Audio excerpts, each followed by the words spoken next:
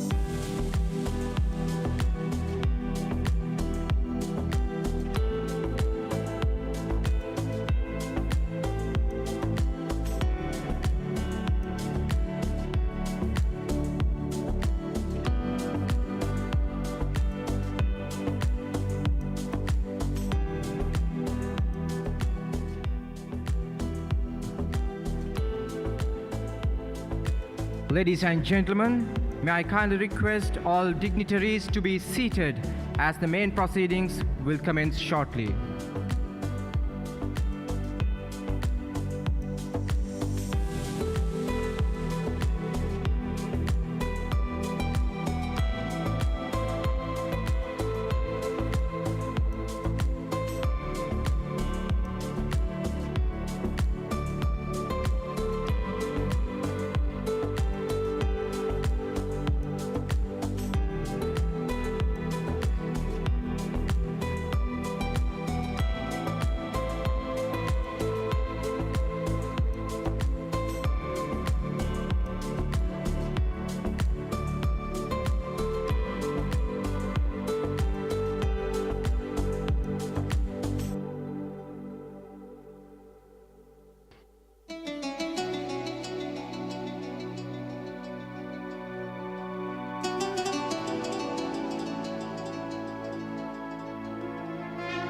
Ladies and gentlemen, the arrival of the chief guest.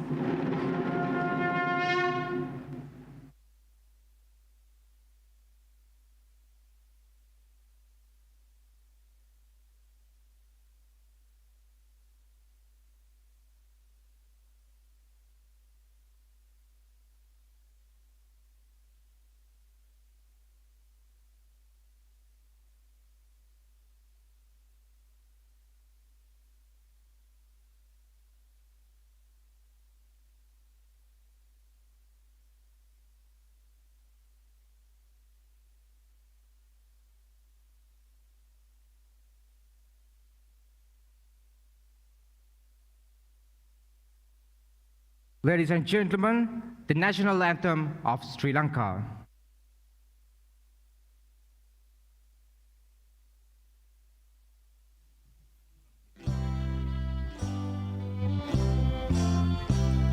Sri Lanka Mata, Up Sri Lanka, Namo Namo Namo Namo Mata, Sundara Siri Barini Sura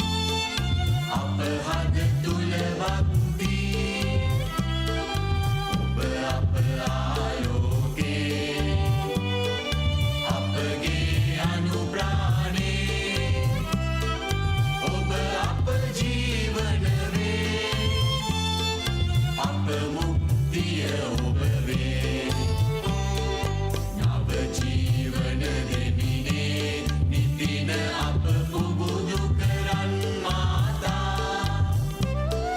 ඥාන වීර වඩවමින රැගෙන යනු මැන ජය භූමි කරා එක මවකගේ දරු කැළඹැවිනා යමු යමු වී නොපමා ප්‍රේම වඩා සැම වේද දුරැරදා නමෝ නමෝ මාතා අප ශ්‍රී ලංකා නමෝ නමෝ නමෝ නමෝ මාතා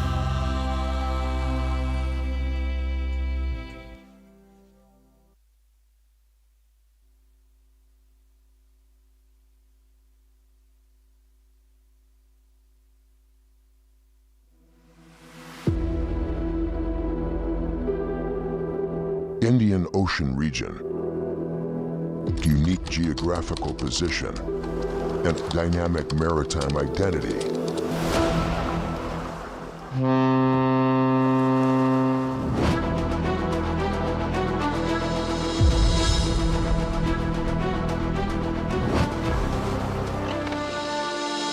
For centuries, the Indian Ocean has been a strategic nexus of civilizations, facilitating trade, cultural interchange, and technological progress. In the current epoch, the Indian Ocean remains a linchpin of global commerce.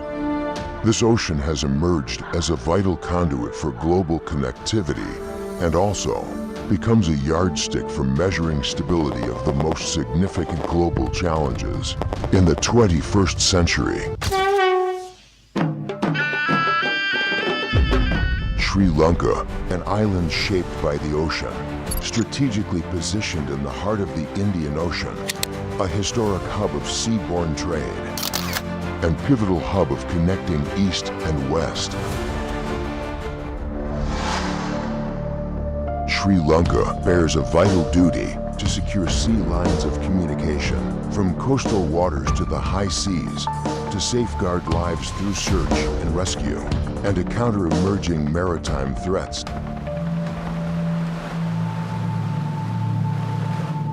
In shimmering waters of the Indian Ocean, where nations connect and dreams set sail, Sri Lanka Navy conceptualized a forward-thinking endeavor. In response to shared maritime challenges threatening regional prosperity, Sri Lanka took the lead. In 2010, Sri Lanka Navy and Ministry of Defense launched the Galle Dialogue, a platform for nations to shape the future of maritime security. From humble beginnings to a beacon of regional dialogue, continued over the years for 11 editions addressing themes such as challenges and strategic cooperation for Indian Ocean maritime concerns, strategic maritime cooperation and partnership to face the future with confidence, and emerging maritime trends in the Indian Ocean.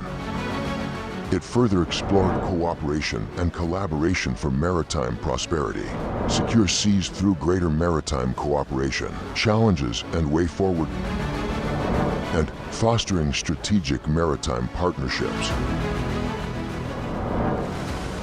The discussions advanced into greater maritime visibility for enhanced maritime security, synergizing for collaborative maritime management, and refining mindset to address transnational maritime threats, a review of the decade. The 11th edition was held under the theme, The Emerging New Order in the Indian Ocean. The Galle Dialogue enters its 12th edition in 2025 under the theme Maritime Outlook of the Indian Ocean, under changing dynamics. It is imperative to acknowledge that the stability at sea is built on unity. Also, it is a shared obligation of governments, organizations, institutes, and communities to join hands for a secured future. Galle Dialogue serves as a distinguished platform where nations converge to forge enduring partnerships, promote shared prosperity, and advance constructive dialogues, reaffirming our collective commitment to lasting peace and stability. Stronger together, engaging communities with purpose, securing prosperity for future generations. Galle Dialogue is Sri Lanka's enduring pledge for maritime solidarity.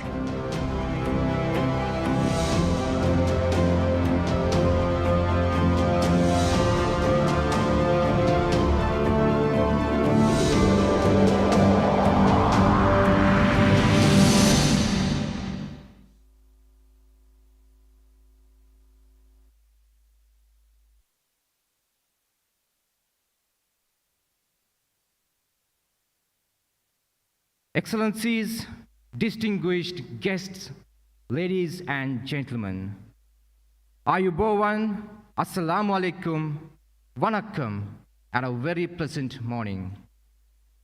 This morning, island breeze drifts more vibrant than ever, as it carrying with a spirit of anticipation and purpose that not touches only the Sri Lanka, but also our region and wider world, as it takes us to the 12th edition of the Galle Dialogue International Maritime Conference. The Sri Lanka Navy regards your gracious presence at the inauguration of the Galle Dialogue 2025 as both a profound honor and a treasured privilege, lending dignity and distinction to this occasion.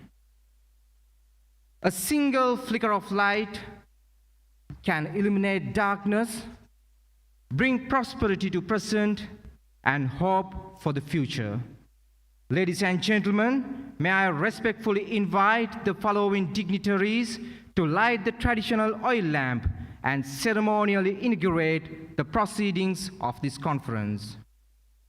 Honorable Prime Minister Dr. Harni Amarasuriya, Admiral of the Fleet Wasantha Karannagoda, Honorable Deputy Minister of Defense Major General Aruna Jayasekara retired, Indonesian Ambassador to Sri Lanka Her Excellency Dewi Gustina Tobin, Secretary to the Minister of Defense Air Vice Marshal Sampath Tuyakonta retired, Chief of Naval Staff of the Indian Navy Admiral Dinesh K. Tripathi, Commander of the Sri Lanka Army, Lieutenant General Lasantha Rodrigo, Commander of the Sri Lanka Air Force, Air Marshal Vasubandhu Edirisinghe, Commander of the Sri Lanka Navy, Vice Admiral Kanchana Banagoda, and the Chief of Staff of the Sri Lanka Navy, Rear Admiral Damian Fernando.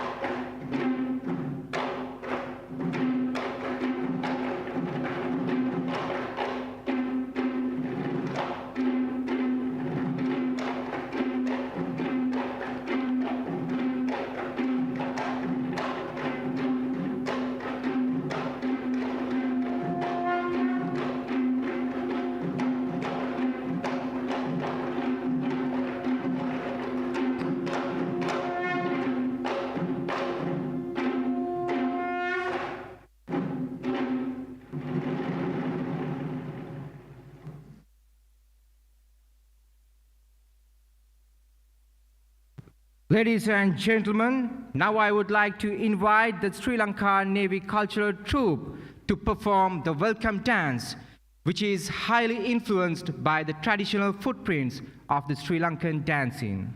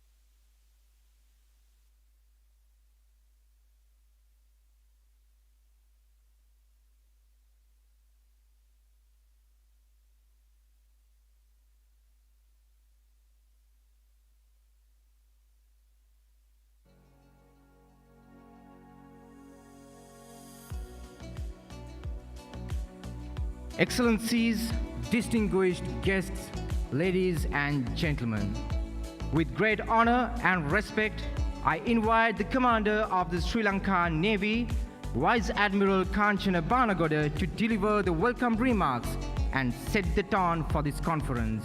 Over to you, sir.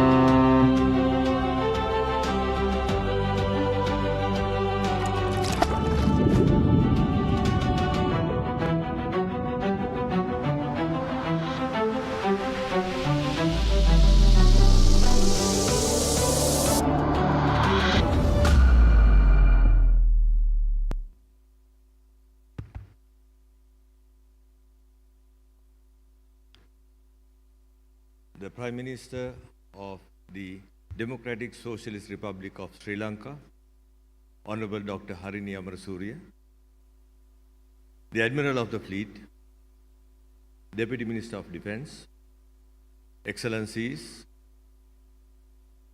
the Defence Secretary, the Vice Chancellor of the Kotalawala Defence University, Chiefs of Navies, and Coast Guards of friendly foreign countries, commanders of the Sri Lanka Army and Air Force, former commanders of Navy, distinguished invitees, esteemed moderators, and panelists from overseas and Sri Lanka, the Chief of Staff, Director General Coast Guard, and all officers and sailors of Sri Lanka Navy. Ladies and gentlemen, good morning. I am honored to welcome you all to the 12th edition of the Galle Dialogue International Maritime Conference. At the outset, I would like to thank the Honorable Prime Minister for being here with us, her busy schedules. For centuries, our island nation welcomed seafarers across the oceans, and today, we carry that spirit forward under the subject theme, which will be explained by my deputy. What began in 2010 as a modest forum has evolved into a prominent platform for an open and constructive dialogue on maritime affairs. At this juncture, the continued participation and unhindered support extended by the professionals from overseas and Sri Lanka are graciously noted. Also, the untiring and visionary efforts of our former commanders of Navy are respectfully acknowledged. I am certain, with a novel approach which is based on social, environmental, and ethical pillars, Sri Lanka has a strong potential to nurture bonds that would unite us in the maritime. On behalf of the Sri Lanka Navy and the Ministry of Defence, I once again extend a heartfelt welcome to all participants. Your presence here is a testament to the shared vision we hold for peace, secure, and prosperous oceans. Thank you very much, ladies and gentlemen.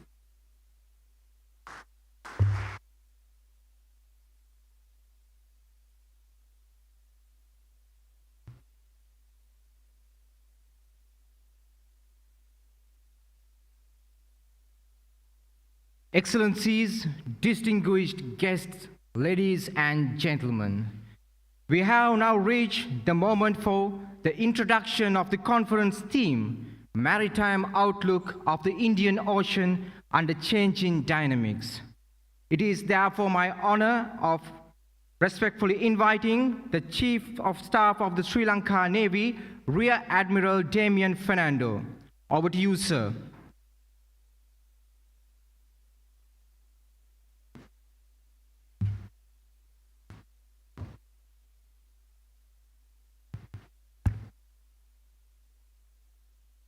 Honorable Prime Minister, distinguished guests, Excellencies, Commander of the Navy, former commanders, ladies and gentlemen. In continuation of the sentiments expressed and the warm welcome has been extended by the Commander of the Navy, my duty remains to re-emphasize the narratives and the technical outstretch of the Galle Dialogue of this August gathering.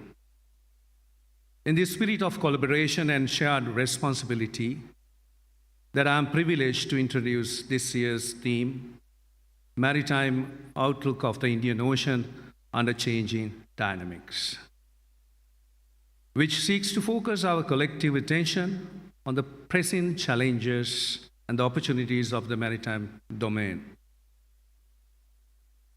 The Indian Ocean is one of the world's most vital maritime domains, carrying 2/3 of the global oil shipments, 1/3 of the bulk cargo, and nearly half of the container traffic. Any disruptions here affects supply chains, market, energy, and security, and billions of lives worldwide. For Sri Lanka, this reality is deeply personal. Situated at the heart of the Indian Ocean's busiest sea lanes, our island has long been a hub of trade and exchange.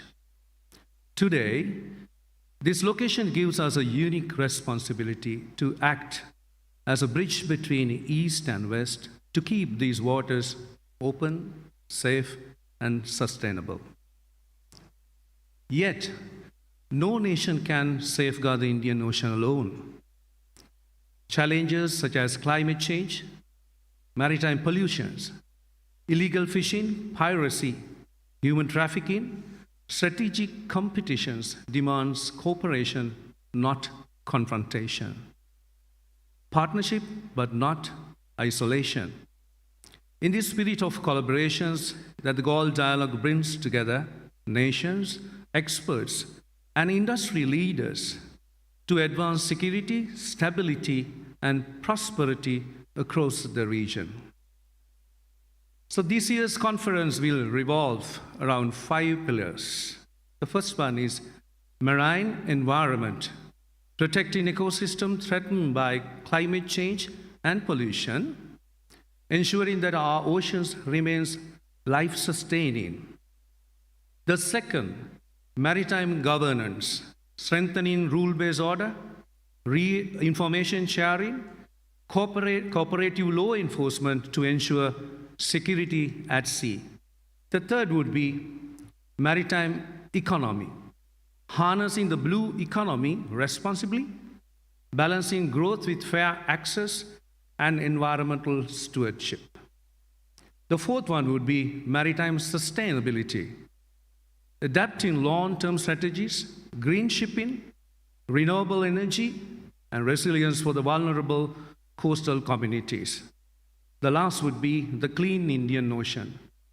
In order to tackle in pollutions through stronger policies, new technologies, and collective awareness.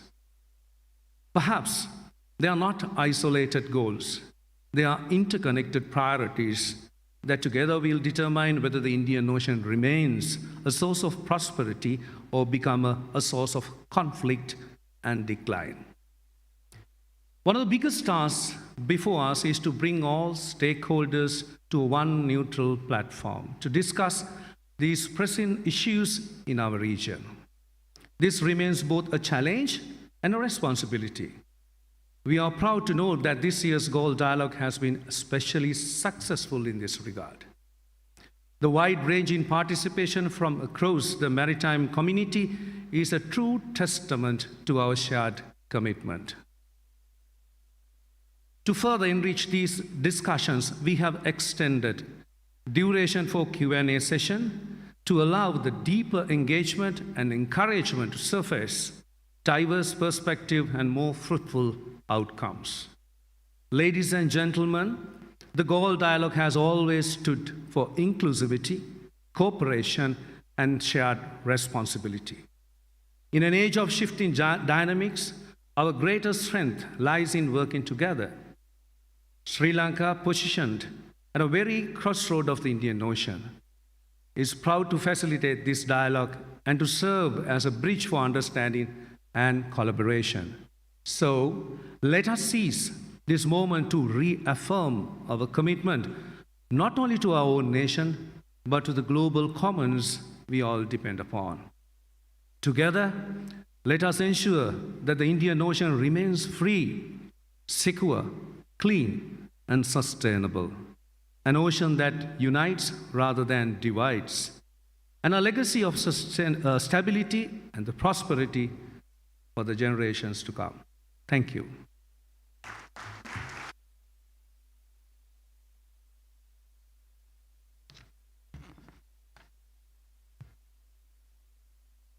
Distinguished guests, ladies and gentlemen, the moment we have all been eagerly awaiting has arrived. It is my proud privilege to invite the chief guest, the Prime Minister of the Democratic Socialist Republic of Sri Lanka, Honorable Dr. Harini Amarasuriya, to deliver the keynote address. Honorable Dr. Harini Amarasuriya, the 17th Prime Minister of the Democratic Socialist Republic of Sri Lanka, also serves as the Minister of Education, Higher Education and Vocational Education. She holds a Bachelor of Arts in Sociology from the University of Delhi, a Master of Arts in Applied Anthropology and Development Studies from the Macquarie University, Australia, and a PhD in Social Anthropology and International Health and Development from the University of Edinburgh and Queen Margaret University, focusing on child protection in Sri Lanka. For over a decade, she served as a senior lecturer in sociology at the Open University of Sri Lanka, contributing to curriculum development, teaching, and administrative leadership. She has also held leadership roles in national committees and university teachers associations, promoting gender equality, social equity, and increased national investment in education. Her research and policy work spans youth development, social justice, child welfare, and educational advancement. Distinguished guests, ladies and gentlemen, may I respectfully invite the chief guest, the Prime Minister of the Democratic Socialist Republic of Sri Lanka, Honorable Dr. Harini Amarasuriya, to deliver the keynote address of the flagship event of the Sri Lanka Navy, the Galle Dialogue International Maritime Conference 2025. Over to you, Madam. Thank you very much. Good morning. Honorable Ministers and Deputy Ministers, your Secretaries of Ministries, Commanders of the Army, Navy and Air Force, Excellencies, dignitaries, distinguished invitees, ladies and gentlemen. It is a true honor to deliver the keynote address at the 12th edition of the Galle Dialogue International Maritime Conference 2025. Over the years, this dialogue has developed into an international forum for discussions on the future of the Indian Ocean. I commend the Sri Lankan Navy for its vision and continued commitment to convening this platform, which strengthens cooperation among global maritime stakeholders. The theme for this year, Maritime Outlook of the Indian Ocean Under Changing Dynamics, is timely and significant. The Indian Ocean is one of the world's most strategic maritime domains, a vital artery for trade and energy security, and a lifeline for millions. Yet, it faces increasing pressures from geopolitical competition, environmental stress, irregular migration, and governance challenges. For centuries, the Indian Ocean has been a nexus of civilizations enabling trade, cultural exchange, and technological progress. Today, it is a stage where strategic interests converge, making it both a theater of competition and a platform for cooperation. Sri Lanka, located at the center of this ocean, recognizes both the privilege and the responsibility of its location. It is not a coincidence that in ancient times our country was known as Serendip, because it is a serendipitous location that we are occupying. And I think this moment is one where that serendipitous location can be of much use to us. And not just to us, but to the position that we occupy. Our commitment is to work with all partners to ensure that the Indian Ocean remains peaceful, secure, sustainable, and governed through fairness and cooperation. Excellencies, the ocean is under unprecedented stress.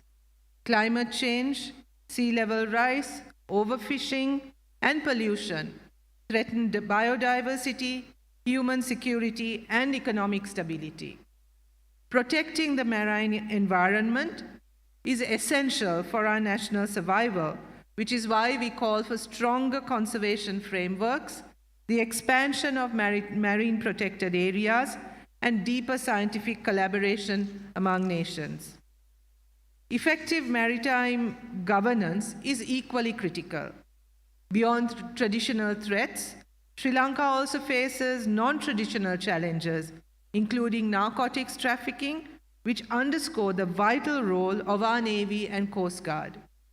The government is committed to safeguarding national security and public health and has taken proactive measures to combat drug trafficking. And I take this opportunity to thank the Navy and our Coast Guard for the brilliant work that they have been doing in recent times in cooperation with our with our Navy, our Air Force, and also especially our police. In recognition of the evolving maritime security landscape and the critical role of the Sri Lankan Navy, the government has allocated Sri Lankan rupees 92.5 billion to the Navy in the 2025 defense budget, marking a 12% increase from the previous year. This investment underscores the government's unwavering commitment to enhancing national security and safeguarding our maritime domain. I commend the Sri Lanka Navy for its unwavering dedication in conducting regular patrols, inspections, and intelligence-driven operations to intercept shipments and apprehend traffickers, thereby safeguarding both our people and our maritime domain. However, these challenges cannot be addressed by Sri Lanka alone. Ensuring effective maritime security and counter-narcotics operations in the Indian Ocean requires the active support and collaboration of other nations. Freedom of navigation, respect for international law, and responses to piracy, trafficking, and irregular migration depend on information sharing, coordination among navies and coast guards, and confidence-building measures. A rules-based order at sea must remain at the cornerstone of stability. The blue economy presents opportunities in shipping, fisheries, biotechnology, and tourism. Its growth must be sustainable and inclusive, supported by green shipping, fair infrastructure, and digital innovation. Emerging technologies such as maritime domain awareness systems, satellite monitoring, and predictive analytics are reshaping how seas are safeguarded and resources are managed. At the same time, we must not forget the human dimension. Seafarers, coastal communities, and populations dependent on marine resources face both opportunity and risk. Strengthening resilience, safety, and livelihoods is essential for a sustainable and secure Indian Ocean. Pollution is also a pressing challenge. Plastic debris, oil spills, and hazardous waste cross boundaries, demanding collective action through innovation in clean technologies, investment in waste management, and coordinated policies. Ladies and gentlemen, the Indian Ocean's importance extends far beyond its shores.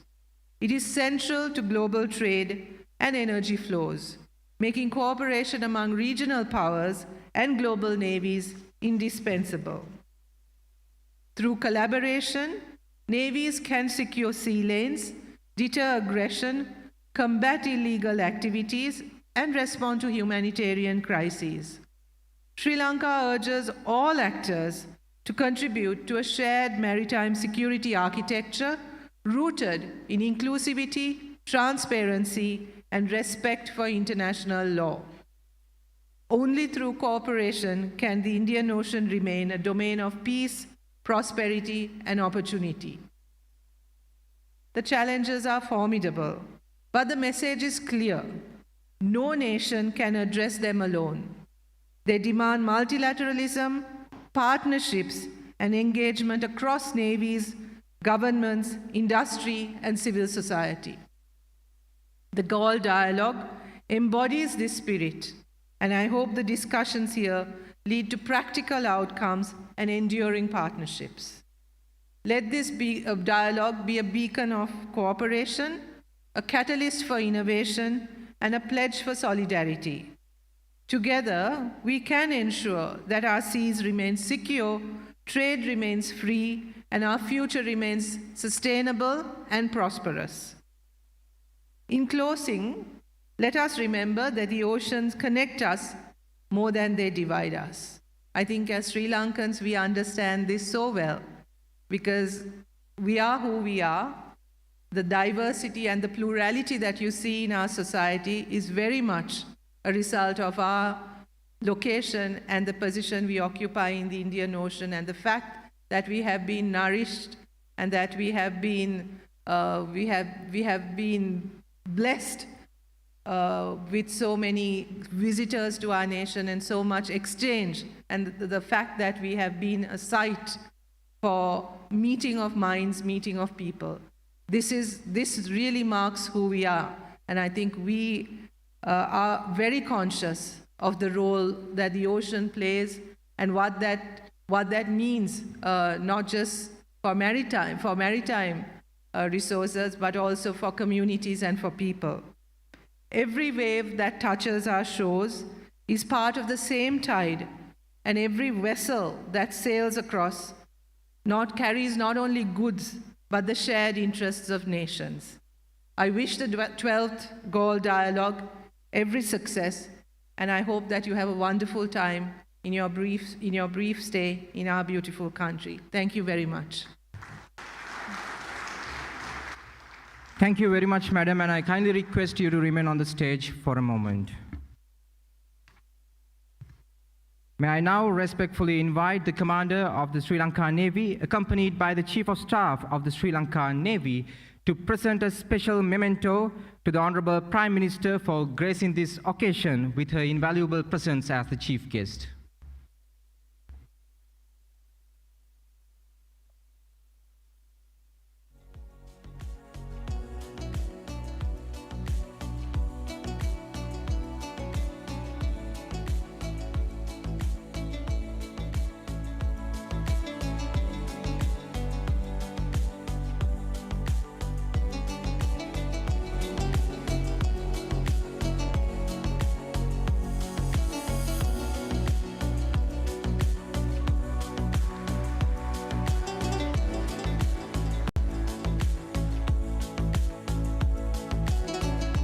Thank you very much, madam.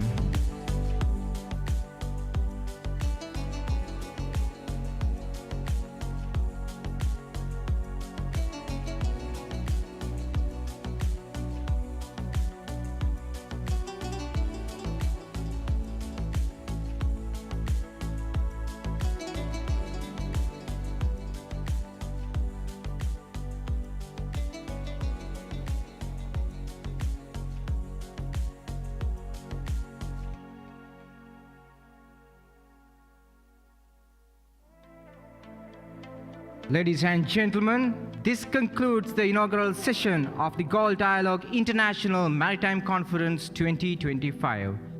Let me now invite the dignitaries to participate in the group photograph. For easy reference, the IDs with red tags distinguish the invitees for the group photograph. Nominated delegates are kindly requested to leave the conference room without caps and proceed to the main entrance for the photo shoot. And I kindly request others to remain in your seats until the dignitaries leave for the photograph.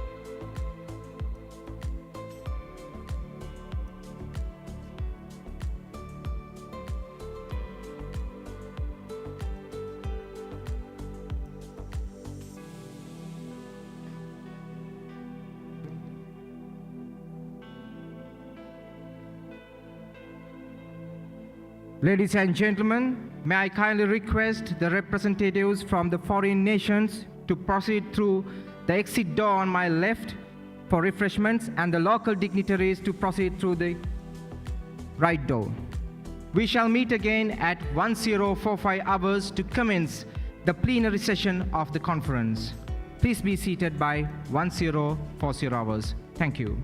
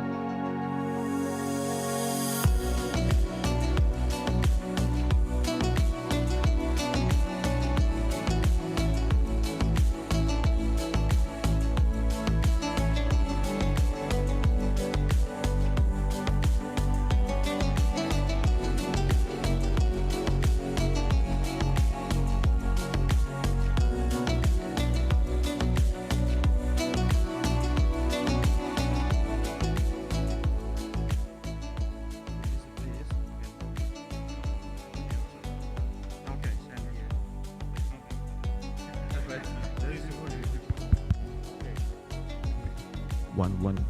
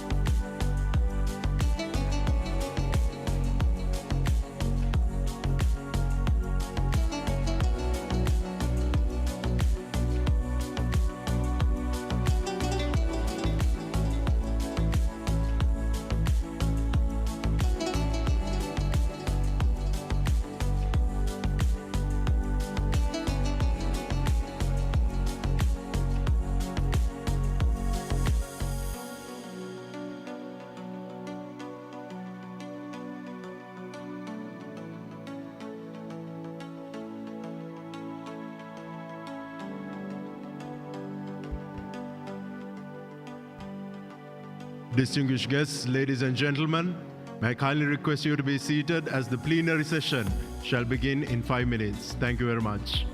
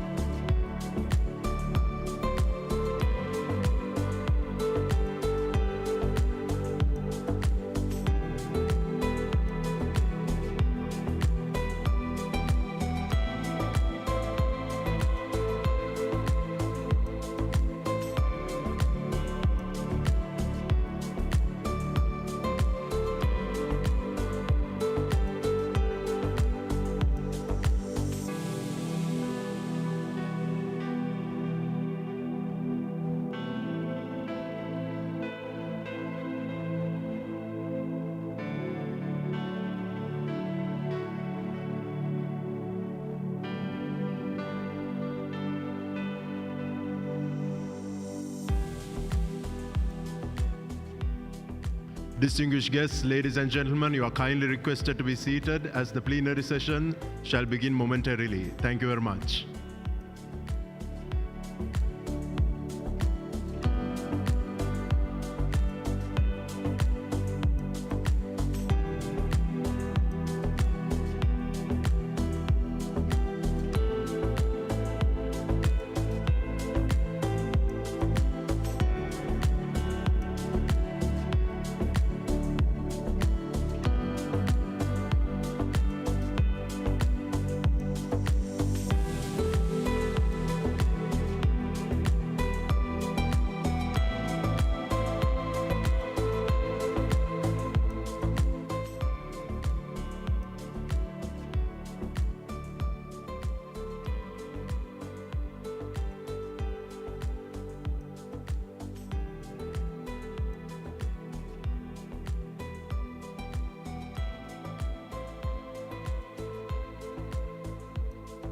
Your Excellencies, distinguished guests, ladies and gentlemen, On behalf of the Commander of the Sri Lanka Navy, I warmly welcome all the dignitaries present here for the plenary session of Galle Dialogue International Maritime Conference 2025.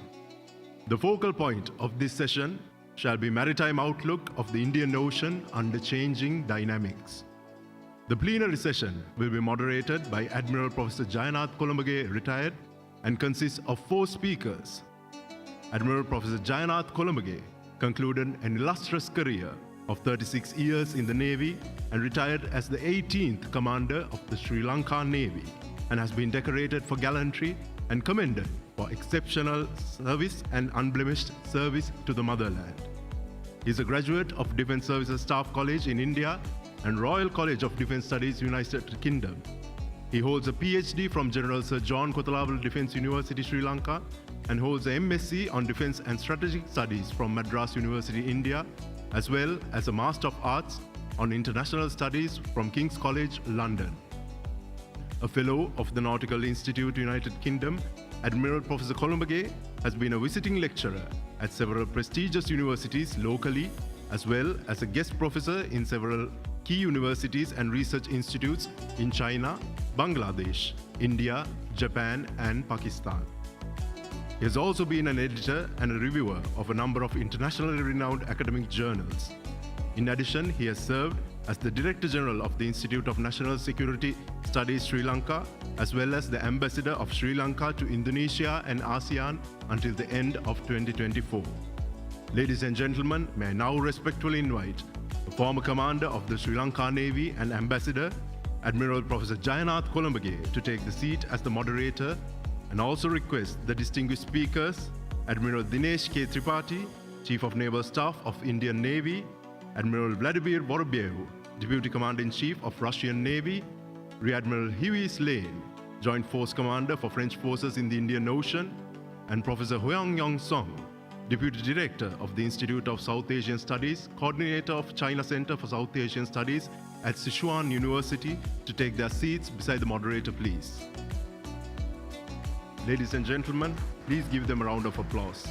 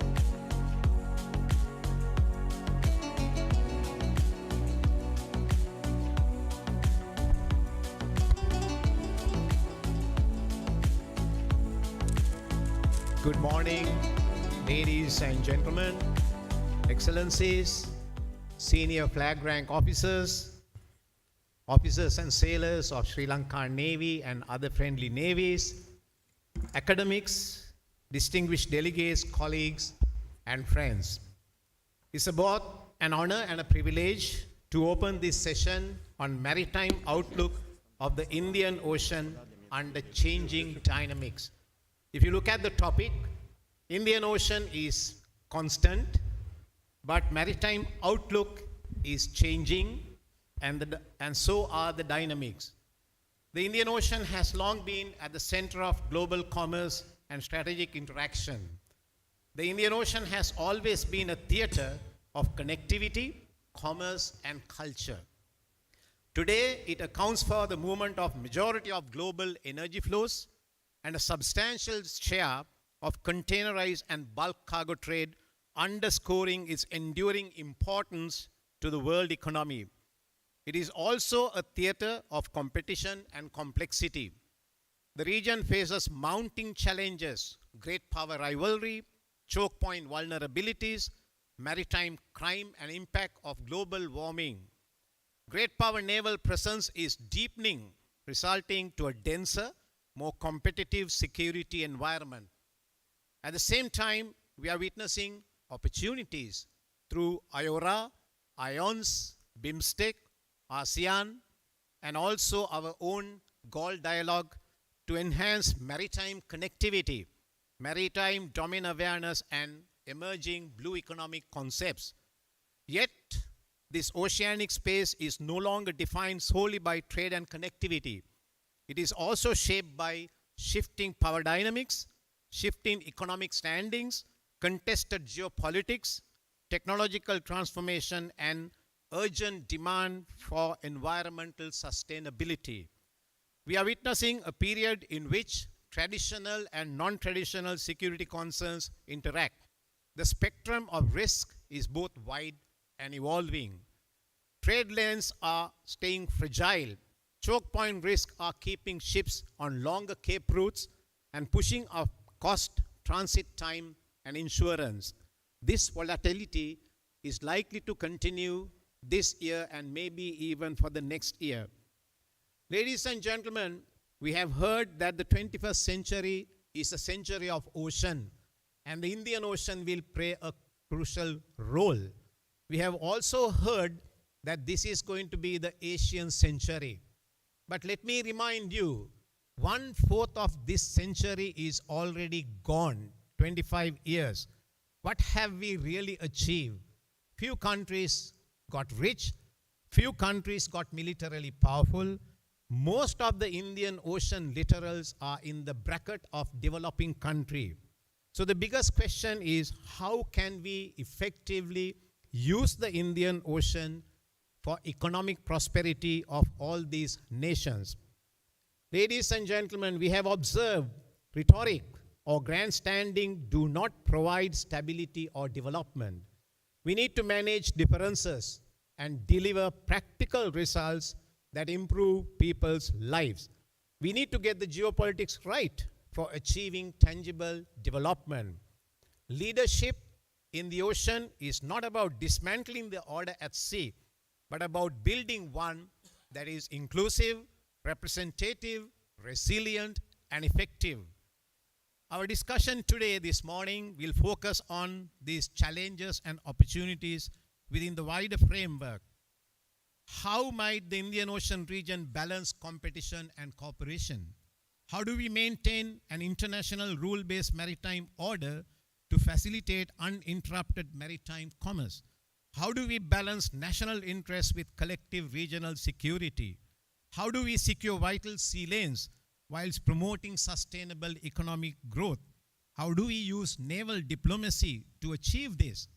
How can littoral states, large and small, strengthen their voice in shaping the future maritime order in the Indian Ocean? How do we protect our oceans from further deteriorating and preserve the health of our ocean?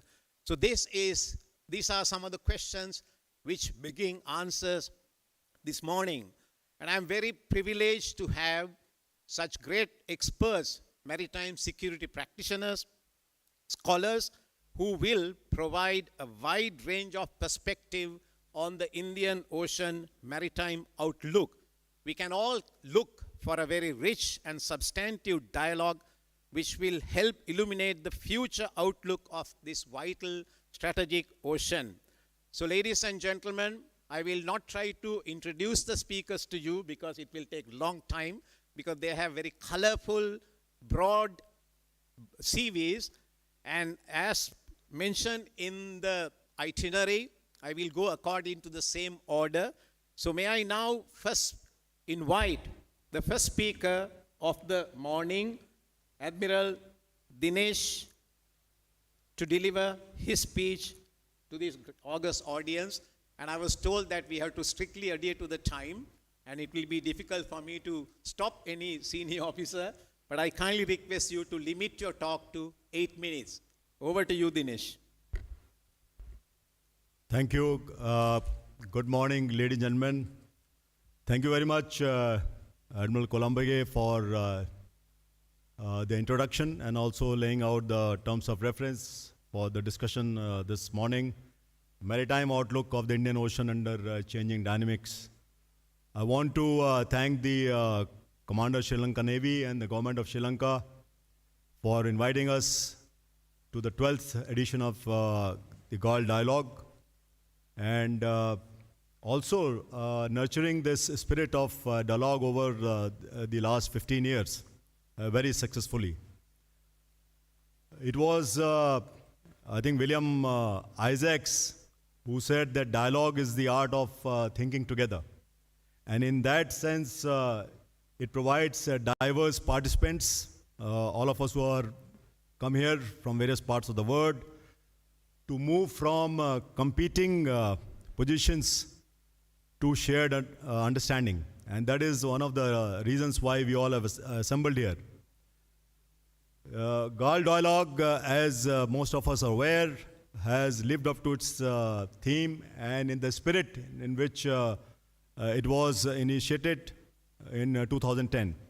So I'm grateful again to my friend, the Commander of Sri Lanka Navy, for inviting me and giving me an opportunity to speak. Now, if I were to take an analogy of the gunners, when you carry out a gunnery shoot at sea, the first one is the warmer. So I've been given the opportunity to speak first. So I'll be firing the warmer shot. There will be observatory. There will be confirmatory. And then the last speaker will be firing for effect. So good luck, gentlemen, to all of you.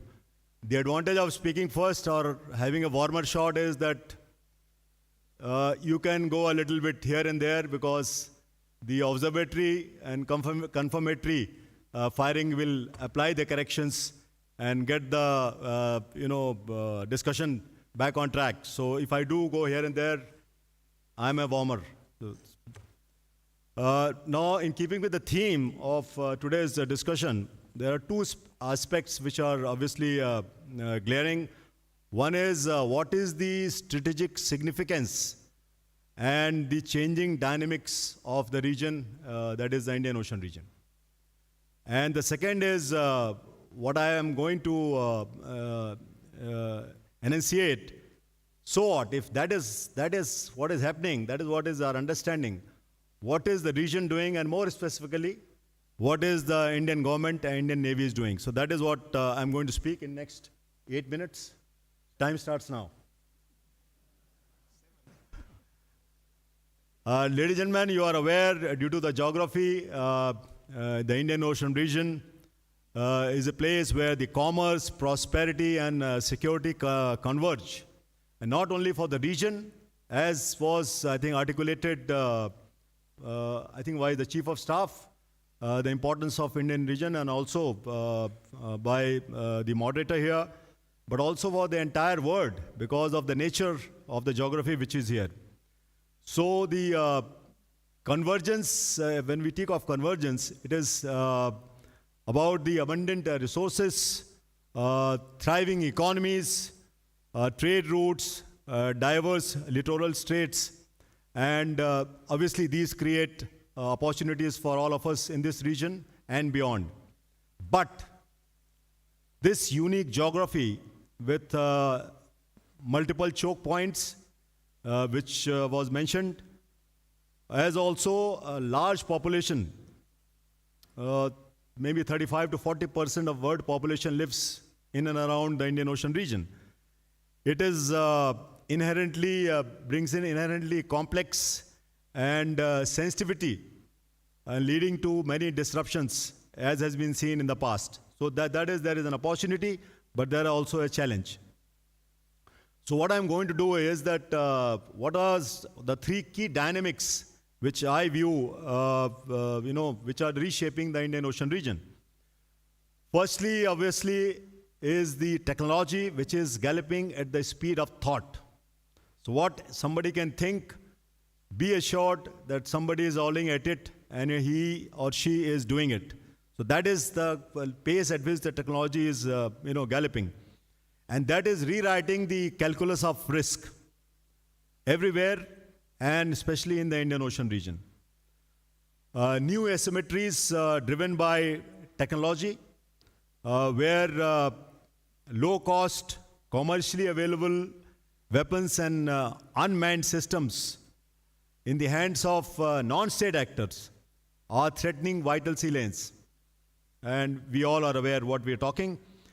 Similarly, the tactical cost curve is also tilting in the favor of the attacker with inexpensive drones, diffusion of the action which is at scale, and commercialization of disruptive technologies which are available to various sectors. And what I use the word attacker, vis-a-vis the defender, which uses very exquisite but expensive defense systems. And this has been seen in the, especially in the Red Sea and another Arabian Sea. The second dynamic which I want to place before you is the what I call the confluence of influence in the Indian Ocean region. Largely because the strategic interests of nations are converging, and there is a contest across the trade, energy, and security, which is obviously has led to, is leading to, and could lead to friction among states, both regional and extra-regional. And therefore, the landscape, or I might use seascape, is marked by complexity and competition. It is but natural. Also, Admiral Colombo mentioned about this. Effects of international sanction are most visible in this area. Therefore, we see the shadow fleets and white shipping going dark. I'm sure various international fusion centers would appreciate what I'm talking about, which is adding further layer to this complexity. And sustained concentration of multinational forces in the Indian Ocean region reflects this scale and intensity of this confluence. So confluence of influence. And the third dynamic is the climate change, which has been spoken to. We all are aware. Extreme weather is no more just a background noise. It is happening in front of our eyes. Rapid intensification, events have nearly doubled. Storms are more violent and unpredictable. And member maritime ecosystems are under accelerating stress. The WWF's Living Planet Index indicates that 60%, there is a 60% decline in maritime species in the past 50 years in the Asia and Pacific region. Cause for concern. An intergovernmental panel on climate change has predicted that 70 to 90% of coral reefs will die off within even 1.5 degrees centigrade of global warming. And as I brought out, almost 330 million people will be affected by all that what I have said, because the storm surges will not be effective because there will be no coral reefs, and there will be obviously scarcity of food and livelihood, which is a matter of serious concern for all of us. So with almost 35% of global population, we are in the Indian Ocean region are, if I can add, sitting on a ticking bomb, and we have to take action. Island states, unfortunately, are triply vulnerable. We all are aware, physically from rising sea levels, ecologically from coral-less and shrinking fisheries, and economically because of undermining of the blue economy across, as also the tourism. Few years back, climate change was a distant speck, and in a seaman's word, it is now closing us on a steady bearing, and we are almost on a close quarter situation. So unless we take action, there is going to be a collision. So second part, I've got 3 minutes left, I think. So what we are doing in India, India's maritime vision has been, is, and will always be grounded on collaboration and cooperation. in keeping with our, civilization ethos of Vasudev Kutumbakam, where we feel that the world is but one family.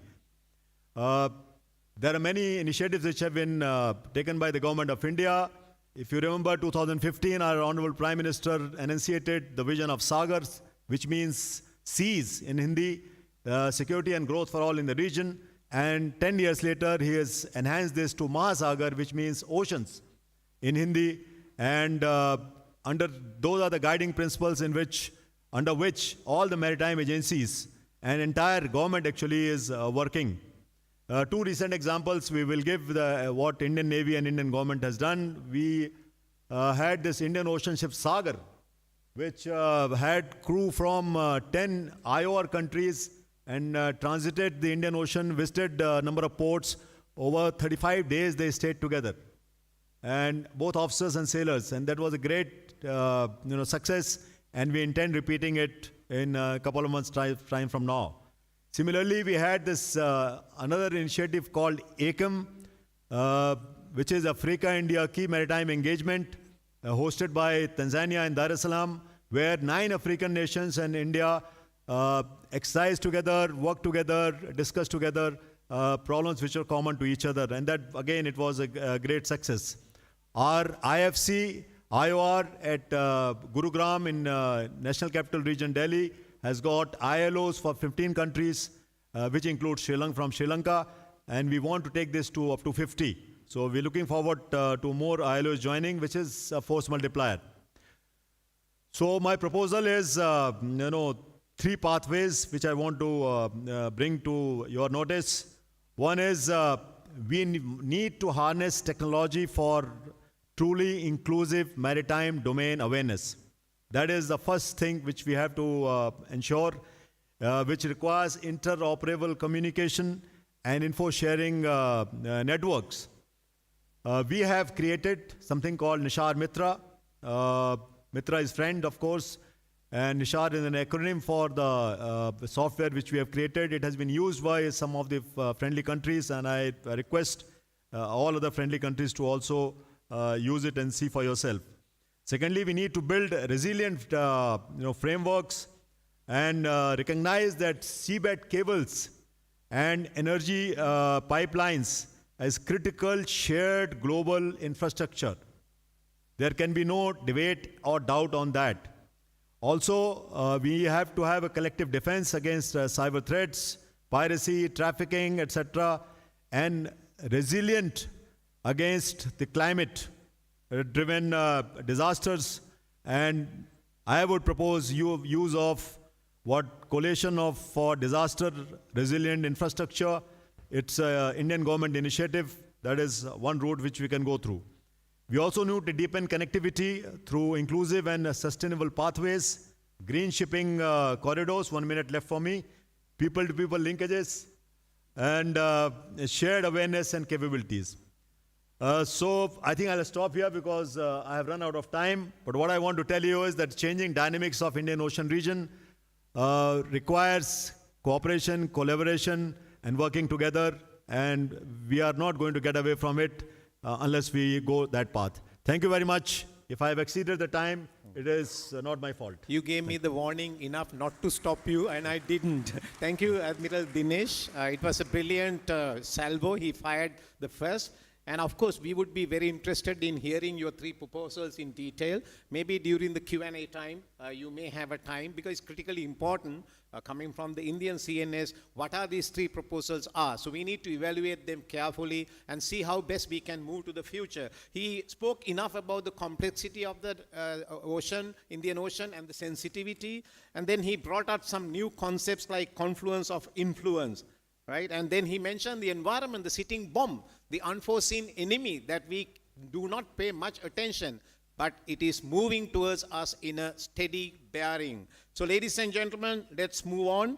My presenter number 2, I'm honored to have Admiral Vladimir Vorbov, the Deputy CNF, Chief of Naval Staff of the Russian Navy. Over to you, sir. Thank you very much. Ayubawan, Excellencies, friends, partners, and participants, our conference, ladies and gentlemen, good morning. I will be continue in Russia.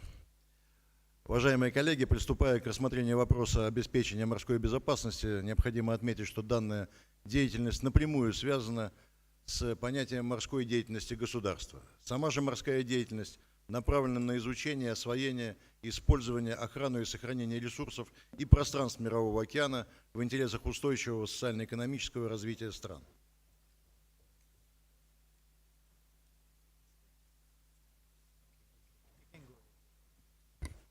Sorry.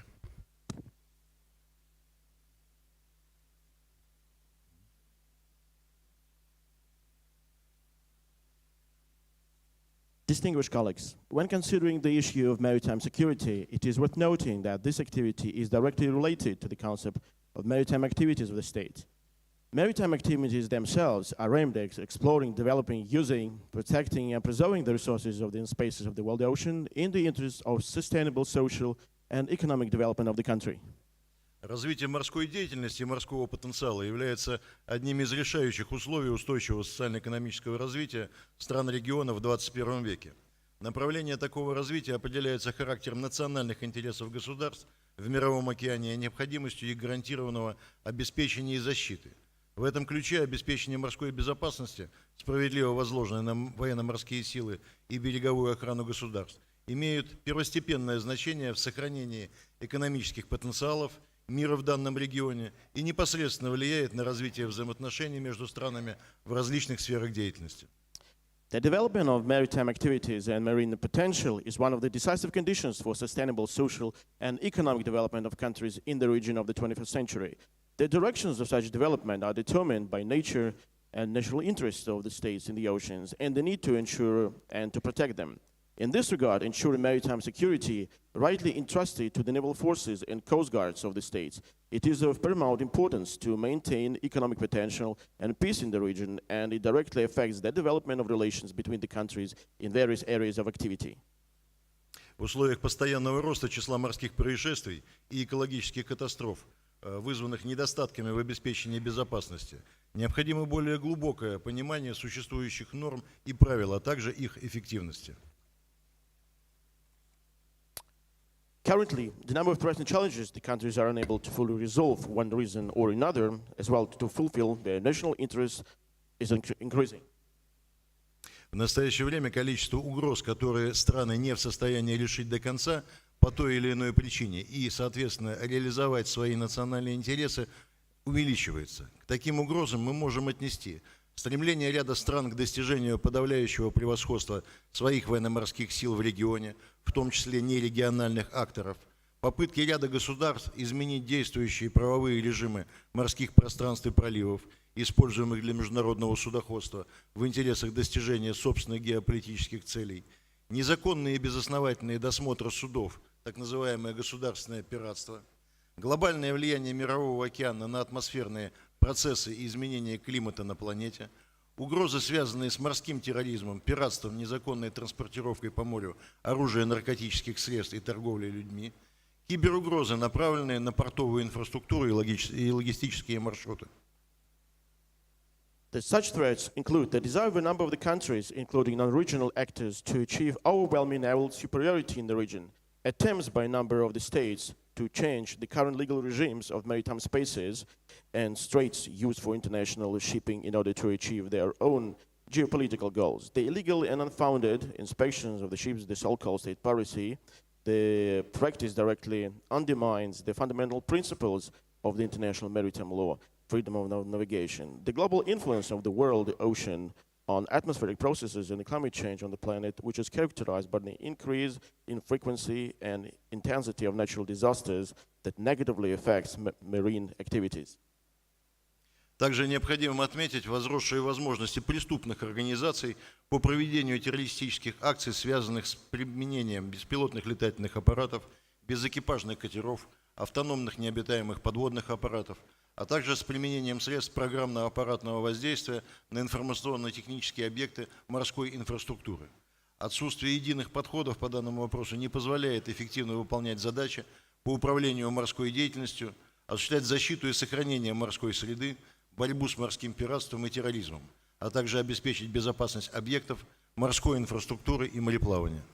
It is also important to know that this increased capability of criminal organizations to conduct terrorist attacks, primarily involving the use of the unmanned area vehicles, unmanned electronic systems, and the unmanned underwater vehicles, as well as the use of software, hardware to influence maritime infrastructure. We do believe this issue requires active international discussion, particularly the development of unified approaches to define legal liability for the use of the unmanned aerial vehicles. The lack of the unified approach prevents the effective implementation of tasks related to management of maritime activities, protection and preservation of the marine environment, the fight against maritime piracy and terrorism, and to ensure safety of maritime infrastructure and navigation. Считаем, что особую значимость стоит придать созданию правовой системы, регулирующей использование безэкипажных катеров, поскольку правовая система мореплавания в основном создавалась для традиционных судов с экипажем на борту. Актуальные проблемные вопросы, выявленные в настоящее время, будут следующими. We believe that this is worth giving special importance to separate the legal system regulating the use of the unmanned vessels. This is because the legal system for maritime navigation was primarily developed for traditional crewed vessels. The current problematic issues include: Во-первых, кто несет ответственность за действия беспилотного судна? Во-вторых, если судно зарегистрировано, у него есть известный владелец, теоретически ответственность за судно может быть возложена на него. Но как доказать, что именно он отдал приказ в конкретный момент? Он может утверждать, что судно было подвержено киберугону. В-третьих, можно ли привлечь производителя, если произошел сбой в системе? Как правило, нет, если только не будет доказан соответствующий умысел. В-четвертых, если судно было удаленно захвачено хакером, установить его личность крайне сложно. The current problematic issues include the identification and attribution. Who is responsible for the actions of the unmanned vessel? The owner and operator. If a vessel is registered and has a known owner, it could theoretically be held responsible. But how can we prove that it was he who gave the order at a particular moment? He can claim that the vessel was hijacked, cyber hijacking. The manufacturer. Can the manufacturer be held accountable if a system malfunction occurs? Generally, no, unless it can be proven that the software was intentionally installed to violate the law. The cyber pirate, if a vessel was remotely hijacked by a hijacker, it is extremely difficult to establish his identity. В-пятых, все ключевые международные конвенции были написаны для судов с экипажем. Конвенция ООН по морскому праву определяет понятие судна, государства флага. Применимы ли эти понятия к автономным судам? Конвенция требует, чтобы суда находились под эффективным контролем государства флага. Как это контролировать для беспилотников? Compliance with the current international conventions, the key conventions such as the United Nations Convention on the Law of the Sea, defines the concepts of the vessel and the flag state, but can we apply these autonomous vessels? It requires that the vessels under this effective control of the flag of the state can and how it can be controlled for drones. Отдельно необходимо рассмотреть вопрос юрисдикции перехвата в море. По международному праву военный корабль может остановить и досмотреть иностранное судно в территориальном море или исключительно экономической зоне при наличии подозрений. Что при этом делать, если судно неуправляемо, не отвечает на запросы и ведет себя агрессивно? В какой степени допустимо применять силу для остановки беспилотного судна, которое, возможно, перевозит взрывчатые вещества? Уничтожение такого судна в море может быть расценено как акт агрессии против государства флага, если его принадлежность не ясна. Уязвимость каналов связи делает беспилотные суда идеальной мишенью для кибератак и перехвата управления. Jurisdiction and interception at sea. Right to search. Under the international law, a warship may stop and inspect a foreign vessel in the territorial sea or exclusive economic zone if there are any suspicions. But what if the vessel is uncontrollable, unresponsible, and behaving aggressively? Force of action. To what extent it is permissible to use force to stop the unmanned vessel that may carry explosive? Destroying such a vessel at sea could be considered as an act of aggression against the flag state if its affiliation is unclear. Cybersecurity and remote control. Vulnerable communication channels make unmanned vessels a perfect target for cyber attacks and control hijacking. Проблема использования беспилотных судов в незаконных целях упирается в разрыв между скоростью технологических изменений и скоростью создания правовых основ такой деятельности. Пока международное сообщество будет разрабатывать и ратифицировать новые нормы, преступники уже будут активно использовать эти технологии. И ключ к решению лежит в комплексном подходе. Одновременная разработка новых правовых норм, внедрение жестких технических стандартов и укрепление оперативного сотрудничества между государствами. Без этого правовое поле останется серым и неэффективным против новых морских угроз с использованием безэкипажных судов. The problematic issue of using unmanned vessels for illegal purposes rests on the fundamental gap between the speed of the technological change and the speed of making the legal basis for such activities. As long as the international community develops and ratifies new norms, criminals will already use these technologies actively. The key to this solution lies in the comprehensive approach, the simultaneous development of new legal norms, implementation of strict technical standards, and strengthening of operational cooperation between the states. Without this, the legal framework will remain dull and ineffective against the new maritime threats involving unmanned vessels. В рамках развития межфлотского международного сотрудничества, в том числе в области обеспечения морской безопасности, Военно-морской флот России активно развивает нормативно-правовую базу с военно-морскими силами иностранных государств. В настоящее время заключены меморандумы о взаимодействии и сотрудничестве в военно-морской области между оборонными ведомствами России и 21 государства, включая Шри-Ланку. Ведется аналогичная работа по заключению меморандумов более чем с 10 странами. As part of the development of the interfleet international cooperation, including the area of maritime security, the Russian Navy is actively developing a regulatory framework with the 21 countries, including Sri Lanka, and similar memoranda are currently being concluded with more than 10 other countries. Считаем важным наращивать международное сотрудничество и взаимодействие, в том числе в многостороннем формате для выработки наиболее эффективных шагов по обеспечению морской безопасности. Военно-морской флот России традиционно открыт для взаимодействия по важнейшему вопросу обеспечения безопасности на море. Спасибо за внимание. Thank you for your attention. We consider it crucial to enhance international cooperation and collaboration, including multilateral formats, to develop the most effective measures for maritime security. International cooperation in maritime security requires integration of both legal and practical aspects, bringing together nations, states, and organizations. The importance of collective efforts is growing amid rising threats, and it requires extensive coordination to effectively address those challenges. And thank you for your attention. Thank you, Admiral. He spoke about destruction to marine environment, and he spoke in detail about the artificial intelligence, unmanned vehicles, vessels at sea, and also autonomous weapon system. Who should be responsible, the manufacturer, the firer, or the weapon by itself? And then he emphasized the need to have regulations of this autonomous weapon system before it actually goes out of hand. Thank you very much. My next speaker is the French Joint Forces Commander, Rear Admiral Hugh Lenné.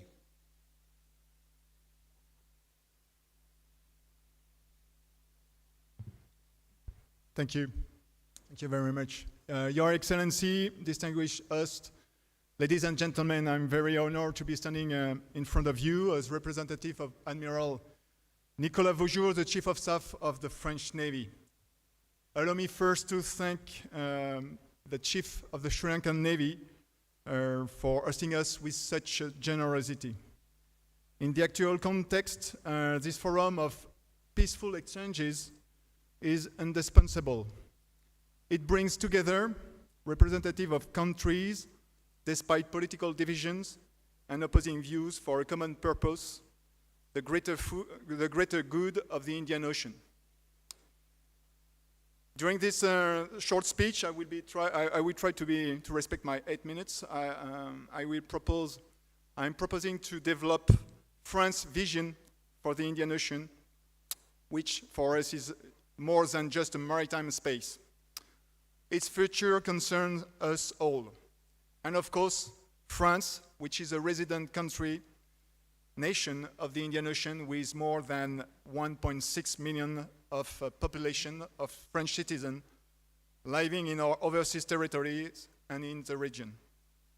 Moreover, French exclusive economic zone represents nearly 15% or 3 million square kilometers of the 22 million square kilometers of the Indian Ocean.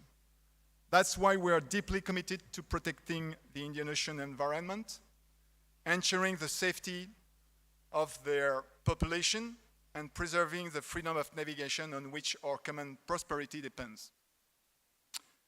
Our leaders have often reaffirmed this long-term commitment. President Macron stated it recently at the last Shangri-La Dialogue, setting out the French Indo-Pacific Strategy new update. That strategy reflects France's specific role in the Indian Ocean, an Indo-Pacific nation with many allies, friends, and partners, but not aligned with a single bloc. Our vision is simple: to be a force for peace, stability, multilateral cooperation, and prosperity. Very quickly, this strategy rests on 4 priorities. First of all, of course, our French overseas territories in the Indian Ocean are, of course, our core interest and bridges with other nations in the Indian Ocean. Secondly, we stand along our partners and honor permanently our commitments. Third, we believe in fruitful and sovereign partnerships with other Indo-Pacific countries, so we firmly support multilateralism and regional organizations as a solution to ease tension and tackle challenges. And last, we actively contribute to the collective European Union strategy for the Indo-Pacific. Those 4 pillars are the compass for French action in the Indian Ocean now and in the future. Ladies and gentlemen, today the Indian Ocean is undergoing profound transformation. As it has been said before, I would like to remind you that we are facing a dual transition. First of all, this is a strategic shift. While the balance of maritime power is being recalibrated, the use of force between countries and against civilians spread out. Indian Ocean is contested by rival states' interests as long as non-state actors such as the Houthis or criminal networks. This shift directly affects both our naval operation and the safety of commercial shipping on which global prosperity depends. Indeed, choke points like the Bab el-Mandeb are under pressure. Drug smuggling and weapons trafficking in the Western Indian Ocean are increasing. For example, since the beginning of the year, French Navy ships integrated to the Combined Task Force 150 seized over 7 tons of illicit cargo worth $120 million in the Indian Ocean. Illegal, unreported, and unregulated fishing is another activity endangering our societies. It compromises food security and fuels transnational crime. Climate change, also, we know all that, adds further fragility. Rising seas and repeated disaster affect our nations. Everybody reminds cyclones Fengal and Shido that struck Sri Lanka, India, or La Réunion French island. On the other hand, technology is leaping ahead. Cyber, space, drones, and manned vehicles, artificial intelligence, or seabed domains are reshaping the way we operate at sea. Drones and unmanned systems become cheaper and more handy for terrorists and criminals. The Houthis have made them weapons of choice. Cyber attacks, GPS spoofing, meddling with AIS or with the VMS phishing surveillance systems are other tools increasingly used by malicious actors. And finally, undersea cables are now also targeted, as we have seen recently. These 2 shifts bring opportunities, but also acute challenges that will make the Indian Ocean a more complex and contested environment in the future. As the threats are multiplying and accelerating, we cannot only address them, we need common mechanisms to anticipate and prevent them. In that context, France's answer is comprehensive, multilateral, and grounded in respect for sovereignty. First of all, our military presence in the Indian Ocean is permanent and is reinforcing. Beyond forces stationed in our French territories, we maintain permanent bases in Djibouti and the United Arab Emirates, working closely with those host nations for stability. We are patrolling with new patrol boats, frigates, destroyers, maritime patrol aircraft. Every year, a major deployment of the Charles de Gaulle Carrier Strike Group or the Jeanne d'Arc Training Cruise Task Group is scheduled. The Maritime Information Cooperation and Awareness Center, based in France and colocalized with the European Maritime Security Center Horn of Africa, provide also constant assessment on maritime security to seafarers in cooperation with other actors. Today, a French ship is protecting merchant traffic against Houthi attacks in the Red Sea and Bab el-Mandeb as part of the European Aspides operation. Under the EU flag, we have more resources and can contribute further for securing the strait. Indeed, we can't act alone, as it was said many times before. We value multilateralism and reject the tendency towards fragmentation. That's why we believe in partnership. At sea, we are eager to improve our capability to operate together with regional partners to get collectively better at addressing the threat we all face. We must continue to build trust and interoperability. This is the goal of joint exercise we organize periodically with our partners such as La Pérouse. We also invest time and resources in regional fora of the Indian Ocean Commission, the Indian Ocean Rim Association, or the Indian Ocean Naval Symposium, which we shared in 2021. At last, we believe in education. Our recent joint initiative with Sri Lanka, thank you again, the Regional School of Maritime Studies here in Colombo is a symbol of our shared ambition to prepare the next generation of regional maritime leaders. Our approach of Indian Ocean is then comprehensive, but is also transparent. As you know, we uphold the rules-based international order because international law provides a common framework for peaceful resolutions of conflict. This model respects sovereignty, independent decision-making, and strengthens cooperation through common rules. For example, at the UN Ocean Conference in Nice last June, we reaffirmed this path by championing the biological diversity beyond national jurisdiction treaty and advancing blue economy innovation. Our purpose is clearly to ease down tension, to promote collective stability, security, and preserve our environment for the generation to come. Ladies and gentlemen, the challenges we are going to face in the Indian Ocean are considerable. We may not agree on everything, but we must come together to find practical answers and increase our cooperation efforts towards making the Indian Ocean safe, clean, and resilient. France will play its part, and I will conclude with this simple pledge. France is a partner you can count on. With 4 naval bases and our naval and air assets, the French Navy will remain engaged in the Indian Ocean for the long term, alongside fellow nations. We are ready to work out together collective and ambitious solutions to solve the challenge ahead. Thank you for your attention.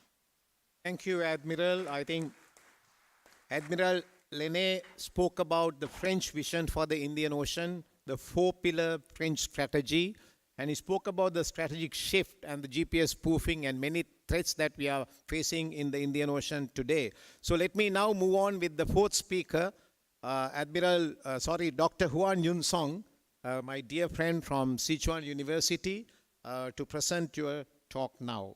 Over to you, Professor Huan. Thank you, Chair, and it's my great privilege to be invited to this dialogue.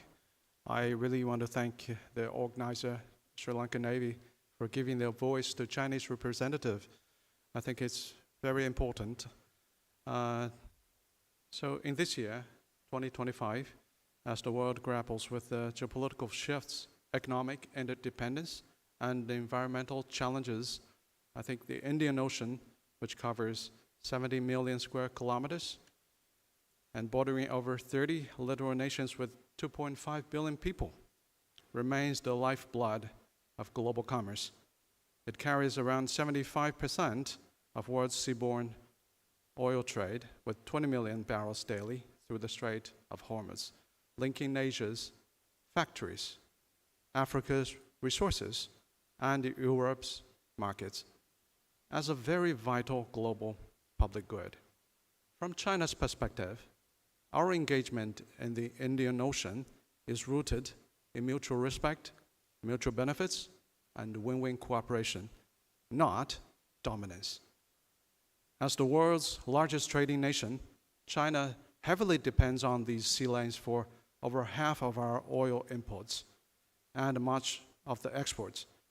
Our presence here, via infrastructure investments, naval contributions to the maritime security, and the 21st century maritime Silk Road, aims to boost connectivity for all people.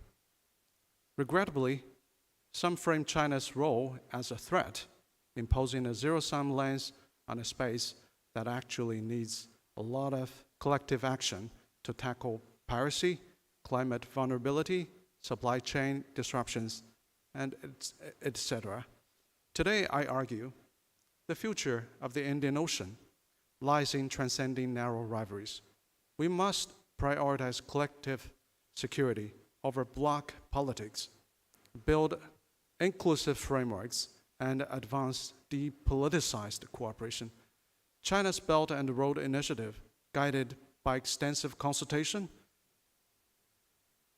joint contribution, and shared benefits, exemplifies this, offering scalable cooperation without exclusivity. Current maritime security reveals troubling fragmentation, however. Regionally, choke points like the Strait of Hormuz, the Strait of Malacca, the Bab el-Mandeb Strait are geopolitically critical. Disruptions here exacerbate inequalities in developing littoral states, demanding collective solutions. Globally, great power rivalries echo Cold War divisions. Disruption in the Red Sea forces rerouting around the Cape of Good Hope, hiking shipping costs by 300%, while US-led coalitions like Operation Prosperity Guardian provided tactical relief, excluding key stakeholders like China, fosters perception of hegemony, not shared stewardship. So the piracy off the Somalia, though considerably reduced, constantly reminds us failed and siloed responses. China's practice rejects zero-sum thinking. Since 2008, Chinese Navy has conducted 46 counter-piracy missions in the Gulf of Aden, protecting over 7,000 vessels from 100-plus countries and cutting piracy by 90% by the mid-2010s. This is responsible stakeholdership, not power projection, aligned with UN mandates, of course. Narratives like the String of Pearls falsely mischaracterize our port investments.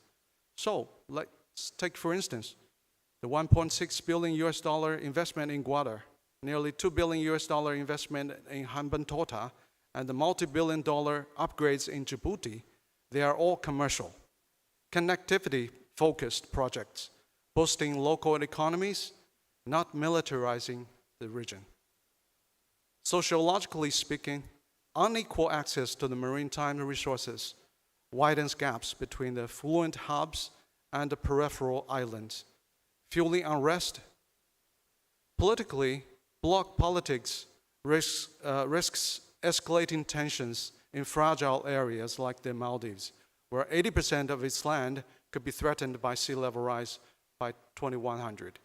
Economically, India's major port traffic is set to rise from 890 million metric tons last year to 850 million this year. Without coordinated infrastructures, bottlenecks are inevitable. So, a tragedy of the commons looms unless we replace the hegemony and bloc confrontation with multilateral cooperation in genuine sense. To navigate these challenges, we need inclusive frameworks. The Indian Ocean Rim Association, with 23 members, provides a very good foundation, but must engage with non-traditional partners like China to advance equitable development, excluding China's disaster response expertise and things, deepens divides. Joint exercise could support archipelagic nations like Seychelles. Globally, we must reject bloc politics for collective security and gains. From Grotius' marine liberum to the modern multilateralism, oceans are humanity's common heritage. BRI embodies this, creating jobs, reducing poverty, and upgrading infrastructures in line with the UN Sustainable Development Goals. Guada, taken for instance, cut Central Asia transit time. Hambantota now handles over 700,000 vehicles annually as the transshipment hub. These projects are all win-win projects, not debt traps. Depoliticized collaboration is key. On climate, joint monitoring of coral bleaching and sea level rise is urgent for these island states, and China's satellite tech can complement regional efforts. On maritime crime, illegal fishing costs the region billions, and human trafficking endangers lives. On Gulf, our Gulf of Eden missions modeled successful collective action. Politically and economically, unchecked rivalries inflate insurance costs and harms emerging markets. China proposes a multipolar model, leveraging India's software, Africa's resources, Europe's finance, and China's infrastructure for inclusive growth for all the countries, critical in a region where 65% of global oil reserve exists. Urgent reaction is now needed. Regionally, pilot projects like humanitarian convoys, environmental patrols can build the trust between us. Globally, trade growth demands investment. India aims to rise coastal shipping modal share from 6% to 33% by 2035, which needs expanded port capacity. BRI delivers. Kenya's Mombasa port boosted throughput by 14% last year alone. Our investments in Gwadar, Hambantota, Djibouti, and other ports in the littoral states are scalable, people-centric models. In conclusion, I think the Indian Ocean's changing dynamics demand collective stewardship. China's security contribution, inclusive investments, and cooperative initiatives advances this vision. Let us commit to inclusive dialogue, immediate action, and depoliticized partnerships, turning this ocean into a driver of global inclusive security and development. I'll end here and look forward for further interactions. Thank you, Chair. Officer Huan, he brought out the Chinese perspective on the Indian Ocean, and he emphasized the collective security and need for inclusivity in handling the common security threats across the Indian Ocean. If not, this will become the tragedy of commons. So ladies and gentlemen, in the interest of time, let's quickly go to the questions. I have one question already. Rear Admiral Y.N. Jayaratna is asking, with changing dynamics in the Indian Ocean, isn't competition inevitable? And isn't such triggers confrontations of non-Indian Ocean players? Whoever like to shed light on this? With changing dynamics in the Indian Ocean, isn't competition inevitable? And isn't such triggers confrontation of non-Indian Ocean players? Anyone can comment from the panel. And if there are other questions, please send it to me or raise your hands.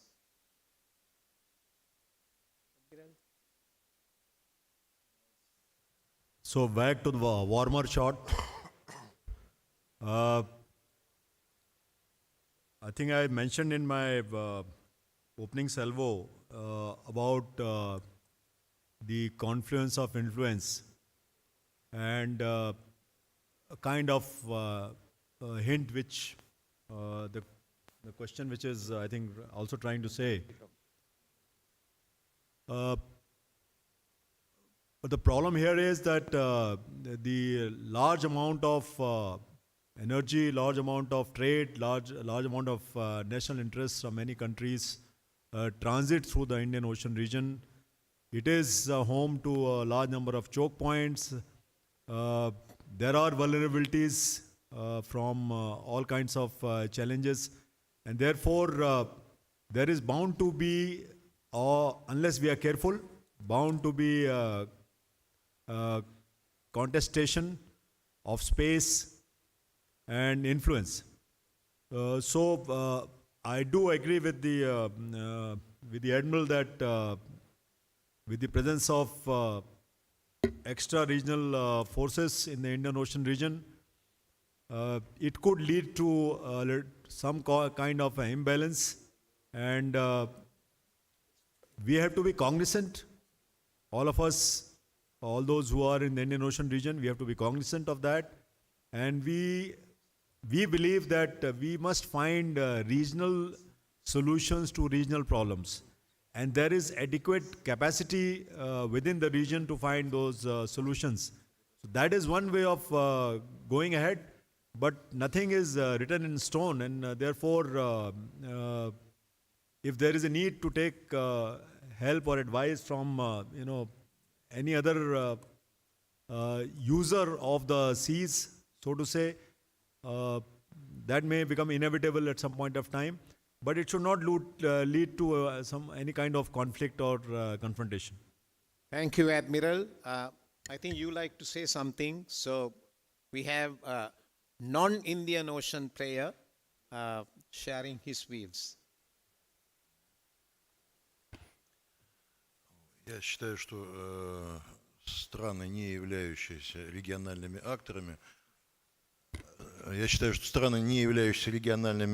в акватории Индийского океана могут здесь действовать наравне с другими государствами при условии, что они соблюдают все международные конвенции, нормы и правила и не ведут агрессивную деятельность в данной акватории. So when it comes up to the non-regional players, yes, they can engage, but nevertheless they can and they are obliged to fulfill with the international norms, not behaving aggressively within this region.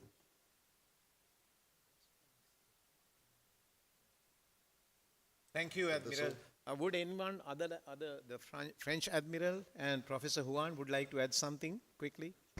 Yes, I do. I think when Admiral refers to external powers, China is absolutely one considered to be external. But let me correct you in one sense.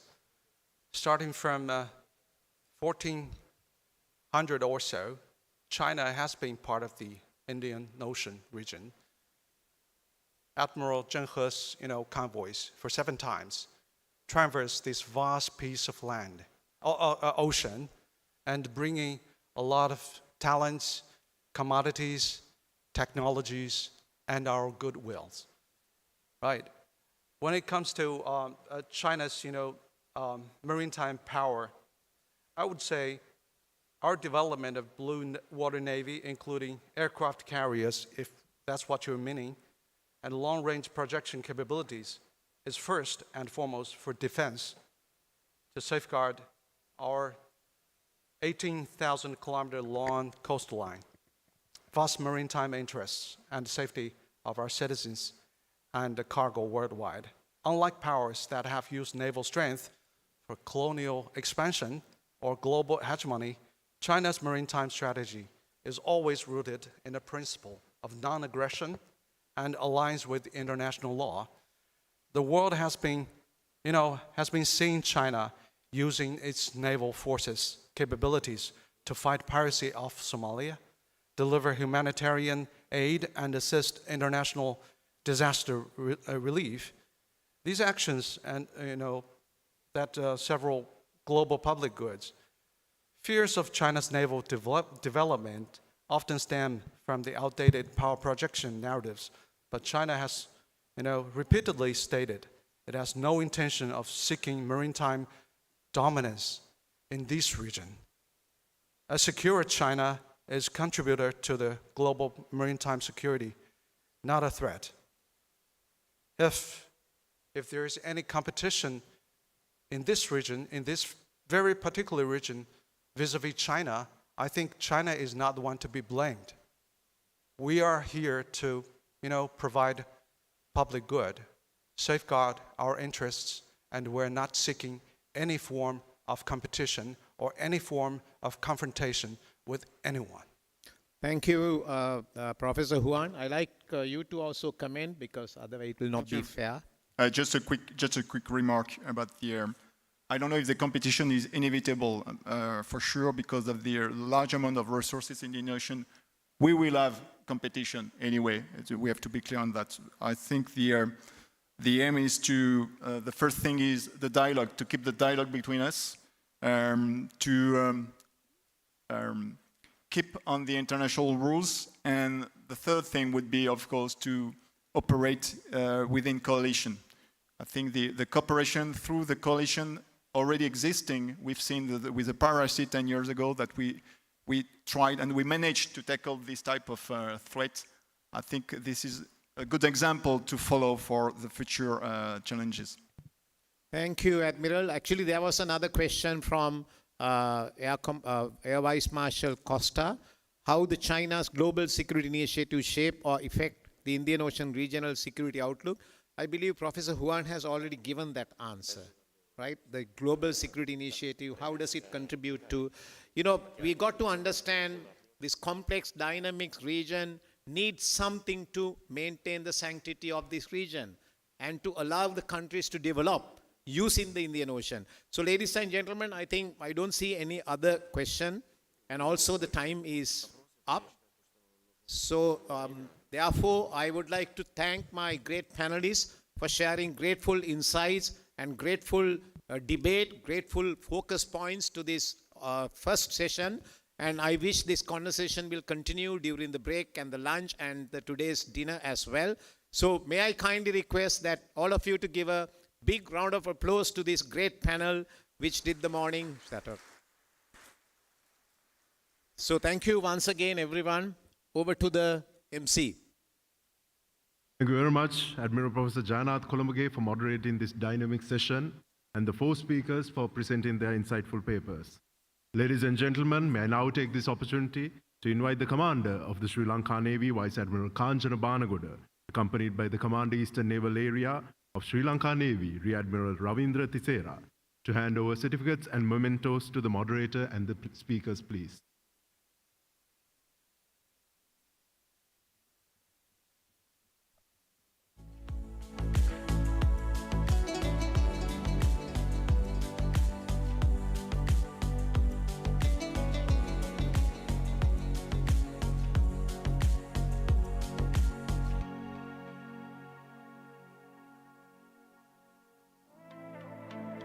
Admiral Professor Jayannath Columbage, please accept these tokens of appreciation.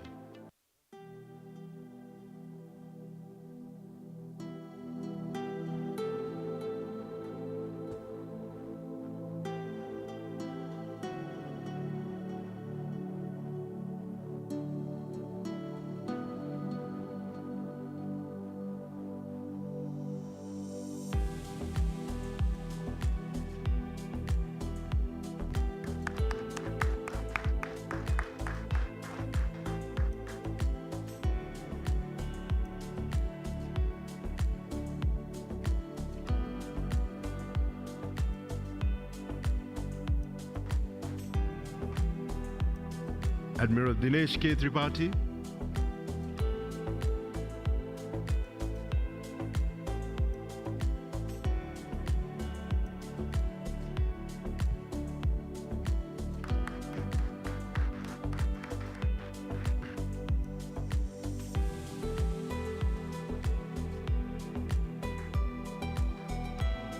Admiral Vladimir Vorobyev,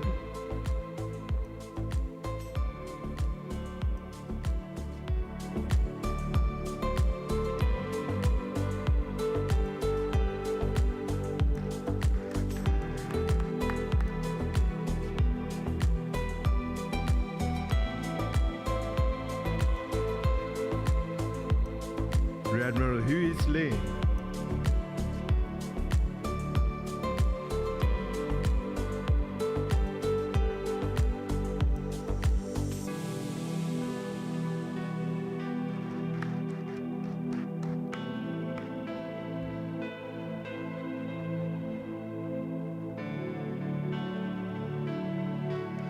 Professor Huang Yong Song,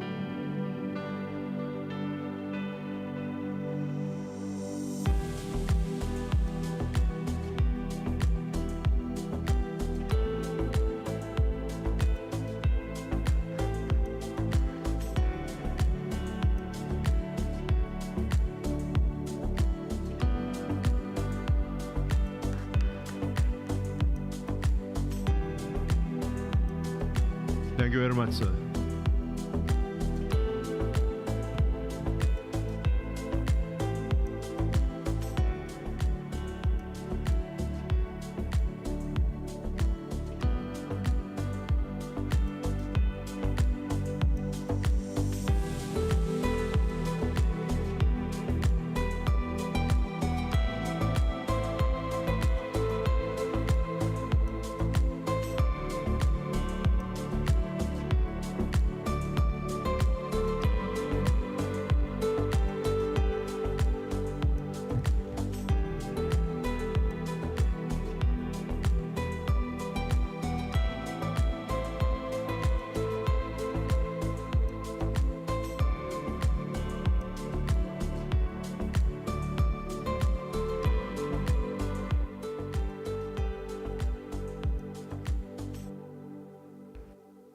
Your Excellencies, distinguished guests, ladies and gentlemen, it is now time to commence the first session of the Galle Dialogue 2025 International Maritime Conference.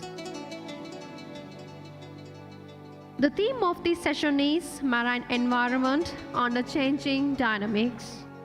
This important session will be moderated by Professor Roland Long, with 4 eminent speakers lined up to share their insights and perspectives. Professor Roland Long leads the World Maritime University Sasakawa Global Ocean Institute that engage in interdisciplinary research and is an interface between science, policy, and law to address contemporary challenges in ocean governance and the law of the sea. Prior to his academic career, he served in the Irish Naval Service, where he held a number of appointments ashore and afloat, including membership of the Navy's Allied Diving Unit. Professor Long is the author, co-editor of more than 15 books and over 100 scholarly articles on oceans, law and policy.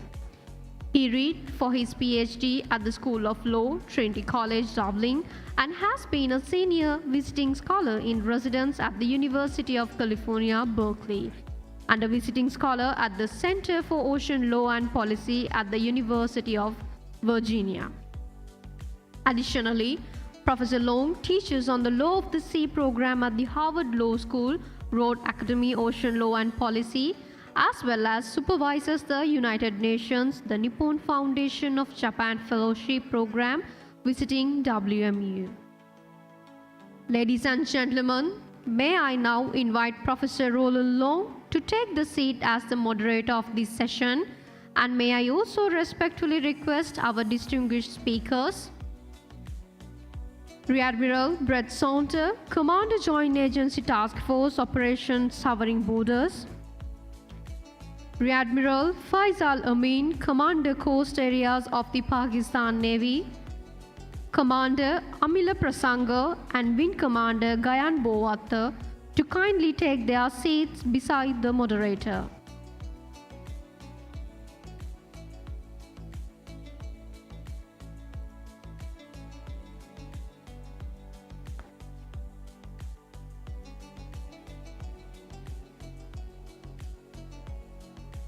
Ladies and gentlemen, please give them a warm round of applause.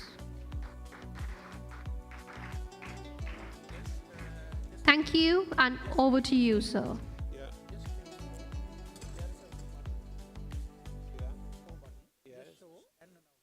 Sure. Thank you very much.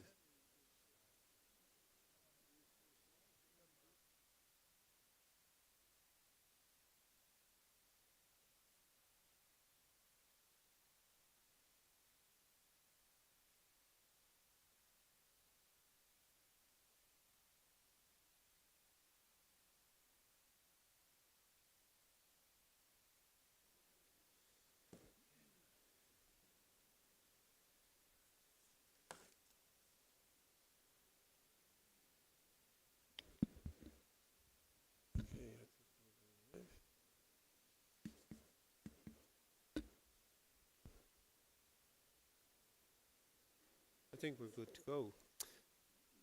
Let's check the hour. And good afternoon. Commanders of the Navy, Army, Air Force, flag officers, ambassadors, distinguished delegates, ladies and gentlemen, friends, and indeed fellow human beings. All protocols observed. First and foremost, a heartfelt thank you to our hosts for their gracious and warm welcome to the 12th edition of the Galle Dialogue. My name is Ronan Long, and I'm a professor at the World Maritime University in Sweden. Our university is part of the International Maritime Organization and has a very long relationship with Sri Lanka. We're immensely proud of the 80 alumni that are now working at very senior levels in the Navy, Coast Guard, and in various government departments, and indeed the Maritime Administration. It is my first visit to this beautiful country, but I am deeply honored to be here. Ladies and gentlemen, it is a great privilege to moderate this first substantive session of the Galle Dialogue 2025 on the theme of marine environment under changing dynamics. Permit me to make 3 brief comments about this topic from a regional perspective. And I would like to draw from the inspirational keynote that we had from the Prime Minister this morning, as well as the interventions that we had in the plenary session. First and foremost, the Chief of Naval Staff of the Indian Navy pointed out that the region, or the countries bordering the Indian Ocean region, are home to 1/3 of global humanity. So the subject matter of this session, and indeed the subject matter of this conference, touches the lives of everyone in the region. I would also say that we know from the COVID-19 pandemic and the tragic 2004 Boxing Day tsunami that we're not the masters of nature. Indeed, one of the main takeaways from the Prime Minister's inspirational speech this morning is that we have to live in harmony with nature. My second point draws from the plenary session, and I think the challenges that the region faces fall into 3 categories. Firstly, geostrategic challenges addressing issues such as maritime security and the safety of shipping. Secondly, resource-related issues, including most notably fisheries, but I would also instance critical seabed minerals. And thirdly, challenges pertaining to the protection and preservation of the marine environment, including human-induced climate change. The effects of climate change are already evident in the region and will become more manifest, including sea level rise, and indeed, I would point out that the effects are not uniform. I think it was very important to take into context the exposure of archipelagic states such as the Maldives to sea level rise, and that provides a a very sobering thought going forward. Thirdly, and I think there was unanimous agreement on this point, is that a rules-based order is key to successfully meeting these challenges. And the principal framework for doing this is the United Nations Convention on the Law of the Sea and related treaties. And of course, I would instance the new Treaty on High Seas Biodiversity.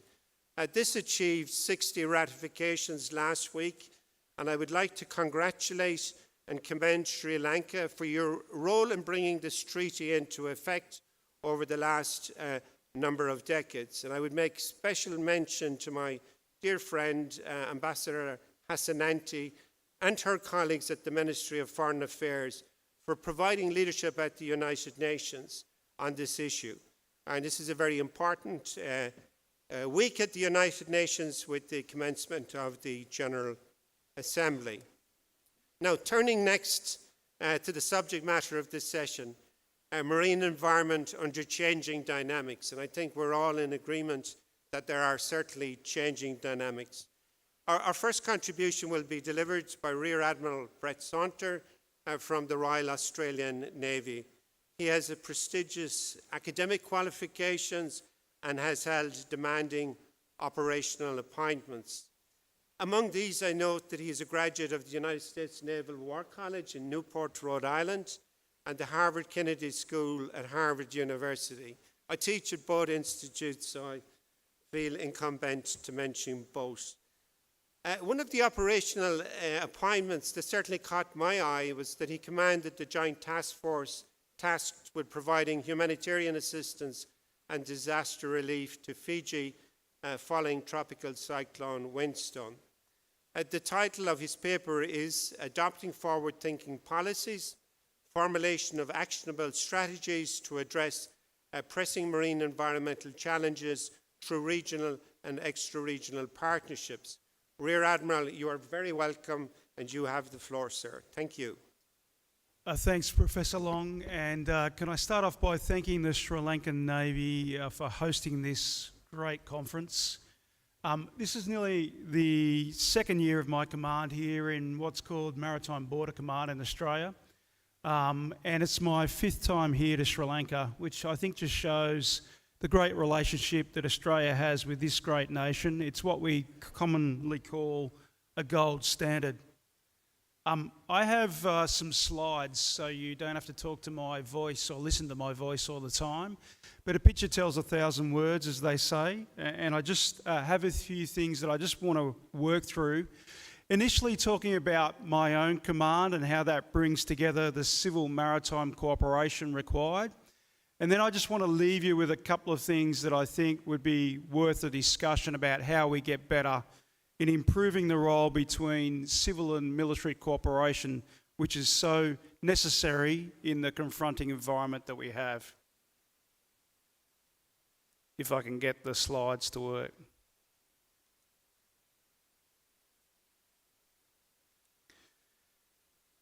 So as I said, one of my roles is what's called in Australia the Commander of Maritime Border Command. I always like to flag my country, as you can see down at the bottom, Southern Hemisphere. Fellow Southern Hemisphere people appreciate this, quite often forgotten about. But just to give you an idea, the line around my country that you can see extends out to the southern part of Sri Lanka, and then goes all the way to the eastern part of my country and to New Zealand, is my area of responsibility. And to capture that, it's 45.1 million square kilometres of coverage. And it covers, as I say, from Sri Lanka all the way across to New Zealand. It is quite a vast, therefore, challenge that I have in order to make sure that we are protected as a nation moving forward. And within this area, we've often seen quite an increasing threat and conflation of threats from transnational crime groups, which has included such activities as people smuggling, drug exploitation, and increasingly IUU fishing that is happening within our region. Of course,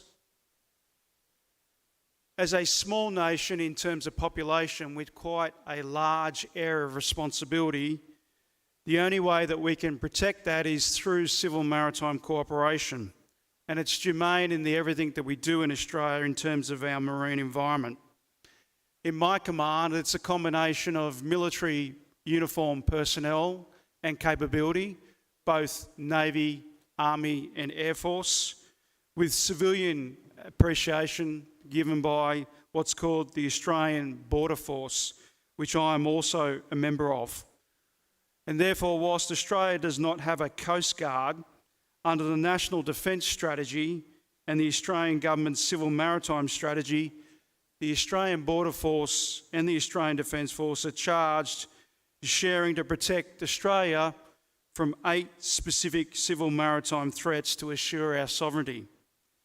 Therefore, the command element that I'm charged with has elements of command, as we would know as military fellows, but largely also has quite a remit in terms of coordination across those agencies charged by the Australian Government of protecting our resources.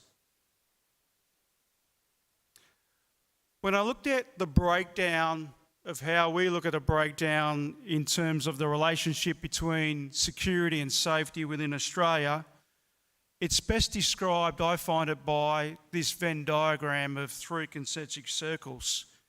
And so if I can orientate you on to the slide behind me, I'll talk to each one of those to explain them, and then importantly the overlap that occurs in the centre.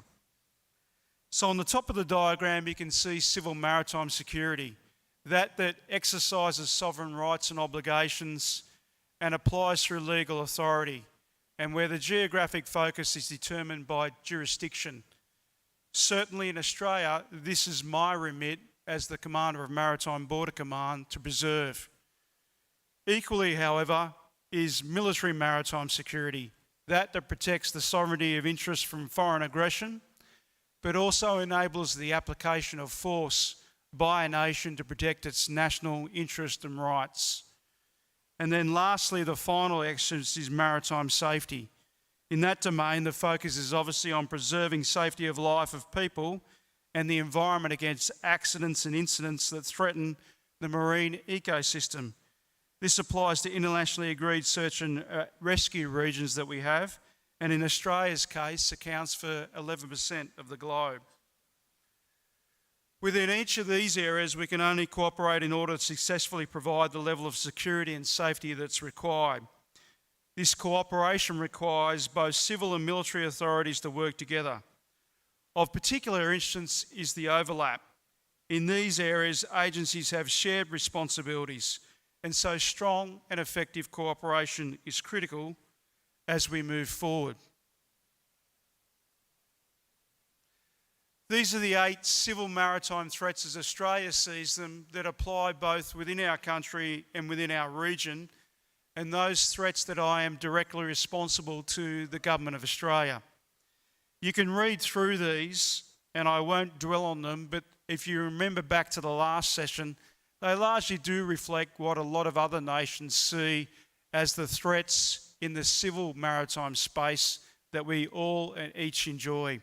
They range from unauthorised maritime arrivals through to what we call illegal exploitation of natural resources, or IUU fishing, from maritime terrorism through to piracy, robbery at sea.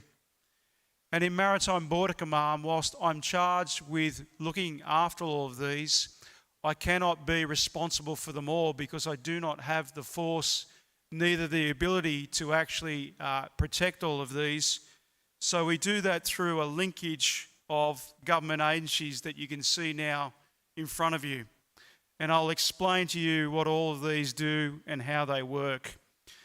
So in terms of unauthorised maritime arrivals, definitely the lead for that is myself, to make sure that we protect the sovereignty and only the people coming into our country come in legally and not via illegal means.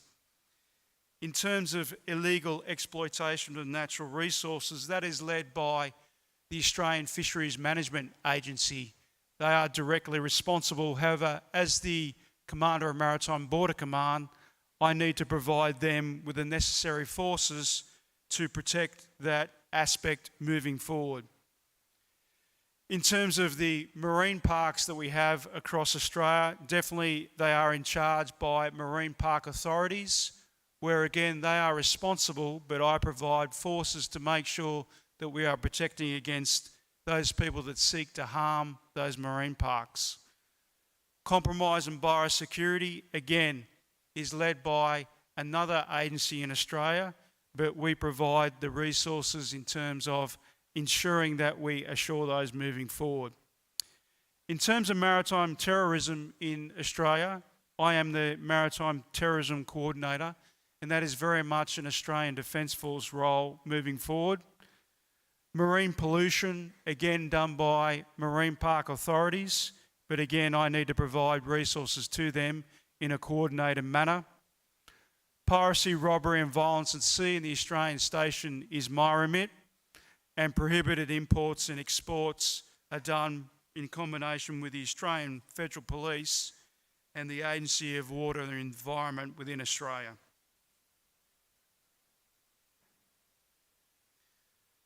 So what are the things that we need to do more of, and where are we sort of going forward in terms of that collaboration needed to protect us against those threats?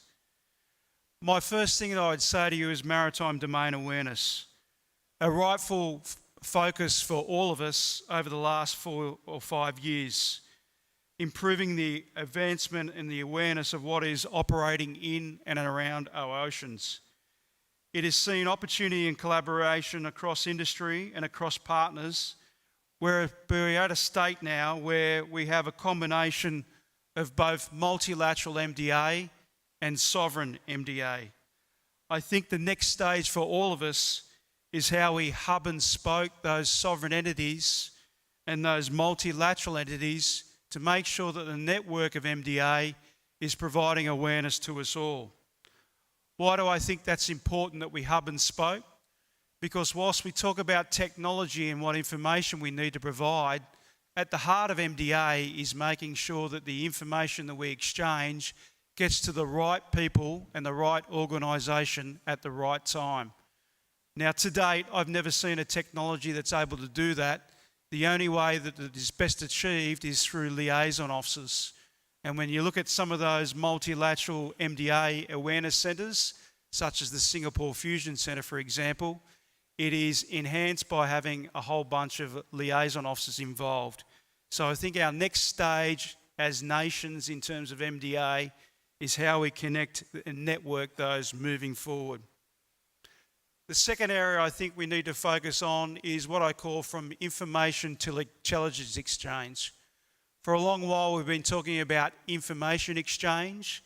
The environment is such that it cannot wait for information to be exchanged over days and weeks. And also I think when we look around at some of these threats, a lot of those threats are coming from areas not only in our own countries, but externally to in other countries. So I think we need to take the next leap to intelligence exchange rather than information exchange. And whilst that may be reluctance from many, we're talking about civil maritime threats, which, as we call in Australia, are transnational. That is, they affect us all. And therefore, I think they are things that we can talk about on a unclassified level, and therefore we need to be looking at how we need to do more intelligence rather than information exchange. Lastly, I think we need to bring in more industry. Definitely something we've been doing in my command is bringing on more industry on a collaborative nature more times. Why is industry better for us in a lot of ways? Because as my Indian counterpart said in his initial brief, the industry is formulating things quite faster than what we can ever do in military or Coast Guard spaces. And so they can get around some of the challenges that we have in terms of the processes that we have to go through. So I would think that industry has a great partnership moving forward and can help us undertake and challenge some of those challenges that we are being confronted of in our collective space. Thanks very much.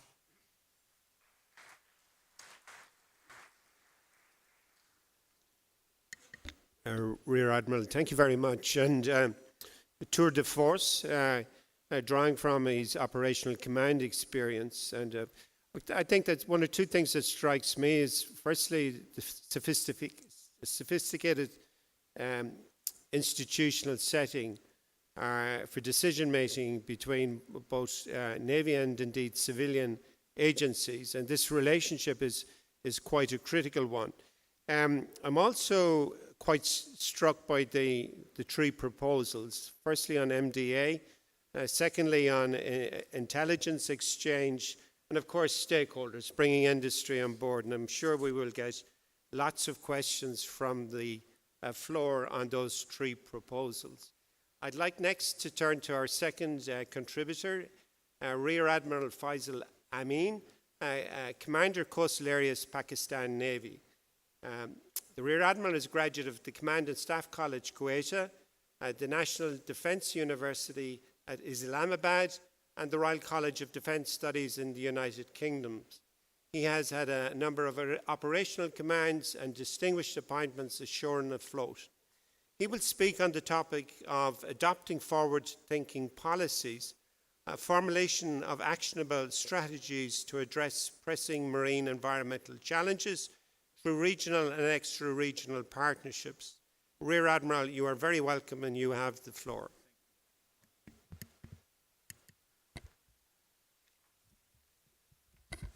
Thank you very much, Chief of Staff of the Sri Lankan Navy, distinguished delegates, esteemed colleagues, ladies and gentlemen, Assalamu alaikum, and a very good afternoon.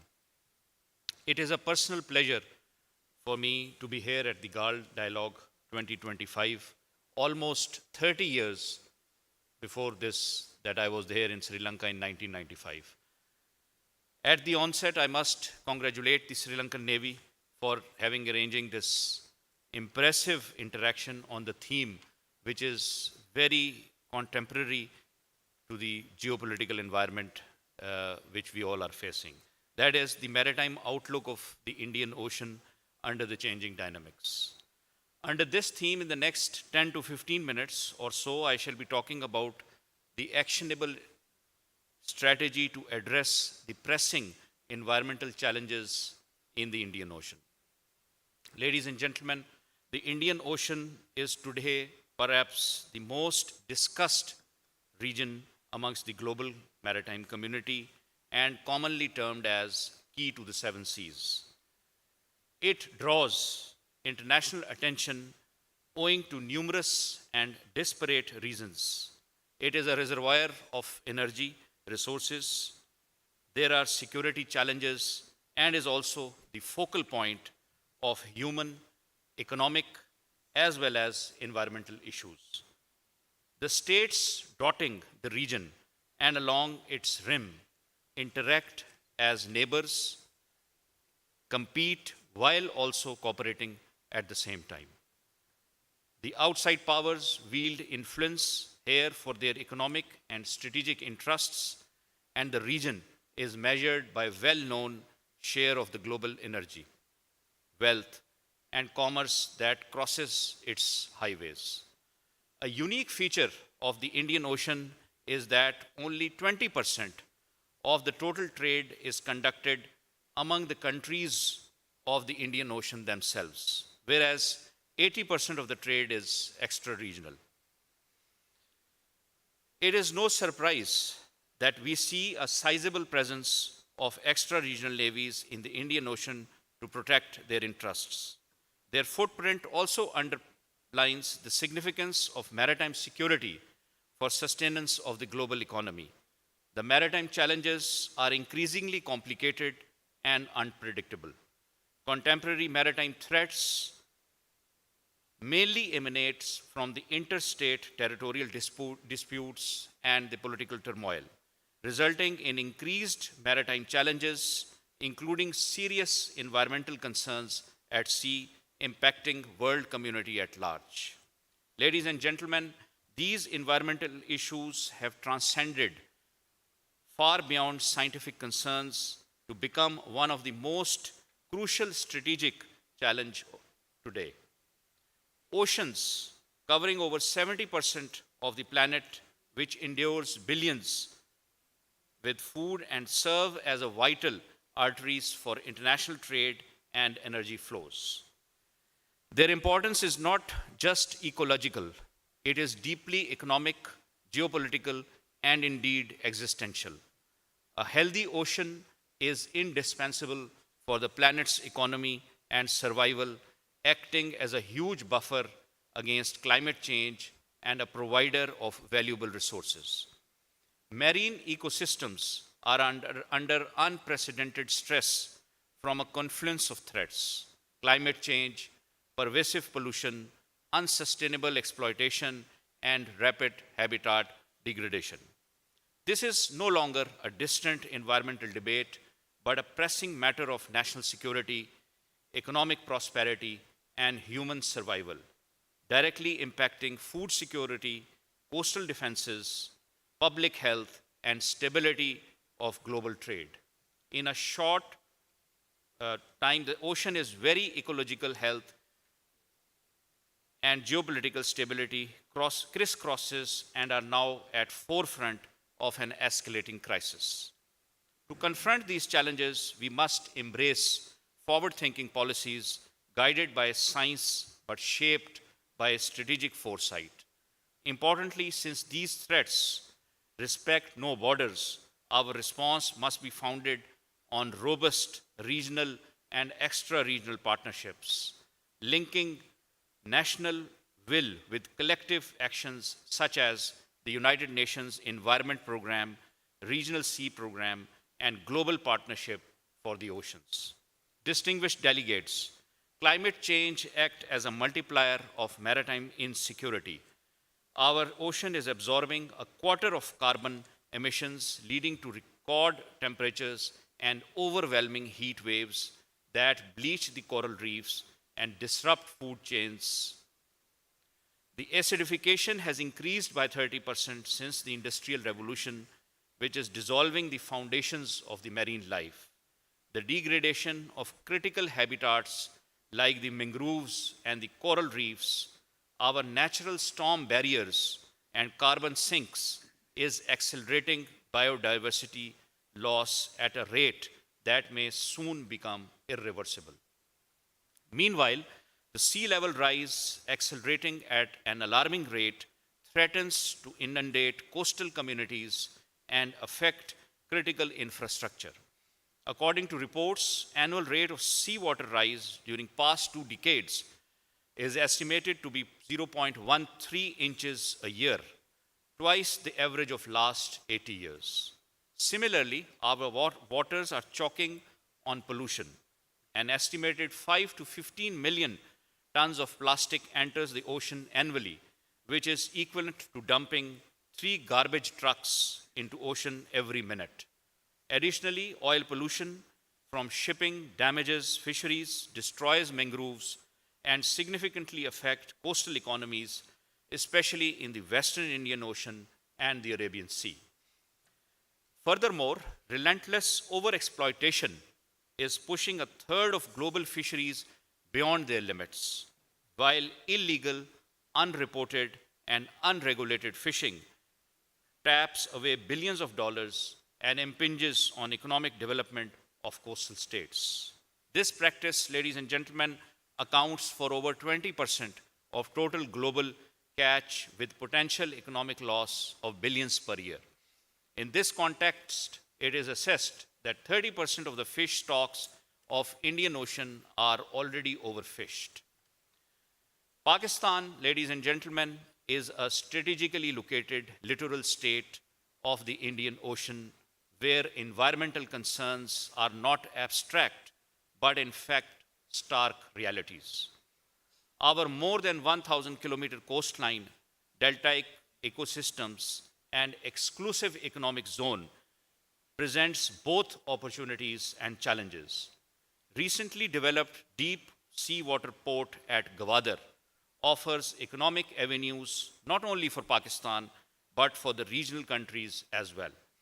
Whereas historic Indus Delta, one of the world's densely populated region, is under the direct threat from climate-induced sea level rise. Cognizant of this, Pakistan has embarked on a multi-pronged national response, a key feature of which is strong civil-military cooperation. Our legal framework, including the Pakistan Environmental Protection Act and the Marine Fisheries Ordinance, provides the foundation to regulate pollution control, assess environmental impacts, and fishing practices. Moreover, through the Marine Litter Action Plan and the UN Environment Programme, we are actively addressing sources of plastic pollution. Policies include legal action, public awareness campaigns, and monitoring mechanism. Internationally, we are also aligned with the MARPOL Convention to ensure global standards on shipping-related pollution. Recently, Pakistan has also ratified the Hong Kong Convention for environmentally safe recycling of ships.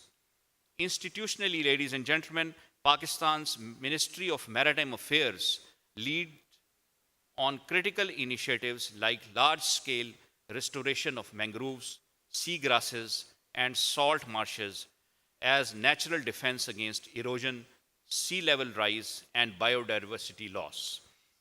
Pakistan Navy, the guardians of the sea frontiers, is also contributing for combating challenges related to maritime environment. We are combating climate change by planting 1 million mangroves annually, besides undertaking a number of initiatives to streamline responses against emergencies and avidly contributing in academic research through Maritime Center of Excellence and National Institute of Maritime Affairs. Pakistan Navy also holds Aman series of exercises since 2007 and also introduced Aman Dialogue this year with the theme Secure Seas, Prosperous Future to foster collaborations amongst maritime nations to address shared challenges and ensure safety and security of Indian Ocean. Next series of Aman is scheduled in 2027. Furthermore, the Joint Maritime Information and Coordination Center, Pakistan, acts as a vital nerve center, integrating 55 national and 15 international partners. This fusion enhances the maritime domain awareness and enables a swift, synergetic response to environmental threats like pollution, incidents, or other unconventional threats. The center also helps in controlling the challenge of illegal and unregulated fishing. On the front line of enforcement is the Pakistan Maritime Security Agency, mandated to uphold environmental laws at sea. On biennial basis, PMSA organizes a multinational exercise named Barracuda, bringing together regional, extra-regional navies and coast guards with a dedicated focus on oil spill containment and pollution response. This exercise enhances interoperability, paramount for collective response against maritime environmental disasters. Pakistan has also promulgated its national maritime policy that underpins requirements for securing maritime environment. We have pledged to the Global 30 into 30 initiative, designating Astola and Churna Islands along Makran coast as the marine protected areas, with plans for more such areas along the coast. Additionally, projects like Delta Blue Carbon aims to restore 350,000 hectares of mangroves, seizing millions of tons of CO2 and generating valuable carbon credits. Significantly, we are also investing in future through establishment of Pakistan Maritime Science and Technology Park. This pioneering initiative is designed to be the premier hub for ocean innovation, bringing together academia, industry, and government to develop cutting-edge solutions for maritime environmental challenges. The contributions of civil society, including organizations like WWF Pakistan, alongside our national stakeholders, highlight whole-of-nation approach. These all initiatives are aimed at protection and preservation of marine environment and fully exploiting $100 billion blue economy potential. Availing this opportunity, I would also like to apprise the audience that Pakistan International Maritime Exhibition and Conference is also scheduled from 3rd to 6th November 25 at Karachi. Having dilated upon the initiatives taken by Pakistan at the national and international engagements on marine environmental challenges, I must acknowledge that no single nation can solve this complex issue alone. As the great oceanographer Jacques Cousteau once warned, the sea, the great unifier, is man's only hope. Now more than ever is the time we must unite to save it. That's why regional and extra-regional partnerships are not just beneficial, they are a strategic imperative. Our collaborations with the United Nations, international maritime organizations, World Bank, and numerous NGOs bring critical expertise, resources, and technologies to the table. Empirical evidence consistently shows that multi-stakeholder collaboration yields the most sustainable outcomes. Looking ahead, ladies and gentlemen, our way forward must be built on global outlook of shared responsibility and unified actions while keeping our self-interests aside. Addressing the multifaceted marine environment crisis requires a comprehensive strategic forward-thinking framework and response. These actions must be smart, that is specific, measurable, achievable, relevant, and time-bound. Formulating a comprehensive policy and strategy document to address the marine environmental issues of the Indian Ocean with tangible timelines may be a step in the right direction. In the short term, we must focus on mitigation and enforcement of IUU fishing and regulating oceans against pollution. In the medium term, our emphasis may remain on building resilience through restoring mangroves, expanded protection areas, and developing climate-adaptive infrastructure. For long term, we may embrace transformative ocean governance, leveraging unmanned systems, employing remote sensing via satellites and aerial platforms to cover large ocean areas, integrating the big data analytics and AI for processing complex data sets, and developing new sensor technologies like microfluidic chips for detailed in situ analysis of water quality and pollution. Ladies and gentlemen, the state of our oceans is the ultimate test of our collective foresight and resolve. Threats are interconnected and accelerating. Delay will only deepen the crisis, but the oceans also present an unparalleled opportunity to reimagine governance, harness innovation, and forge partnerships that truly transcend borders. Pakistan stands ready to play its part with Committee of Nations for greater good. In the end, I may conclude that by adopting visionary policies and operationalizing robust partnerships, we can reverse the tide of degradation, secure resilient ecosystems, and unlock the full potential of the blue economy. The oceans are our shared heritage and shared future. Let us therefore act with urgency, vision, and unwavering unity beyond our national interests. I thank you all.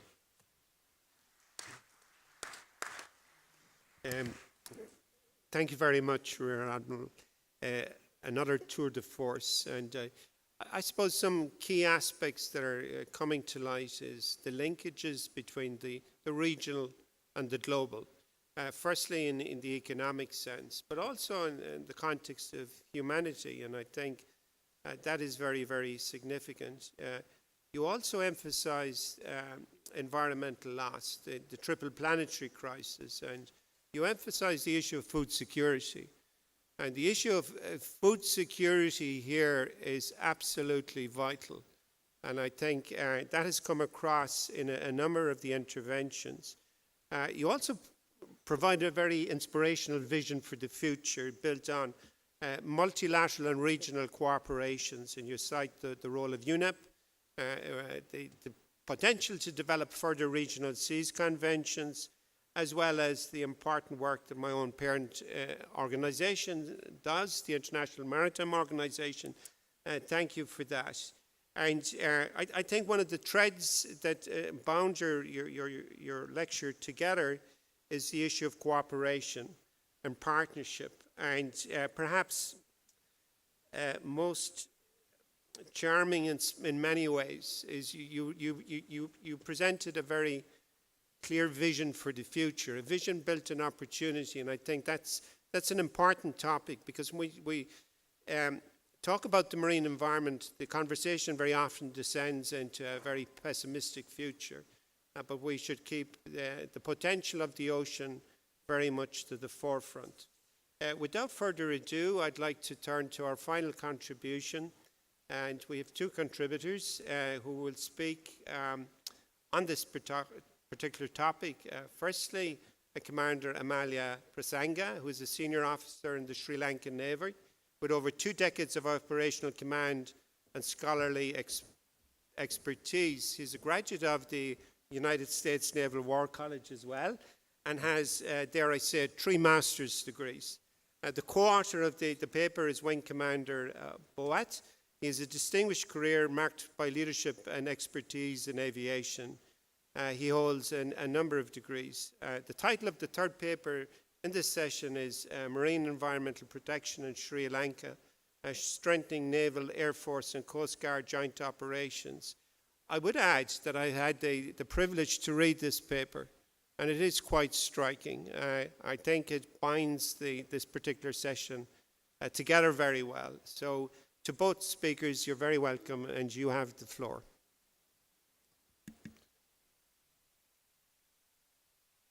Session Chair, Excellencies, respected senior officers, dignitaries, ladies and gentlemen, very good afternoon. Our research title is Marine Environmental Protection in Sri Lanka, Strengthening Naval, Air Force, Coast Guard Joint Operation.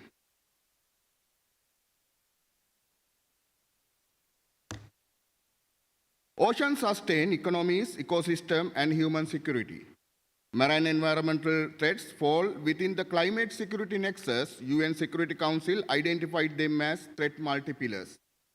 The MARPOL London Convention framed pollution as a systemic risk. Today, navies, Coast Guard, and Air Forces are expected to safeguard not only sovereignty and commerce, but also fragile ecosystem.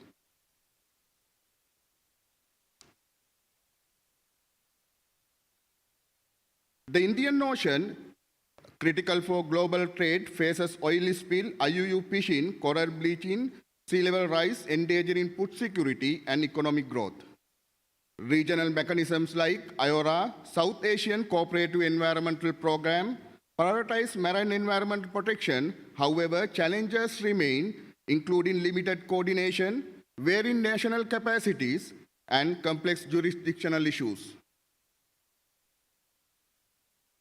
At the crossroad of Indian Ocean major shipping lanes, Sri Lanka handles nearly 60,000 ship transit annually, yet it faces pollution, overfishing, and maritime accidents. While fisheries support over 600,000 people directly and are vital for national food security.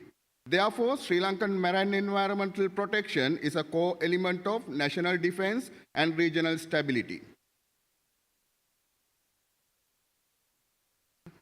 The recent maritime incidents in Sri Lanka, like Mike Victor, Express Pearl in 2021, MT New Diamond in 2020, exposed environmental vulnerabilities.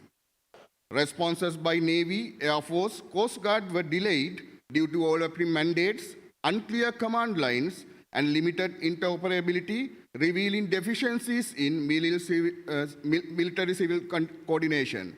Therefore, integrated joint maritime response are essential to protect both environmental and national security.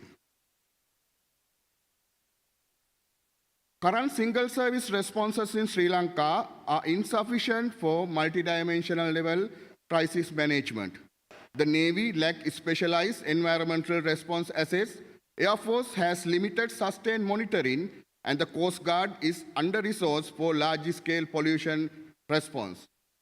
These fragmentations causes duplications, inefficiency, and unclear jurisdictions, underscoring the need for joint planning, interoperable assets, and unified command.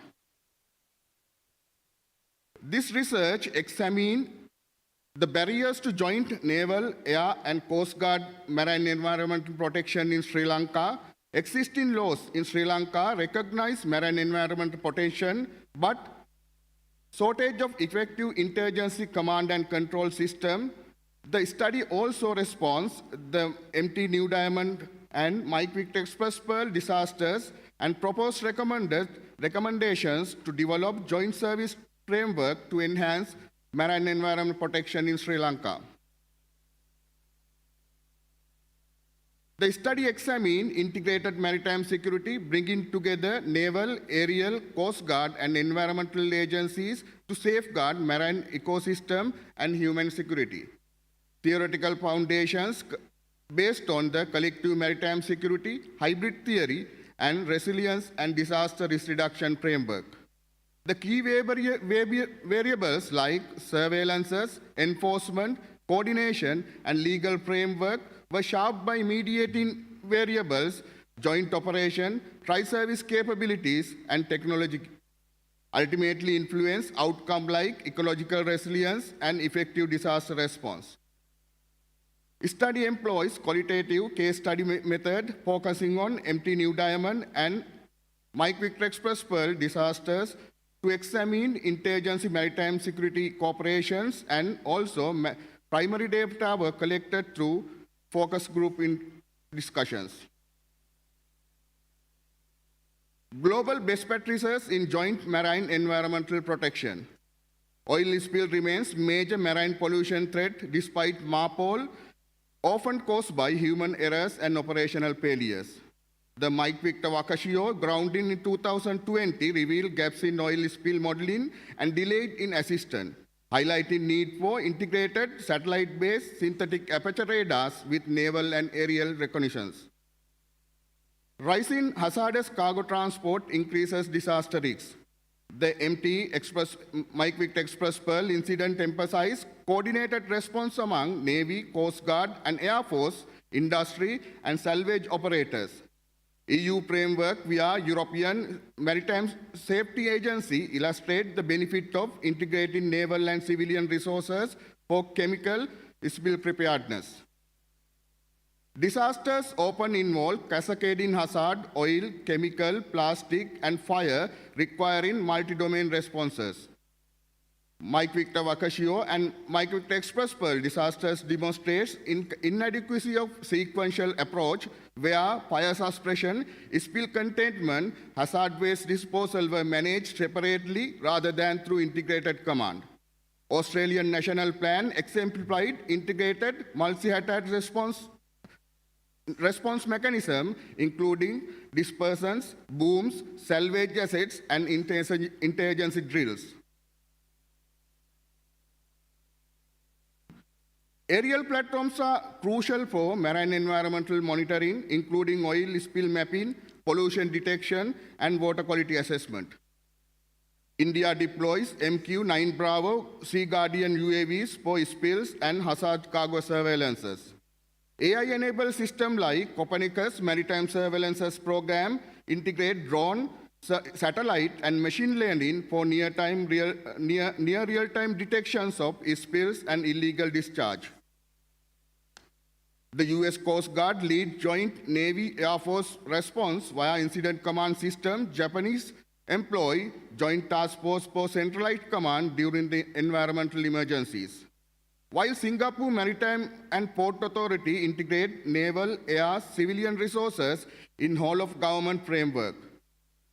Regional border control corporations, international models like Malacca Strait Patrols and Baltic Sea Regional Border Control Corporation demonstrate benefit of shared situational awareness, flexible asset use, and centralized reporting for effective environmental response. Emerging technologies are central to marine environmental response. Professor Dundan from Wuhan University developed hyperspectral remote sensing database for oil spill detection using AI models such as support vector machines and isolation forest. Singapore integrate AI-based early warning system with UAV and satellite data, promoting technological-driven marine governance.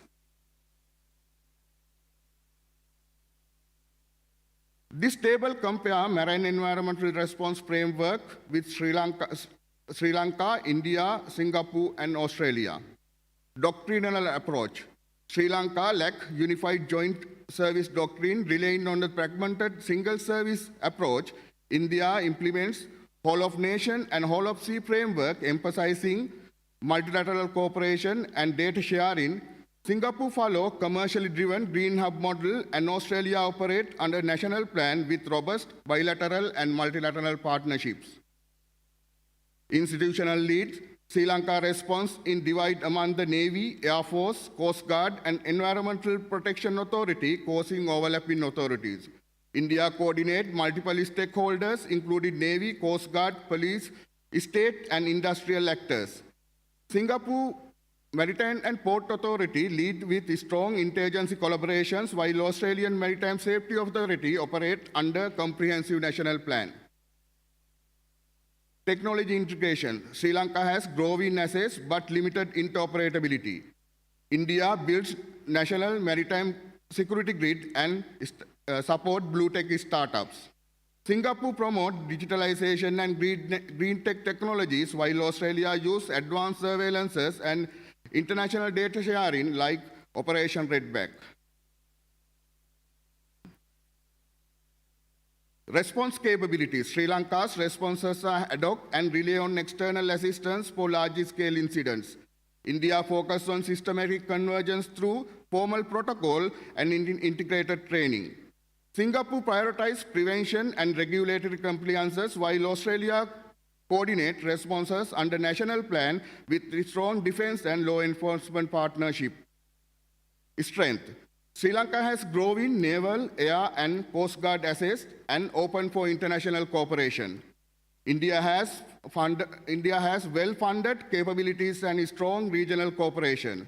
Singapore is technologically advanced, proactive, and commercially aligned, while Australia operates under clear national plan with effective international partnership. Weaknesses. Sri Lanka faces fragmented authority, lack of unified command, and limited joint training and resources. India struggles with complex bureaucracy and cross-agency implementation. Singapore has limited military integrations in environmental response. Australia has vast geography, required extensive resources. So, opportunity for Sri Lanka. Sri Lanka can improve by adapting India's institutionalized data sharing mechanism, Singapore technological focus, and Australian national planning framework to strengthen its marine environmental response capacities. Now I would like to invite Wing Commander Bowatta to continue presentation.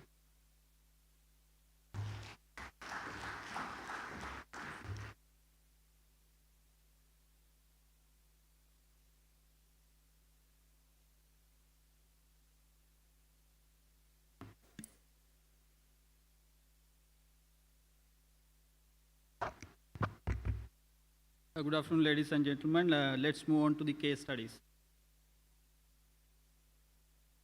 The case study, the Express Pearl Disaster 2021, the background and timeline. On 20th May 2021, MV Express Pearl reported a nitric acid leak off Colombo. Fire broke out on 20th to 21st May and intensified with explosions on 25th May. Despite containment efforts, the vessel sank on 3rd June within Sri Lankan waters. The incident caused severe coastal pollution, including the largest nodal spill in the Indian Ocean. Legal proceedings concluding with a Supreme Court ruling of 1 billion proceedings. Naval and aerial response. The Sri Lankan Navy led firefighting and exclusion zones with tug support from Port Authority and private salvos. The Sri Lanka Air Force provided aerial surveillance and limited firefighting. India's Coast Guard and Navy joined through Operation Sagar Araksha 2, deploying pollution response vessels, aircraft, and foam steam in a rapid bilateral effort. Rough seas, hazardous cargo, and explosions limited container access, while nighttime aerial operations were suspended for safety. Responders prevented escalation and a major oil spill, but could not stop the sinking or plastic release. Roles of the Coast Guard and the MIPA, Sri Lanka's Marine Environment Protection Authority and Coast Guard led National Pollution Response coordinated shoreline cleanup with ministries and universities and oversaw legal strategy and compensation through, though delays drew criticism. The Indian Coast Guard contributed vital firefighting at sea and aerial dispersant support, significantly boosting response capacity. Lessons for joint operations. Establish early hazardous cargo, intelligence sharing, and joint risk assessment with preemptive standoff, container segregation, and rapid access salvage teams. Improve aviation maritime interoperability for night and poor visibility operations via doctrine, equipment, and cross-service training. Implement a unified incident command integrating environmental lead with operational forces to ensure shared situational awareness, air, sea management, and logistic coordination. Pre-position spills and debris capture technologies along with data systems for drift and environmental monitoring within national contingency plans. Conduct routine cross-border mutual aid exercises with clear legal and financial frameworks to enable rapid deployment. The second case study, the MT New Diamond in 2020. Incident background, Sri Lanka Navy ships responded within an hour of the distress call on 3rd September, while the Sri Lanka Air Force deployed an Mi-17 helicopter for waterbombing and King Air B-200 for reconnaissance. On 4th September, the Indian Navy and Coast Guard joined under Operation Sagar Araksha 1, deploying pollution control vessels, tugs, and aircraft with dispersant systems. Firefighting involved boundary cooling, foam spraying, and aerial drops. By 6th September, the fire was stabilized and the vessel was towed into deeper waters to minimize coastal risk.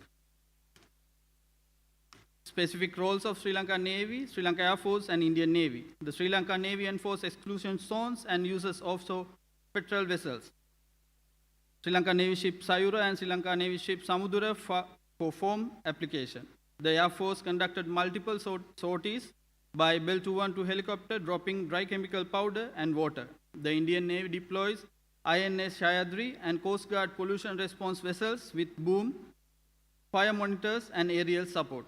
This joint effort prevented structural collapse and a major oil spill.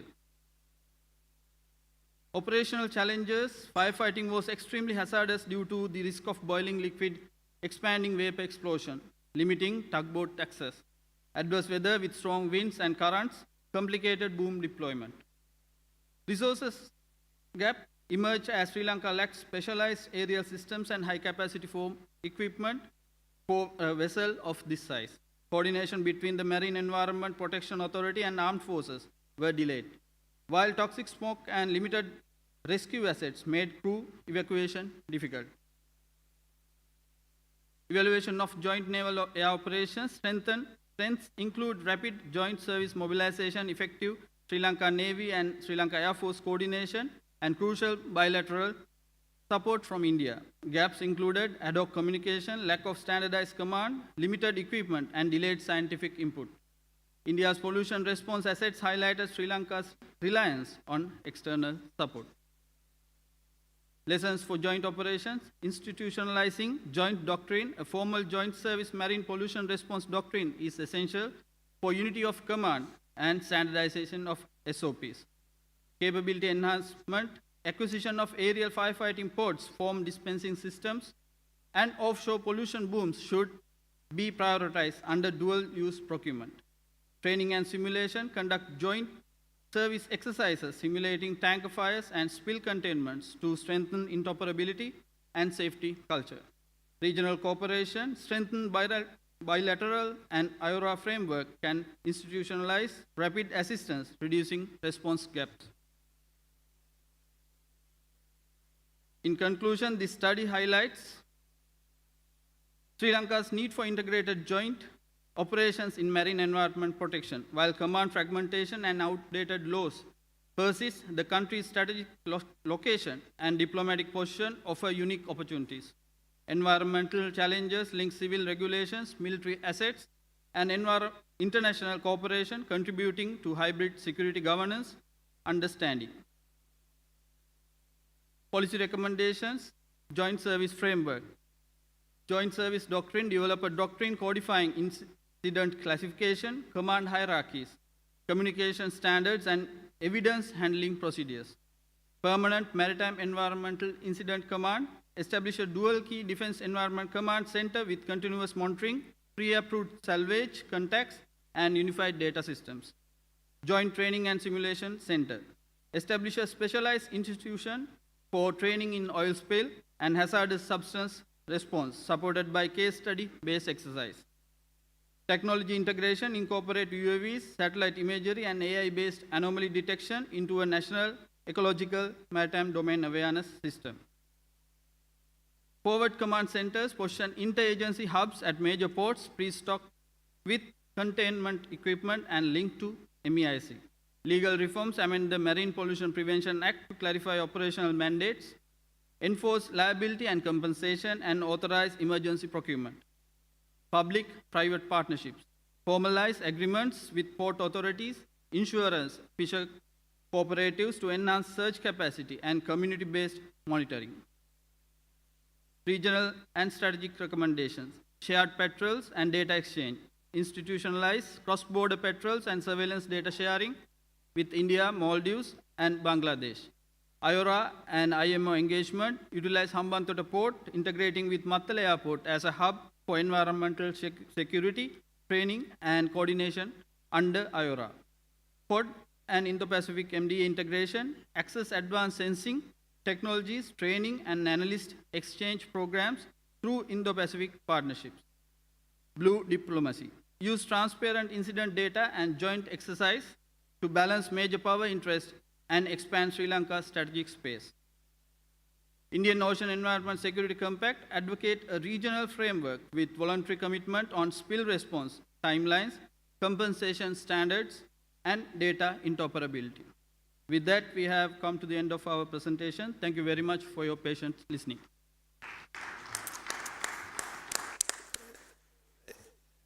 Thank you very much, and I suppose a perfect paper to finish on, because not only do we get the comparative element with India and indeed Australia and Singapore, but it's backed up by two very solid case studies. So we have the empirical research. I think there are a number of themes. The first is the climate change is a threat, a multiplier. We've heard that not only from the distinguished contributors in this panel, we also held it from the plenary session and indeed from the distinguished keynote. A second common theme is the issue of domain awareness, and I think this was highlighted very succinctly in our opening presentation, and perhaps most crucially of all is the aspect of regional and indeed multilateral cooperation. Perhaps another narrative which is featured and is of crucial, again, it's a striking feature of the last paper, is the importance of stakeholders and the importance of industry playing a role. And I think Sri Lanka has to be congratulated on the dialogue because it's about sharing examples, and that is a very honest assessment and a very honest narrative with a vision for the future. Maybe as the chair, and we will open to the floor for questions. There is one issue, which is the issue of legal reform, and the laws are evolving, and I would encourage you here in the room to send your students to the World Maritime University. We're part of the IMO, and we have courses and programs that can be tailored to assist you in relation to updating and consolidating laws, including on the new agreement, the BBNJ agreement. With that, I'd like to open the session to the floor. I think we have about 10 minutes for questions and answers. Please post your questions. I don't see. We have one question in relation to this question here. Okay, let's go to the floor first, please. And Captain, I think you have a question here in the front.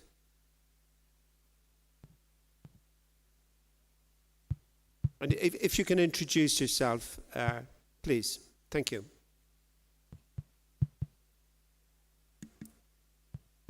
Sir, good afternoon. Sir, I am Lieutenant Colonel Prasanna Eriyawa. I am Staff Officer Operations of Sri Lanka Coast Guard. Pardon me, sir, I don't have the QR code to forward my questions to you.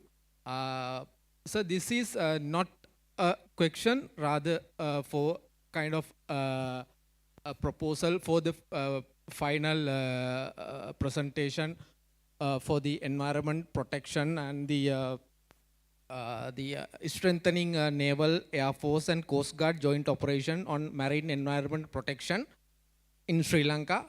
So for the environment protection by 2030, so I need to add for the recommendation part for the last presentation. By 2030, Sri Lanka Coast Guard is supposed to enhance the Coast Guard ability on protection of the Sri Lankan environment protection for the several kind of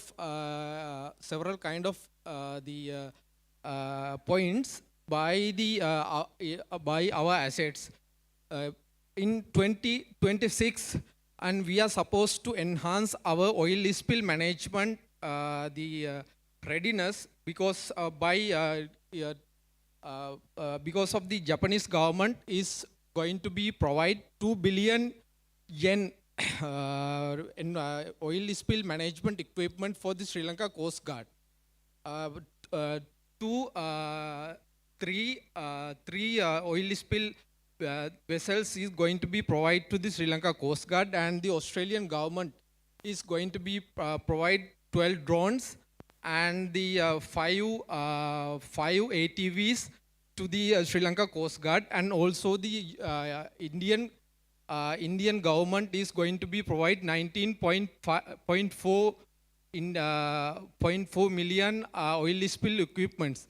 So because of that reason, the final presentation, I think because of the final presentation, I need to add these points by 2030, Sri Lanka Coast Guard to be strength in our the environmental protection to be going to be more enhanced in that sense. So we are ready to be enhanced in that sense. Thank you very much. That is my point in that sense. And also, my other question is, this question is going to be for the whole panel. Okay. The Indian Ocean region is going to be a kind of very volatile for the illegal wildlife trade. So in the Sri Lankan context, illegal wildlife trade is going to be very volatile. So what kind of strategies is going to be implemented in next 3-4 years to counter this illegal wildlife trade in this context? To counter illegal wildlife trade in Indian Ocean region. Thank you very much, sir. I've got you. And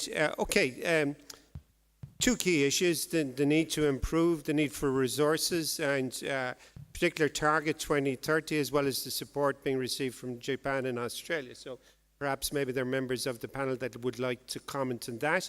And then the second issue, I suppose, which goes to CETA, is the Convention on Illegal Trade on Endangered Species, which is a big global issue, and of course it's been trafficked right across the world. And thank you for raising that issue. So I'll put those two issues to the panel. If some of you would like to answer or comment, please.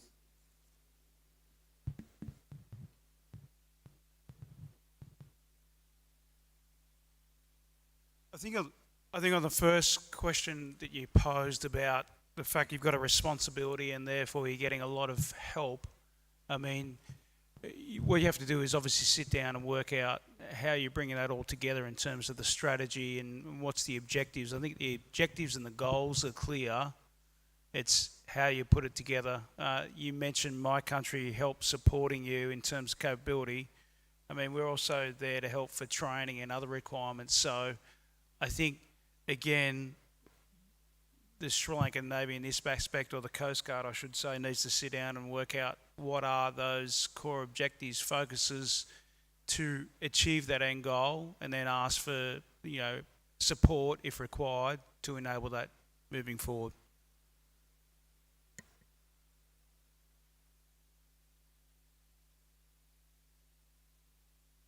I think with regard to the question which he mentioned on the illegal transfer of the wild life, how can it be protected and how can it be managed?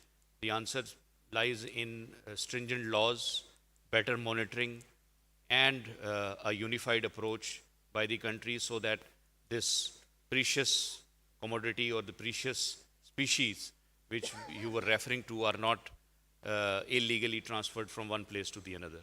Thank you. Thank you. And I think we have time for one more question. There's a gentleman here on my left at the back. Sorry, I can't see your rank. Please introduce yourself. Sam Commodore Piyatilaka from Sri Lanka Navy, from National Defence College, Sri Lanka. For me, I have a comment for the last paper. This is regarding about the express fuel and new diamond. When I go through the study paper, they have experienced that how the legal framework work over there. And there was a situation, in fact, I was physically on board in the both occasions, where I have found that the leadership and timely taken decision was missing. And the meantime, during this paper, there were some stakeholders were not considered, especially the Port Authority. When we talk about the whole concept, according to the DMC Act 2005, Act number 13, we have a legal framework in the Sri Lanka how to work on this, right? When we go through that, for all these, Central Environmental Authority, Port Authority, MIPA, and other stakeholders, those things you have discussed. And they should be come under one umbrella and take the decision on time. So, especially when we consider about these maritime accidents, I think you have to get into this Port Authority in line. Otherwise, especially near harbors, our territorial waters, we were not able to do direct decisions. And if not, we have to do amendments and how the responsibilities change and how Coast Guard and Navy take over. That is my suggestion. And I would like to have a question from you. What is the organization you suggest with the other regional countries to act such situation? How you manage resources, and timely manage resources is very important. And what are the legal framework and Coast Guard legal framework improvement you required to impart into this? Thank you. Thank you very much, Commodore. And I'll just put that to the commander and the wing commander. And I think we have about 1 minute, 30 seconds to get an answer out. But you addressed this indirectly in the paper. Sure, sir. So thank you for the question and the comments here. Yes, we have clearly mentioned that that there are several issues with the overlapping mandates in our marine environmental pollution is concerned. So you asked how we going to centralize. That's what we propose. So Hambantota and Mattala Airport and then Hambantota Harbour, that we can establish regional training center for marine pollution and response. So that will centralize the resources from the regional support, and also that will distribute. Because if you went on to the principles of action, so the access is very important region is concerned. So Sri Lanka in the middle of in the region, so it is we can access and we can distribute the support in regional wise. So that's what we asked to centralize resources there as a training center. Thank you. Wing Commander. It's good. Okay. I'd like to thank the panelists. We had a great start to the substantive sessions. world-leading papers, thought-provoking, and I know when the proceedings of the dialogue come out, they will have a global audience. So on behalf of myself and indeed the audience, a heartfelt thank you to the panelists this afternoon. Thank you very much.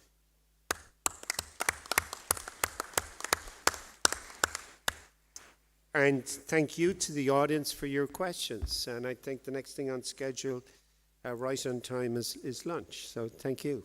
Back to the MC. Thank you very much, Professor Roland Long, for so ably moderating this session, and our distinguished speakers for presenting such insightful perspectives that have added great value to today's session. Ladies and gentlemen, may I now take this opportunity to invite Chief of Staff of the Sri Lanka Navy, Rear Admiral Damien Fernando, accompanied by the Commander Southern Naval Area, Rear Admiral Kusalavarnakula Surya, to hand over the mementos, certificates to the moderator and the speakers.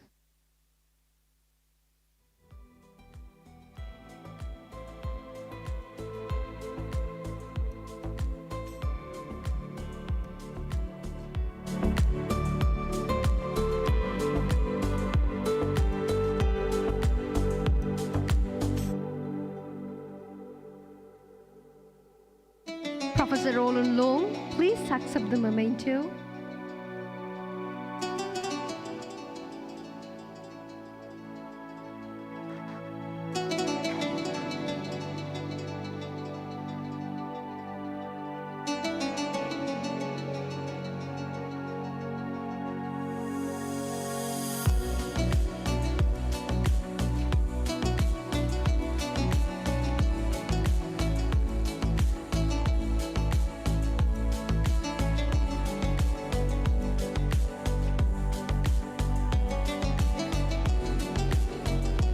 Rear Admiral Brett Saunter,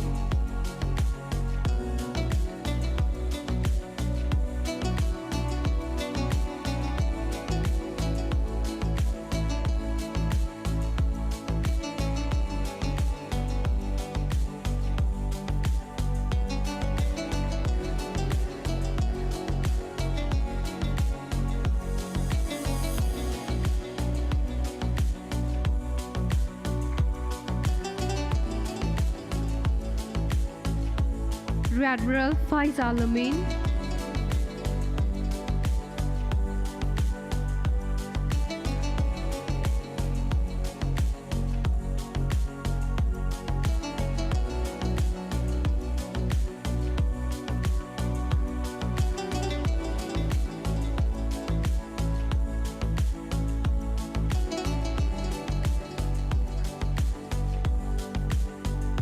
Commander Amila Prasanga,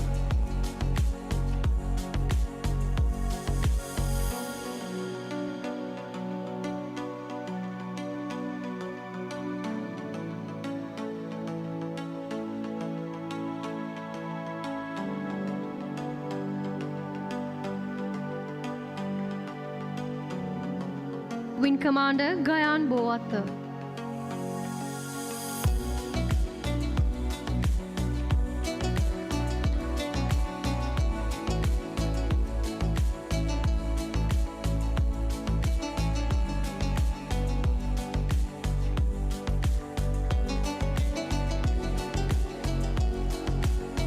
Thank you very much, sir.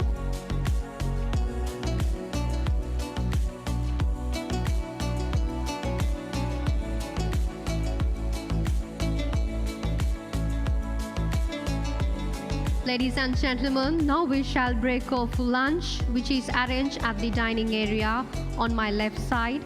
Please be seated. 1420 hours at the second session of the conference will commence promptly at 1430 hours. Thank you.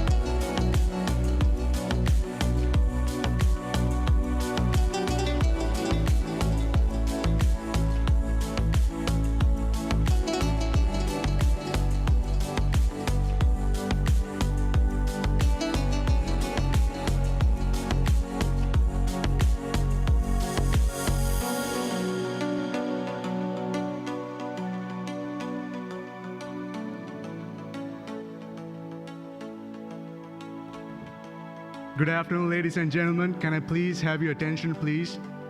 Session 2 will commence at 14:30 hours. Session 2 will commence at 14:30 hours, and I respectfully request all of you to be seated. Thank you very much, ladies and gentlemen.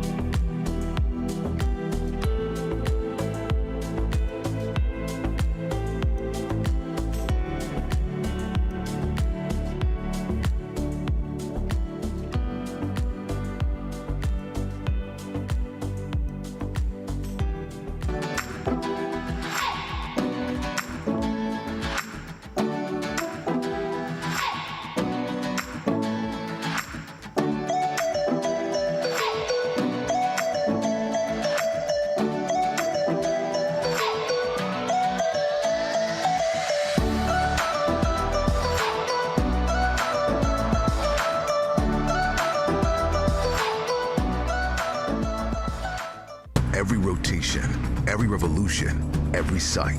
Your machines run the world. Our 500 global scientists and technical advisors constantly innovate to keep them in motion. It's how we make you unstoppable.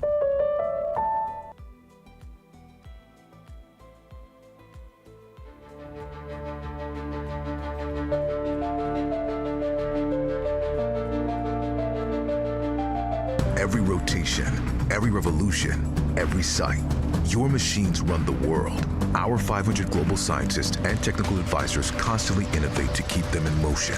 It's how we make you unstoppable.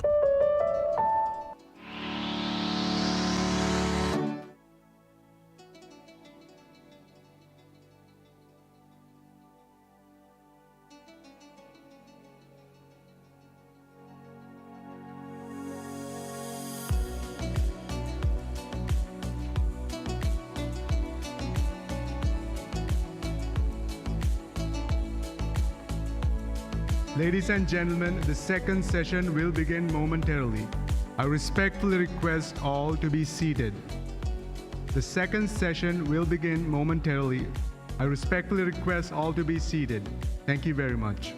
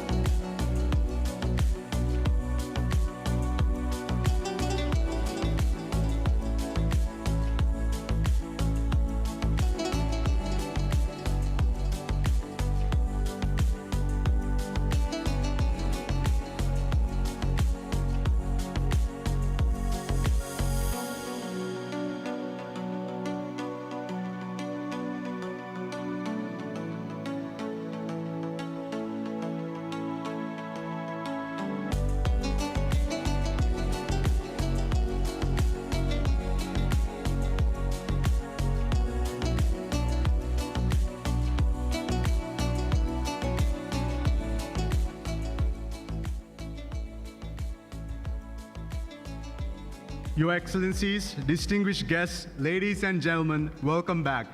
The second session of Galle Dialogue 2025 shall commence momentarily with the focus on maritime governance under changing dynamics. This session will be moderated by Professor Quinton Hannock, and 4 speakers are lined up for this session to present their papers.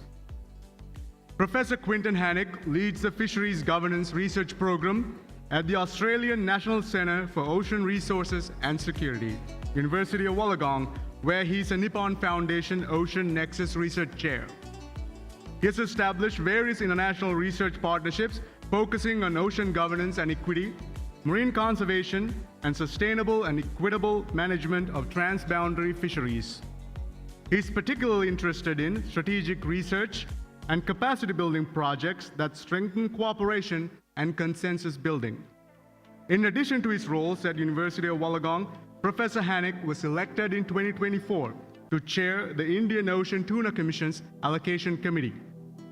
He's also a principal investigator in the Nippon Foundation-funded Ocean Nexus program, a research partner with the Japanese Fisheries Research and Education Agency, Korean Maritime Institute, and the Solomon Islands National University, and a member of the United Nations Pool of Experts for the World Ocean Assessments number 2 and 3. He lectures and writes on ocean governance, international fisheries, marine conservation, and fisheries development in the Asia-Pacific region, and is regularly invited to speak at international conferences such as this. Ladies and gentlemen, let me now invite Professor Quinton Hannock to take the seat as the moderator, and I also request the 4 distinguished speakers, Dr. Rafael Prado, Nippon Foundation Lecturer on Global Ocean Governance, Additional Director General Coast Guard, Vijay D. Shefkar, retired, Executive Director of RECAP ISC, Additional Solicitor General Vikum Diabru, President's Counsel, Attorney General's Department of Sri Lanka. And last but not least, Major General Susan Varaslam, retired, Director, Asia Pacific Center for Security Studies, to take their seats beside the moderator.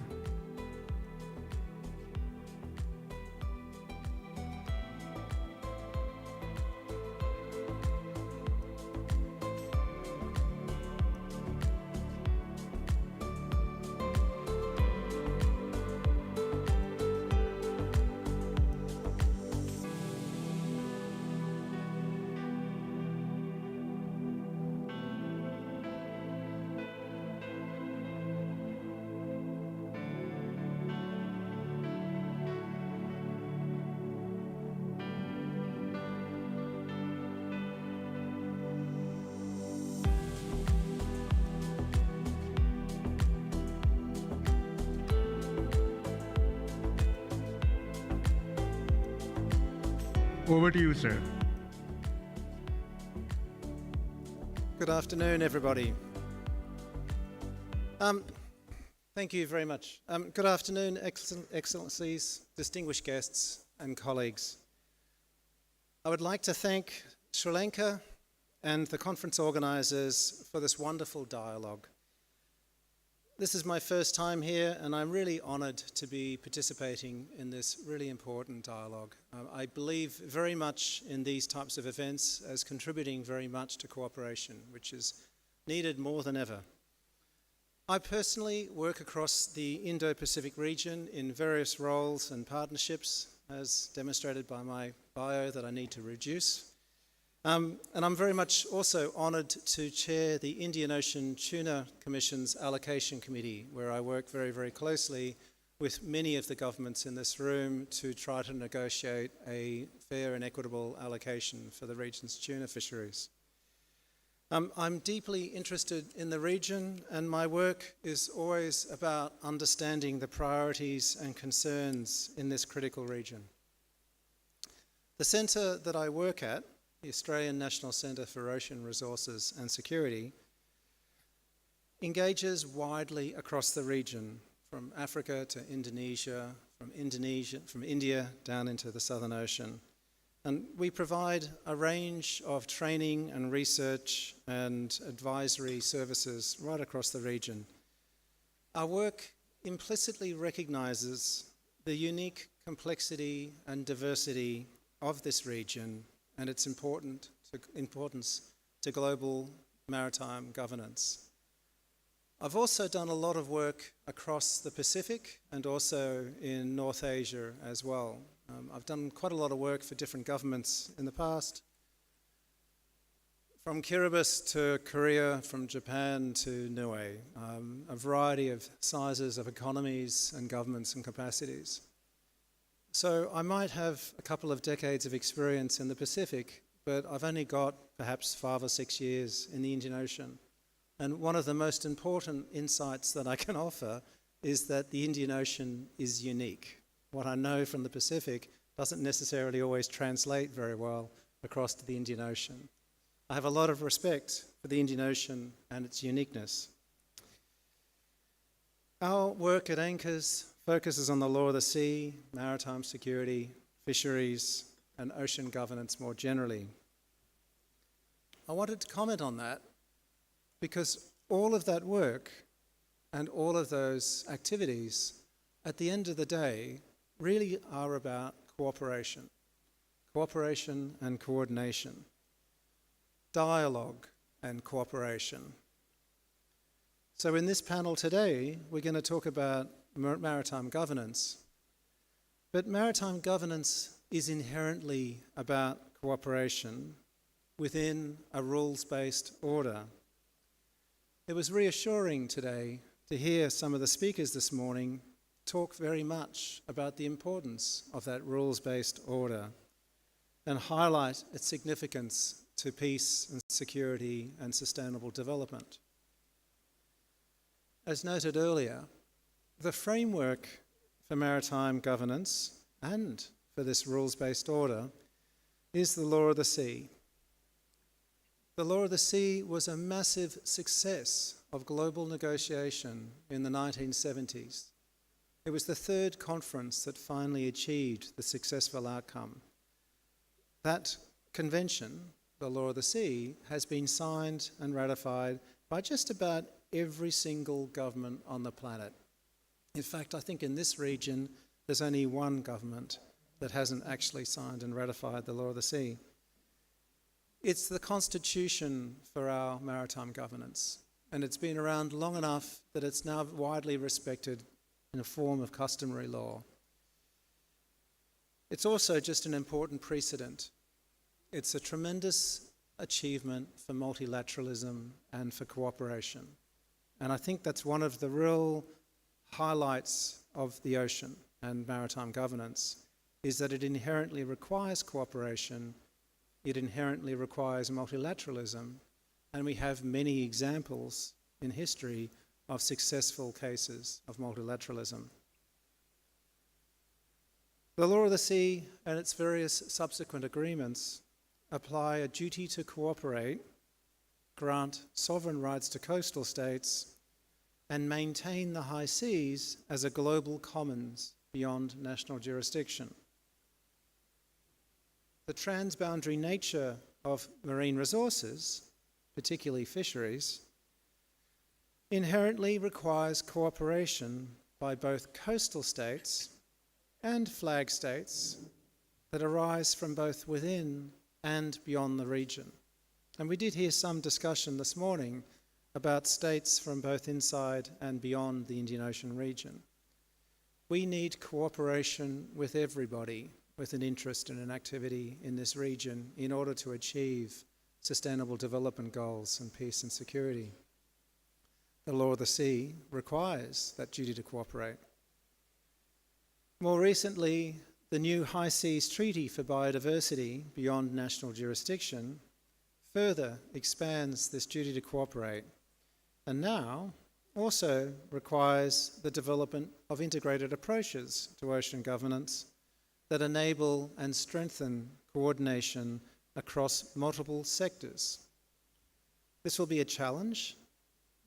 The actual agreement still has a lot of detail to be worked through, but again, it's a good example of multilateralism.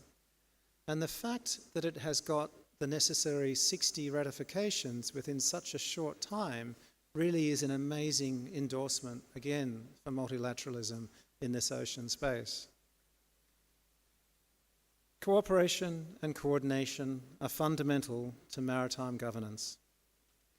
The changing dynamics of the Indian Ocean and also the changing dynamics of our global world order require new evolutions and innovations in maritime governance. When considering this, it's important to remember we don't manage fish, we don't manage the ocean currents, we don't manage the tides, don't manage the wind or the climate. We manage people. All we can really do is just manage humans, our activities, what we allow ourselves to do, what we prioritize. Maritime governance manages the activities of people, whether it's fisheries management, managing fishes, or IMO managing shipping.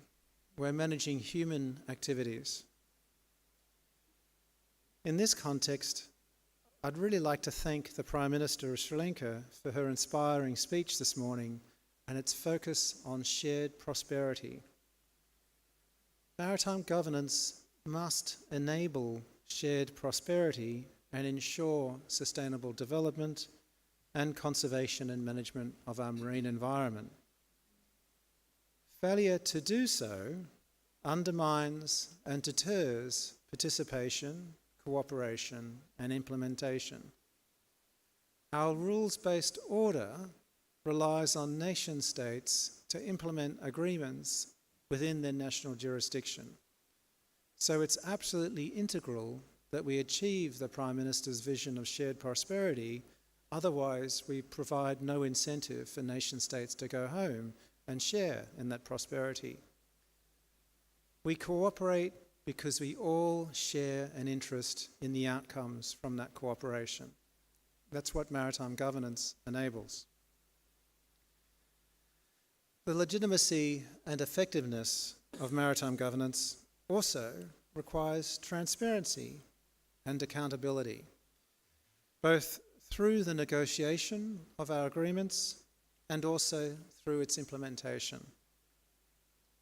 So this afternoon, our panel of esteemed experts will now discuss some of these aspects of maritime governance, focusing on environmental stewardship and illegal, unreported and unregulated fisheries, emerging technologies, national law enforcement, and the dynamic strategic environment that is the Indian Ocean. I would like to thank you very much for your time, and I would now like to welcome our first speaker, Dr. Raphael. You have the floor. Thank you. Thank you, Professor.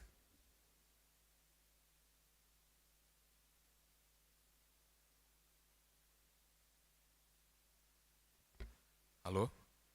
My name is Dr. Rafael Prado. I am lecturer at the International Maritime Law Institute in Malta, the capacity building center for international maritime law and law of the sea of the IMO, the International Maritime Organization.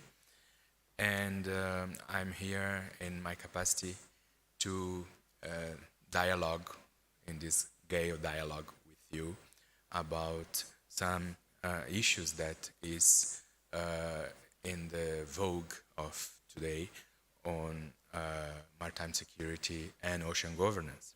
But first of all, I would like to thank very much the Sri Lanka Navy invitation and also the support of IMLI in the person of the IMLI director, Professor Norma Martinez. Yes. Oh, thank you. All right. And all the attendees here today. This subject that I have been invited to discuss, responding to IUU fishing in the Indian Ocean. Indian Ocean was much more commented here about numbers, about population, about coast zones, and then I'm not going to be redundant to repeat this data that everybody here knows. But what we would like to call your attention is to keep in mind what Professor Quentin just mentioned, the idiosyncrasies and special situation of the Indian Ocean. And connected to this subject, related to IUU fishing in the Indian Ocean, I have a short presentation to follow my speech. Yeah, thank you. All right. So the title of my presentation this session is Responding to IUU Fishing in the Indian Ocean, Sustainable Practice and Marine Environment Stewardship amid shifting geopolitical and climate dynamics. So, and then I am proposing this presentation in 5 parts that you are going to mention it, what, according to my research and my lecture practice, I can share with you. So here we have the Indian Ocean map with its EEZs and just a general panorama with the states which share the shore of this special ocean. And in this part 1, I would like to call your attention how the illegal, unreported, unregulated, this triad, IUU fishing, undermines governance, the rule of law, and fuels instability in the ocean governance. It causes economic loss and weakens food security, but it also enables serious crimes, crimes related to IUU fishing. Are then forced labor and modern slavery. Crews are often recruited under false promises, trapped on board, and subjected to inhumane conditions related to slavery work. Many vessels engaged in IUU fishing double as floating prisons. Human trafficking, as we discussed here also. Vulnerable migrants are exploited in fishing operations with little or no recourse to justice. And smuggling and other illicit trade. IUU vessels are sometimes used to move contraband from drugs to weapons, exploiting the vastness of the ocean. But now we are facing their practice in IUU fishing. The disrespect to the international law and the rule of law itself is more and more evident.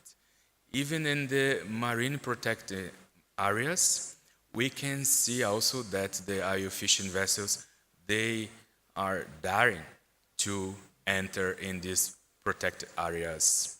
And what it does implies, it implies, as I mentioned here in the point 1, the rule of law is in risk. And drivers of IUU fishing are systemic, high demand for fish, weak monitoring, and the ability of industrial fleets to exploit governance gaps. Of course, it's obvious, since these marine areas, protect areas, they have more source of species, more amount of species, the illegal fishing vessels, they go through the way there to catch more and more, disrespecting this special delimited area.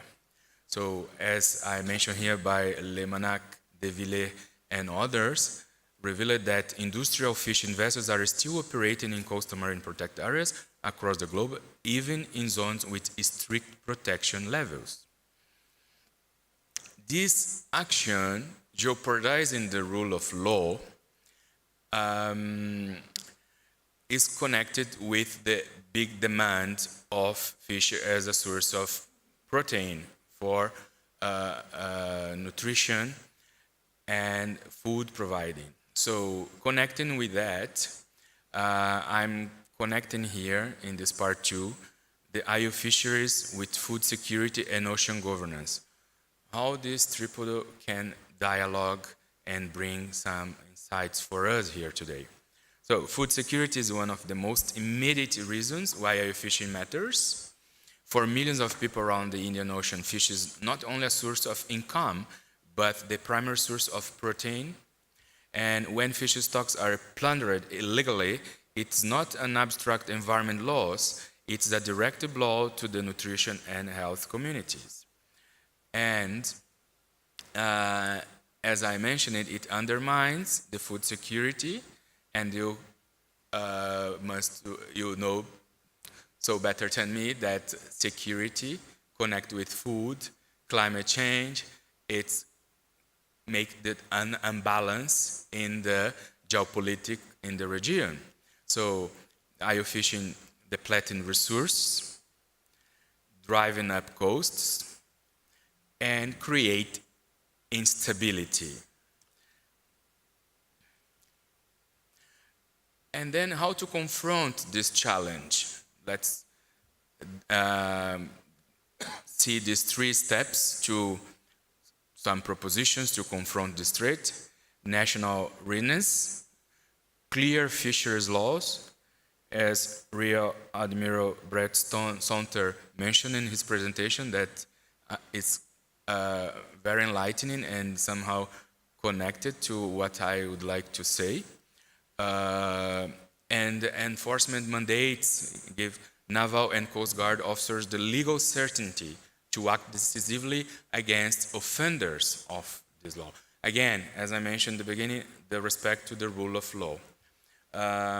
Regional cooperation, very much important, as we saw here also in a previous panel. Frameworks such as the Indian Ocean Tuna Commission, for example, set rules, but enforcement is what gives them weight. I'm giving an example. Joint patrols and coordinated inspections make agreements real. And technology as a force multiplier. Satellites, vessel monitoring systems, and AI-enabled analytics allow limited fleets to cover vast areas, detect the suspicious patterns, and respond faster. What I'm trying to say here is that, as we can see, that's a civil-military action, and then the cooperation not only among international community, but also the cooperation itself among the forces in the country itself. We saw here the Sri Lanka problem with the coordination of the 3 forces to combat this lack of international maritime law coordination, for example. And it could be used as an example of this 3rd step. All right.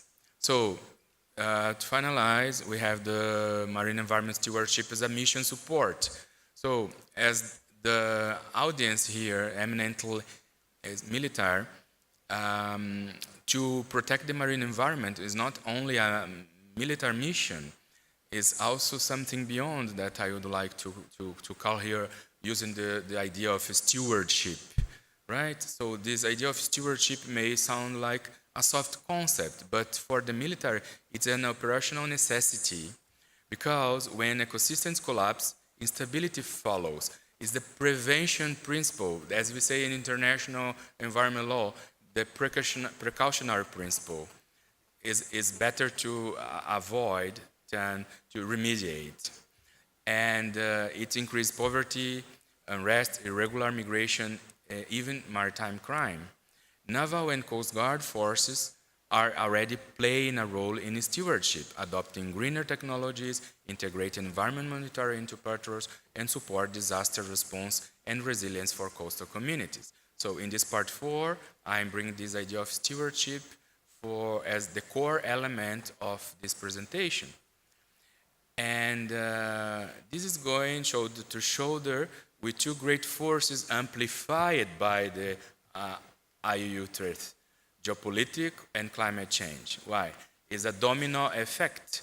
As much climate change disgrace the shores, the coast, and forces immigration, that we don't have yet the concept of environment migrants, refugees, but perhaps International Organization of Migration can give this concept very soon.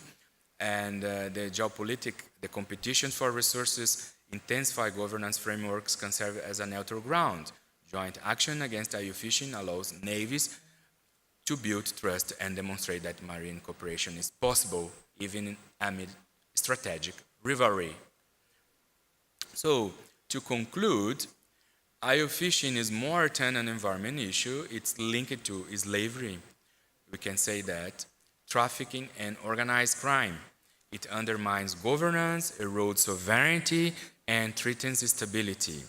The missions for the armed forces in that case is in the Indian Ocean is therefore clear, as is one of the most exploited oceans comparing to the Pacific and Atlantic, also considering its size, to enforce the rule of law, to protect the human life and dignity of the human being, and to uphold governance at sea by combining vigilance, cooperation, and stewardship. So, saying that, I would like to thank you very much, and here's my contact. Please feel free to share your thoughts with me, and then you can reach me out at IMLI in Malta anytime, and it's a pleasure very much. Thank you very much.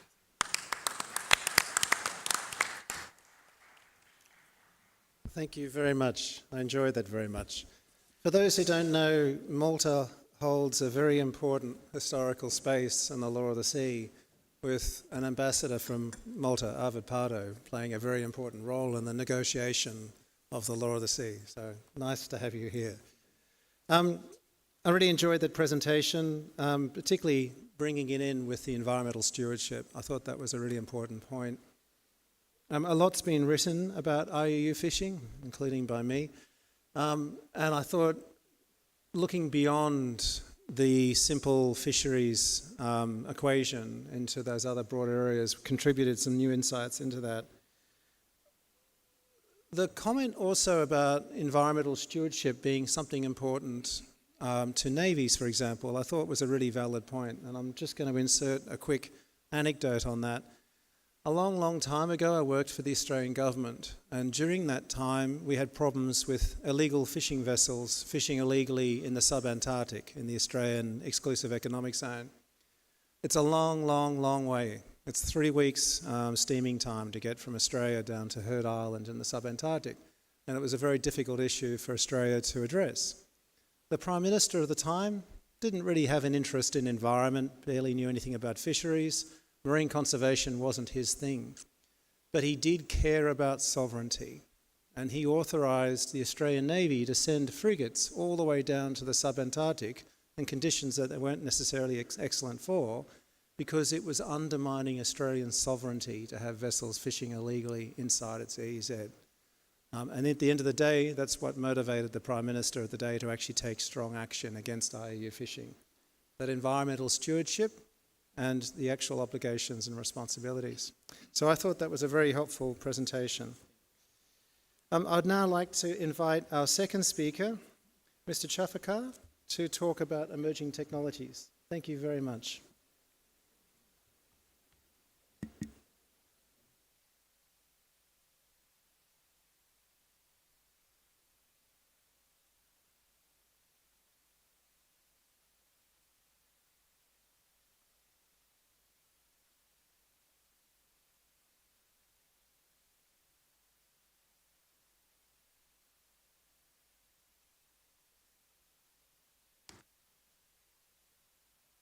Use this. Change with this.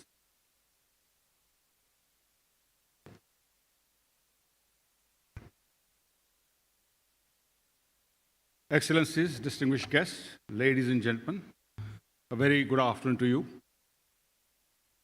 Just now we heard a very insightful take on responding to IUU fishing in Indian Ocean. Building upon that, I'll be talking about another maritime security concern, which is about our common interest of ensuring safe and secure seas. I represent RECAP ISC, an intergovernment organization created exclusively to combat piracy and armed robbery in Asia. So I would be presenting RECAP perspective in this regard.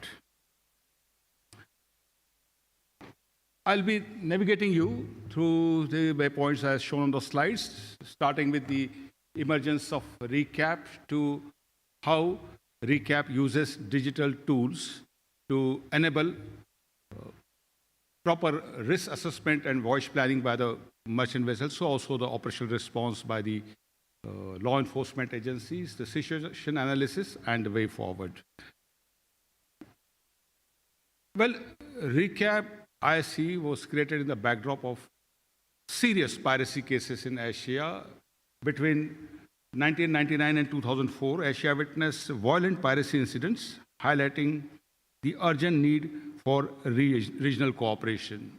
As a result, 14 Asian states, invoking the provisions of Article 100 of UNCLOS, which mandated that the state shall cooperate to suppress piracy.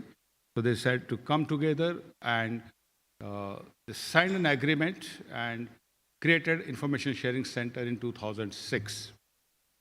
Well, since then, the center has been doing a credible job attracting states far beyond Asia. Today, there are 21 countries and more are interested in joining this RECAP ISC. Well, you look at the vision and mission of the RECAP ISC. It is to be information hub for combating piracy and armed robbery. And the first of the three pillars of RECAP ISC is about information sharing.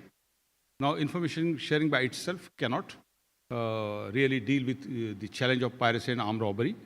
So it is designed to make sure that the primary stakeholders, that is the shipping industry and the law enforcement agencies, both are enabled in proper response. The center already is recognized as a center of excellence for the work it is doing.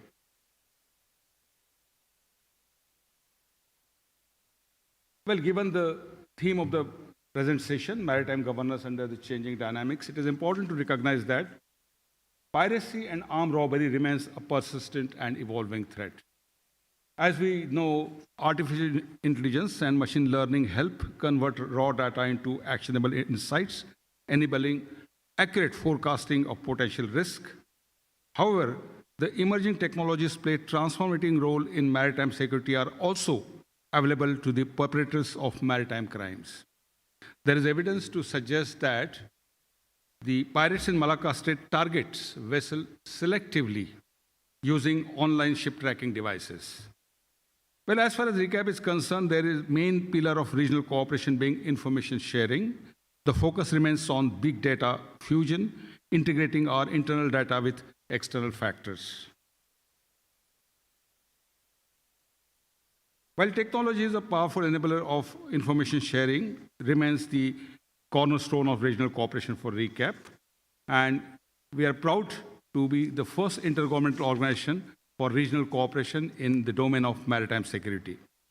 What is unique is that being an intergovernment organization, there is a mandate for the designated focal points of the contracting parties to share information to verify reports of information. Therefore, what is available with recap data on the incidents are the verified, accurate reports. And what we do with these reports, we do with verified data is that we create periodical reports, make guidebooks, for example, guidebook on identifying fishing vessels to distinguish them from the potential pirate vessels. Then there are posters, website, and most importantly, the interactive dashboard, about which I will talk later. Let me now share some key features of our data analytics system that strengthens maritime governance and security. Based on the extensive data received through the information network, RECAP has developed a robust data analytics capability. In phase 1 and phase 2, this initiative, we have successfully fused internal RECAP data with external variables such as monsoon phases, weather conditions, tidal patterns, and so on. This fusion enables advanced behavioral analysis to uncover the modus operandi of the perpetrators. Through this approach, we identify correlation between the incidents, visualize patterns and trends, and analyze linkages between external factors and piracy or armed robbery cases. These analytical tools allow us to pinpoint hotspots and forecast potential escalations with greater accuracy. The insight generated from this analysis are made available to verified users through our interactive dashboard, providing a dynamic and user-friendly platform for accurate real-time intelligence. Our RECAP dashboard, an open-access website available to all registered users. This platform enables users to view and analyze large volumes of both historical and current incident data. It supports single and multi-layered cross-fishing filtering across categories such as location, type of vessel, and time of the day. Interactive charts, graphs, maps provide additional insights through hover features, allowing users to explore data in depth. Tailored to meet diverse users' needs, the dashboard empowers maritime stakeholders to conduct risk assessment and make informed decisions. How this information of interactive dashboard is applied for safe voyage planning, we'll be talking about it from the situation analysis, but in the meantime, these tools do, including the infographics, allow users to assess the situation at glance. Well, what you see on the slide is the situation since 2007 to now, and if you simply look at the numbers of incidents of piracy and armed robbery in 2007, there are 100, and in 2025, there are 113, and we are only in the September of the year. So obviously, it looks like things have not gone better, but they have become worse because there is almost a twofold increase in the number of incidents. But what is shown here is incidents in terms of severity. Why? Because if you show it as a piracy and armed robbery as it defined, incident, even if it is a petty theft happening beyond territorial sea, becomes a piracy, and even if it is a serious violent attack against ship, but if it happens in the territorial sea, it has to be classified as armed robbery. To avoid that, to make it clearer, it is just by the severity. And what we see is, although the numbers have gone up, most of the numbers are about Cat 4 and Cat 3, that is a petty theft cases, and what is reduced is the serious piracy cases. Well, if we separate only the piracy cases from this, because that was the trigger for creation of RECAP, this is how it looks like. The high seas piracy in Asia has practically become nil. What you see, even the two incidents in 2024, they were actually the petty thefts which occurred beyond territorial sea. Therefore, by definition, they had to be put in the database of piracy. But practically, the high seas violent piracy that triggered creation of RECAP piracy has actually come to an end in Asia. And when I say Asia, is actually for the purpose of RECAP is the sea areas of the member states. Therefore, in this case, it starts from Japan to India. So what remains?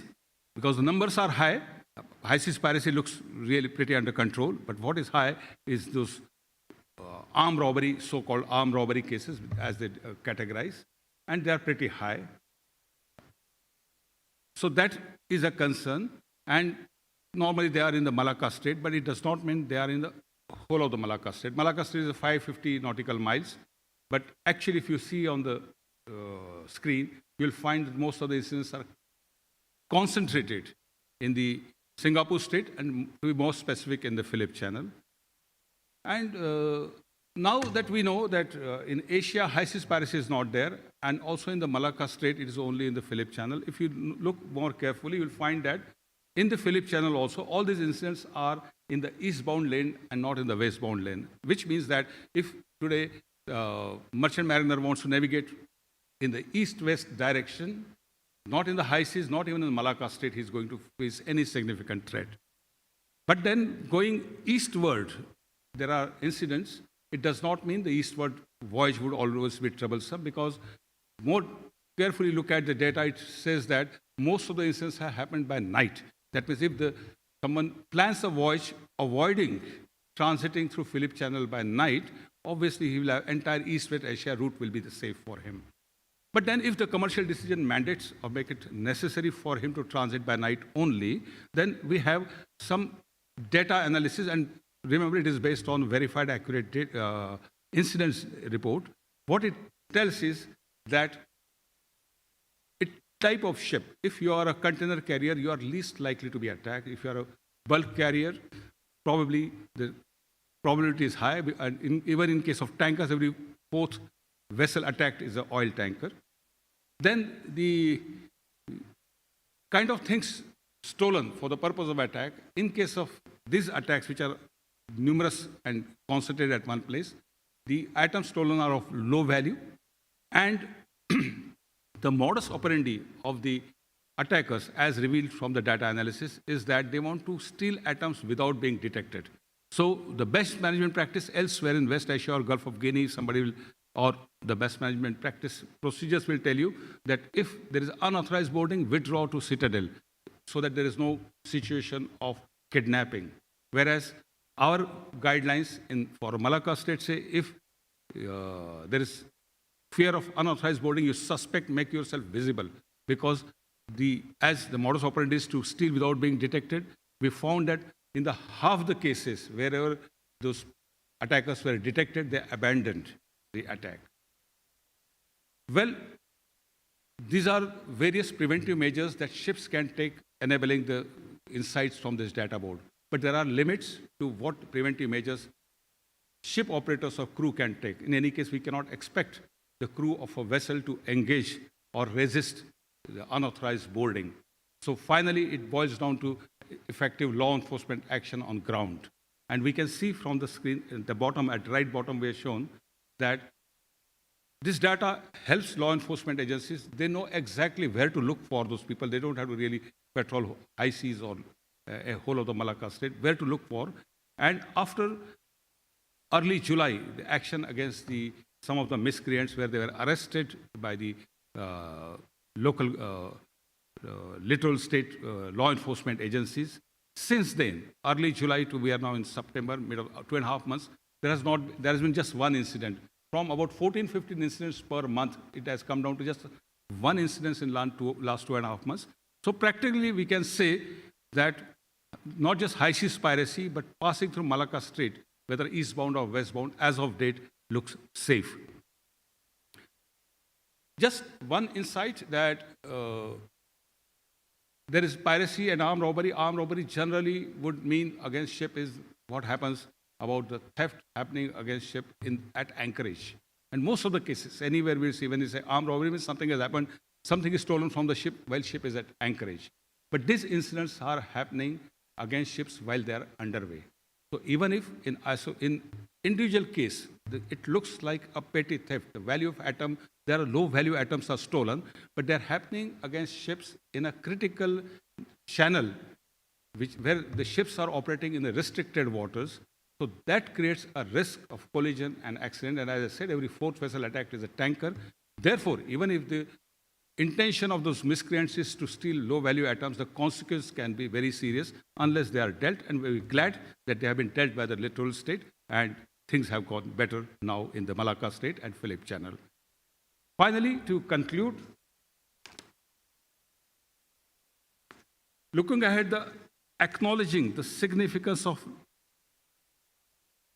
Data analytics provide in decision making. The recap ISC shall proactively harness technology tools to stay ahead of evolving threats, enable seamless reporting through digital and mobile platforms, building reliable data, fuse big data sources to derive deeper insights, augment resilience by strengthening security posture, enhance regional cooperation and coordination, which remains the cornerstone of success.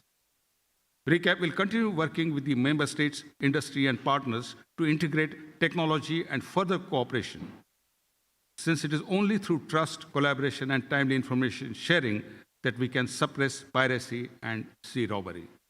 Thank you for your attention. Please do connect us through our website or app for latest updates. Thank you.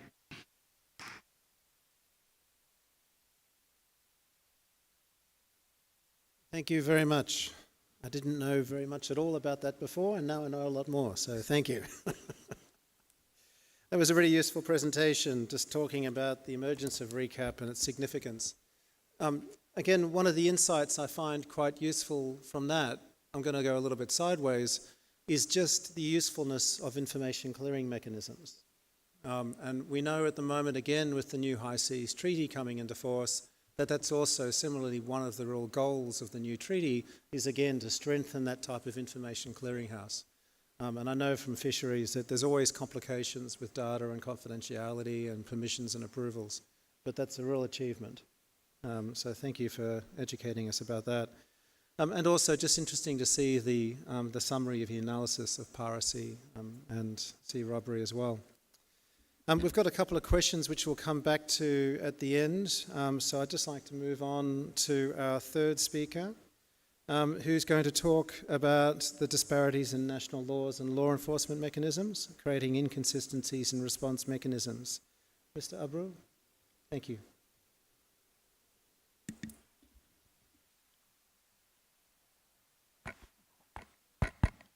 Thank you, Professor Quinton. Distinguished speakers, invitees, ladies and gentlemen.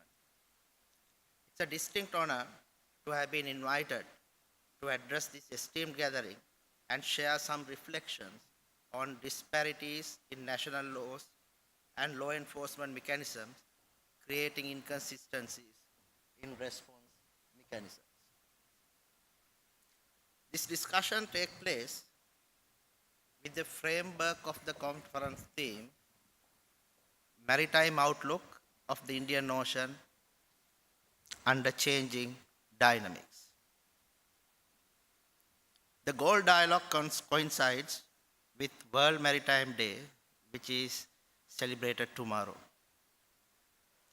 This year's World Maritime Day carries on the focus of our ocean, our obligation, and our opportunity. The theme underscores the vital role of the ocean in sustaining the global economy, while calling for strengthened collective action to protect oceans and promote sustainable shipping. I believe that the Galle Dialogue theme complements and contributes to the wider emphasis of World Maritime Day. In this brief presentation today, I will explore the disparities among domestic enforcement regimes and their consequences in dealing with cross-border maritime crimes, with particular focus on environmental law, drug trafficking, piracy, human trafficking, and human smuggling. I will conclude my presentation with the recommendations aimed at fostering harmonization and cooperation for more effective and expeditious legal enforcement. At the commencement, I wish to state that states are sovereign and states have unlimited prescriptive jurisdiction within the territory subject to the international obligations undertaken by the state. So this reminds me the Lotus case on this point. International law prohibits the exercise of extraterritorial enforcement jurisdiction unless such enforcement is specifically permitted by international law. There are three dimensions to the topic under discussion today. States strive to ensure the successful prosecution of multinational crimes effectively and expeditiously. In pursuing this goal, discrepancies in domestic legal regime must not give rise to violation of human rights of suspects.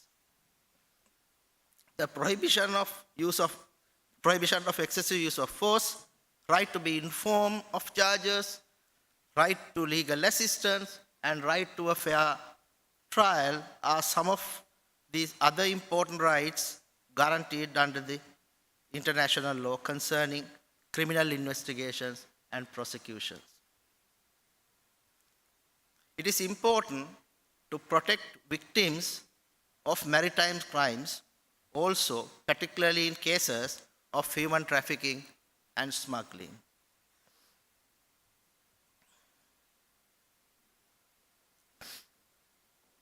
Now I will come to the areas of disparity.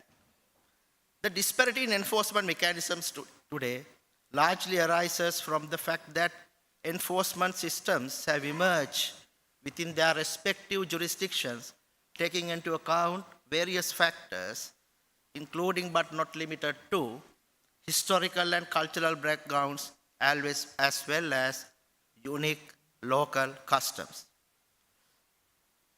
I shall now examine how the differential application of maritime laws in domestic jurisdictions in relation to cross-border crimes create inconsistencies in enforcement.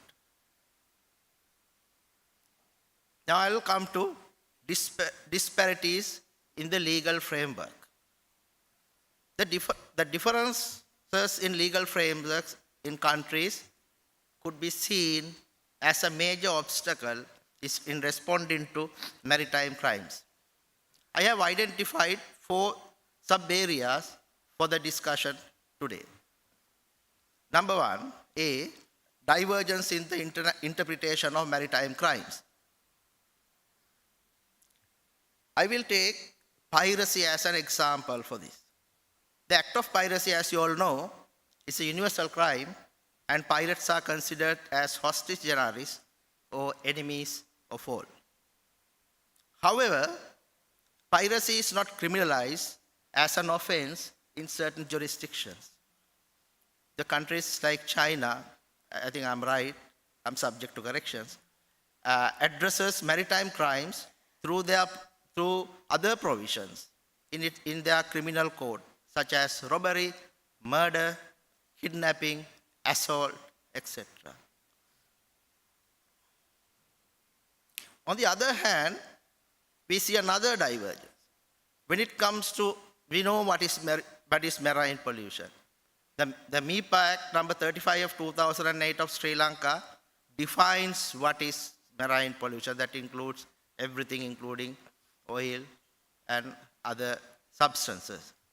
However, if you go to the Italian law, that Italian law distinguishes between environmental pollution and environmental disaster, considering the offense seriousness. So this is just an example, just to demonstrate that there is no uniformity in this application. Now I come to the second point, geographical area of application. There is no uniformity of applications of international conventions. Some countries, being parties to international instruments, exercise their laws beyond jurisdiction in terms of the convention, while some countries limit the operation of laws beyond jurisdiction. Now I'll take an example. The Piracy Act of Sri Lanka restricts the application of the Act to offences committed within the territorial waters or committed outside the territorial waters of Sri Lanka by a Sri Lankan or committed in respect of a ship registered in Sri Lanka. This is called the nationality principle under international law. However, the definition of piracy in UNCLOS is wide, and Sri Lanka's closest neighbor, India, exercises universal jurisdiction under their Maritime Anti-Piracy Act 2022. The third point, elements of maritime crimes. Mens rea is a constituent element of proving a criminal offense. As held in Sweet versus Parsley, 1969 All England Law Report, it's necessary to prove mens rea in a criminal case unless Parliament has intended otherwise. The proof of mental element is generally necessary for pollution offences as well. Mens rea varies in countries from intention to gross negligence and to serious negligence. The Prevention of Pollution from Ships Act 1983 of Australia requires the proof of mental element for pollution incidents. On the other hand, the Compliance and Enforcement Protocol to the Protection of the Sea Act of Australia does not require that, and strict. So under that act, this is considered, the offences are considered as strict liability offences. The fourth point I wish to discuss is disparity in sentencing. So even after offenders are prosecuted, there is a variation among states in the penalties imposed for such offences.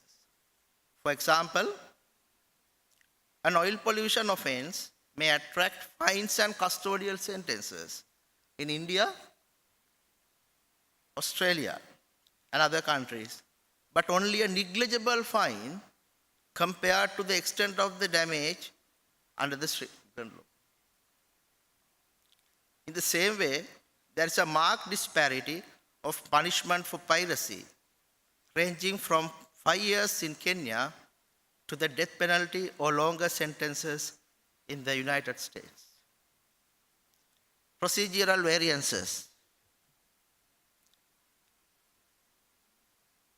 Among procedural variances, evidence collection could be highlighted as one area where serious differences could be observed.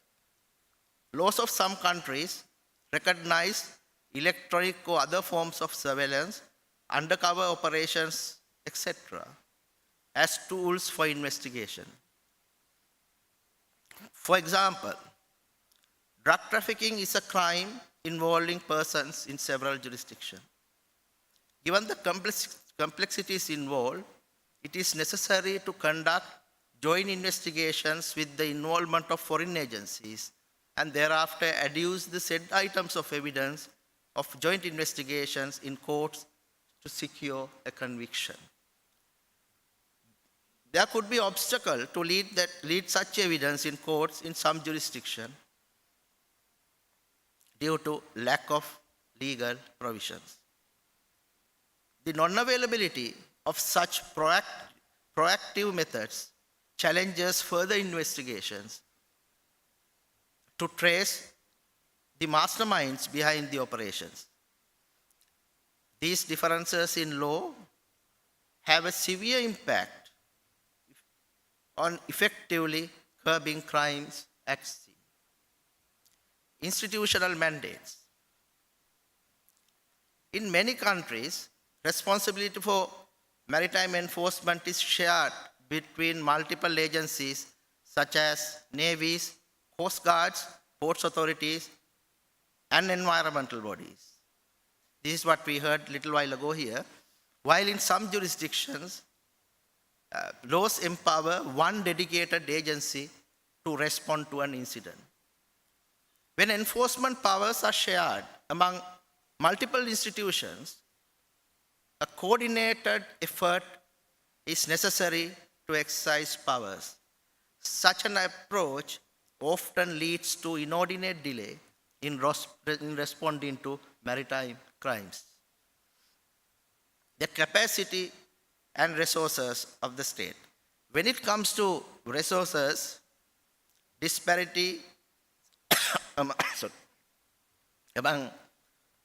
exist among states. Some states have state-of-the-art petrol fleets, aerial surveillance, specially trained prosecutors, and dedicated maritime courts with unique procedural laws. Others, however, may lack even the basic equipment to conduct a sea operation or to preserve evidence properly. These imbalances create weak links in regional enforcement efforts as traffickers and illegal operators inevitably targets jurisdiction with the least capacity. Now I come to the final part. My recommendations. So the first one I have identified is unification of laws. Why is unification necessary?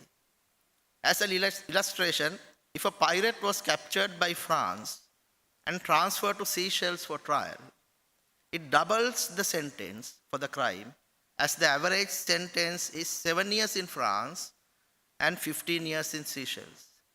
On the other hand, if the USA captures and transfers to Seychelles for a trial, it greatly reduces the sentence. These differences mean that some conduct can be a serious offense in one country and not so serious offense in another, depending on the country which assumes jurisdiction first. Then I come to mutual legal assistance and joint protocols. I think I'm still within time. When crimes span across jurisdiction, cooperation among states is essential. It is necessary to enter into mutual legal assistance treaties, to share evidence, transfer suspects, and coordinate prosecution. Joint boarding agreements in the domestic law create practical mechanisms where enforcement officers of one state can lawfully operate in a jurisdiction of another state under agreed conditions. Capacity building. Every country does not have the same level of resources. Regional training centers for coast guards and navies with the support of international organizations such as UNODC can raise the standard of enforcement.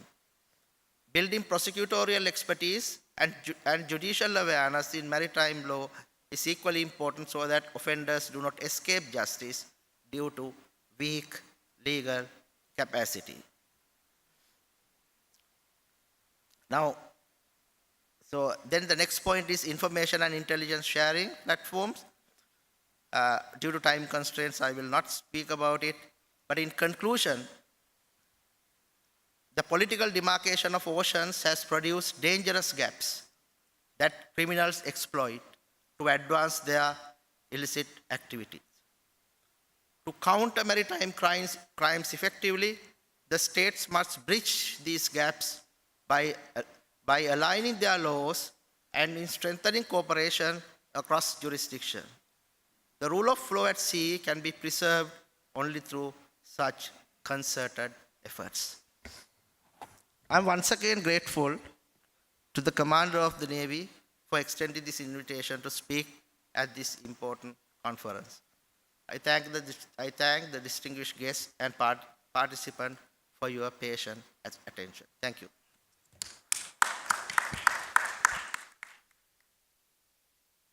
Thank you very much for your presentation. I'd like to ask some questions about that later, but we're just running a little bit out of time, so I'm just going to quickly move on now to a presentation on the dynamic strategic environment in the Indian Ocean and partnering to deter. You have the floor. Thank you.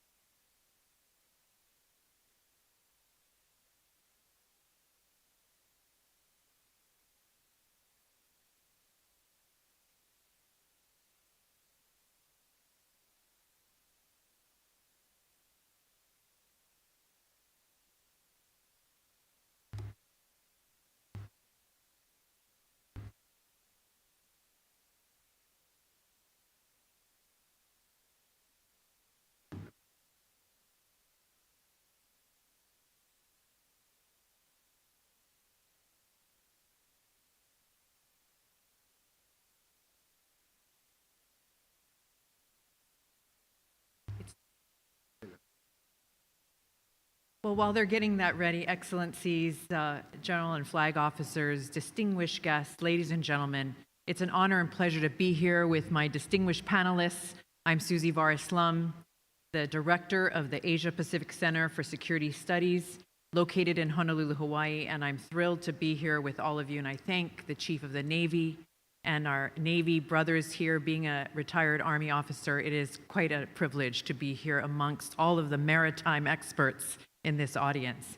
And I'm keenly aware that I am the last person on the first day, so everything I was going to talk about has already been covered by amazing leaders here.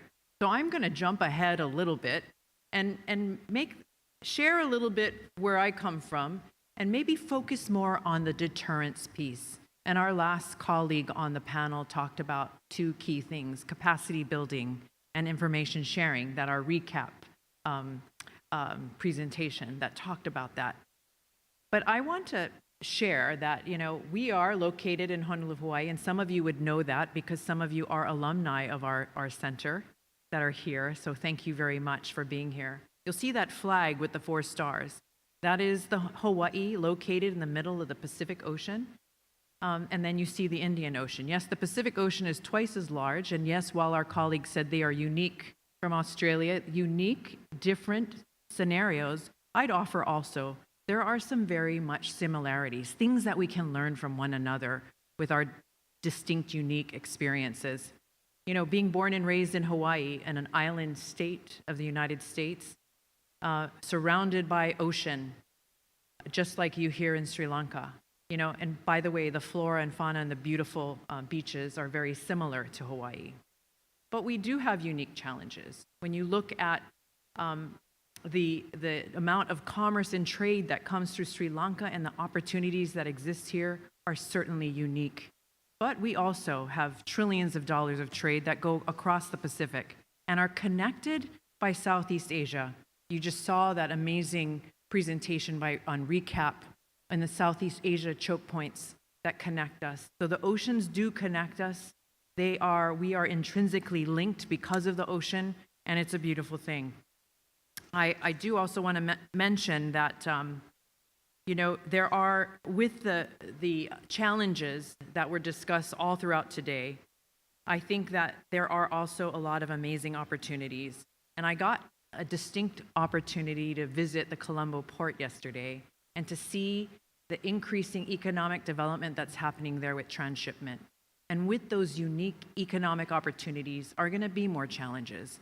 When we see those increasing numbers that we saw in the statistics, that opportunists, criminals who would like to take advantage of the increased economic prosperity that's happening in the region, that can destabilize the peace and prosperity.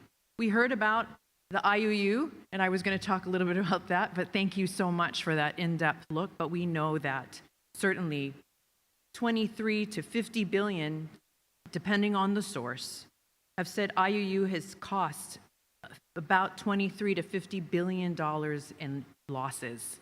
And that's just tuna and shrimp and doesn't account for the bycatch and the ecological damage that was mentioned earlier. So it's not just, of course, a biodiversity environmental concern, it's a security concern. And undermining, as it was mentioned, coastal livelihoods, fueling competition over dwindling resources, and violating the sovereignty of those exclusive economic zones in every country in the Indian Ocean and in the region and world. We also heard about piracy, this resurgence, and I thought those statistics were fascinating. And the dashboard that helps us to be able to understand what's happening in the Indian Ocean and the entire Indo-Pacific. The Maritime Trade Operations reinforces their report on what you had mentioned on the recap, that there is this resurgency and there's many opportunistic people. And that resurgence appears concentrated in the areas with, just as you said, reduced naval operations and patrols and limited surveillance coverage or weak monitoring. And those are the areas that we can identify the gaps and see where technology can play a role. Piracy thrives in regions, as was mentioned, weak governance and limited naval presence, and is ever evolving with technology. And while my colleagues on the panel mentioned technology, amazing technology, I also think that those adversaries also have that access to technology. Criminal elements fueled by incredible funds can also stay ahead of that game. So I think that's even more of a case for partnership, why it's so critical and important.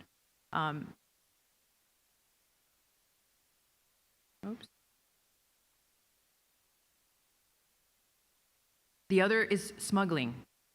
We touched on it a little bit earlier today, but in terms of the drug flows within the Indo-Pacific, we can see from the Indian Ocean, Southeast Asia, Australia, across the Pacific and to the United States. Why it's within the US interest, what's happening throughout the region, is when we look at the consumers that are in the West, but not just in the West, but it's impacting all of us in the entire Indo-Pacific region. You know, the Indian Ocean remains a corridor for narcotics, arms, and human trafficking, as we had seen and heard from my colleagues. Sri Lanka, though, has been at the forefront along with the partners, whether it's India, Australia, Japan, many other regional partners who are trying to attack this issue.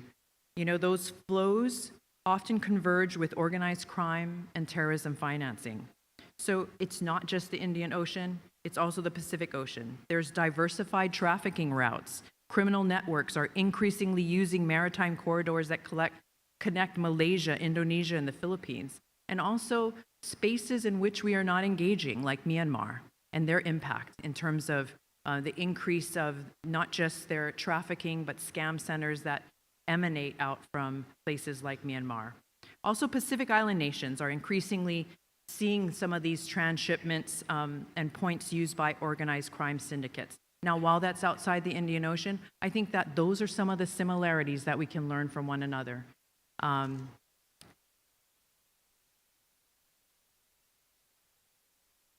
So large problems, we've heard about those large problems today. They cannot be confronted alone.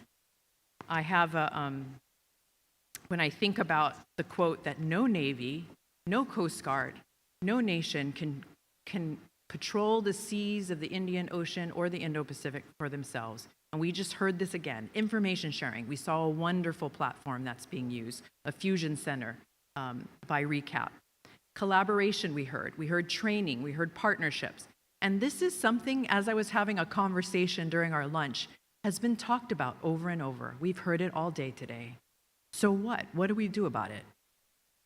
We've heard that regional cooperation is critical. And this is a recent picture with a U.S. Indo-Pacific Command commander. And by the way, the U.S. Indo-Pacific Command is the United States' most significant combatant command that controls all U.S. forces from the California coast or the west coast of India, Hollywood to Bollywood, polar bears to penguins, we like to say, 14 time zones, 36 nations, all of the regional challenges from Hawaii, where our Asia-Pacific Center is located.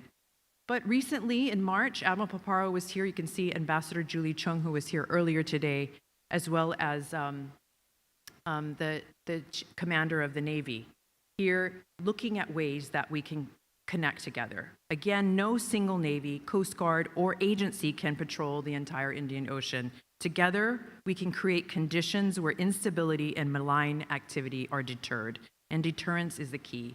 And we heard earlier today that joint action is needed, that together, navies, coast guards, agencies can build trust and demonstrate this through maritime cooperation, which is happening. Some of those examples is just the U.S.-Sri Lanka cooperation. Now that's just one, and that's a bilateral cooperation, an example of partnership in action. This picture here is from a joint exercise in 2023 known as CARROT, or it is called the Cooperation Afloat Readiness and Training. So we heard a lot about training, how that's important. And also the Maritime exercise here in Sri Lanka, designed, of course, to bring together forces, not just to practice tactics, exchange ideas, but also to build trust and interoperability. And we heard earlier, how do we identify differences? How do we identify those variances that was talked about? How do we identify policies, capacity, capabilities, or limitations? The only way we're going to know that is bring people to people together. And while Asia Pacific Center has been doing this, many institutions in here have been doing this. And I think this is where we need to share that information, or what are the kinds of exercises that we can expand. Just recently, 2 weeks ago, The United States had Pacific Angel 2025. While it wasn't a maritime exercise, it was a multilateral humanitarian assistance disaster relief exercise, which has a dual-use purpose in interoperability. And it was Sri Lanka, the United States, Australia, Japan, India, Bangladesh, and the Maldives. And I can see something like this expanding. These are just some concrete examples of that partnership in action, and there are many, many more examples. The other piece that we can look at in terms of building that kind of cooperation is when you are in town visiting one another, looking at opportunities where we can co-create training opportunities when you're transiting through the area. For example, the USS Tulsa was just here last month, and right before that was the USS Santa Barbara. And when they came, not just making a message to those across the region, many messaging the commitment to partnership and enabling deterrence and readiness. We message those criminal elements that we are working together to safeguard collectively these oceans. So deterrence emerges not just from unilateral presence, but sustained partnerships. So whenever we have an opportunity, we do so. Also helping one another. The United States Coast Guard cutters support, we're on our third transfer to the Coast Guard. And I think those kinds of efforts, along with Australia, Japan, and many others, India, who have helped to support Sri Lanka and many other countries, not just by providing that kind of physical support, but learning from one another, which I think is key. There are a lot of educational institutions in here that I ran into over the course of the day, like us at the Asia Pacific Center. But the partnerships also in academia and institutions, being a part of the solution. You know, the Daniel K. Inouye Asia Pacific Center works with our allies and partners to address these regional issues. And these are some recent photos from this month alone. You see the squadron commander, Ekana Yake, and he was at our Security Cooperation Course 23-5, but he was building a project on cyber resilience among mid-grade officers. We talked about technology, but are our next generation of leaders who have to address these challenges have the education that they need in these technologies to integrate them in their operations? And this need was identified in a project. So identifying a solutions-based project that can be implemented in the force that's doing the work. So rather, you know, in addition to talking about these issues, educating these issues, connecting one another, the other part is empowerment. We had a super discussion about, okay, so what, right, Admiral? We said, what's next? We've been talking about this. Well, these projects, connecting them to outcomes, connecting them to organizations and leadership who say, this is what we need to get done. If you're going to go to this academic institution and learn about what the problems are, I'd like you to bring that back and come with concrete solutions. But the only way you implement that is if our leadership in all of our organizations and countries give to our young people, the next generation, this is what I'd like you to look at. Come back to me and brief me about what you'd like to see. And you can see there we're so grateful that Rear Admiral Fernando just came this month to Honolulu, Hawaii. He was working, don't worry, he wasn't surfing. That was a joke, but anyway. And also the other picture there, we see the two naval officers who just graduated from our comprehensive security cooperation course. The beauty of that is those are two, but we had 105 others from 38 countries there. And guess what? They can connect to exchange these kinds of ideas that we just heard on this panel. The kinds of ideas, I need some help. How about a tabletop exercise? How about we implement some of these ideas together to get to the solutions? Because we are stronger together if we do that. Some of the projects includes maritime domain awareness. We know that we cannot govern what we cannot see.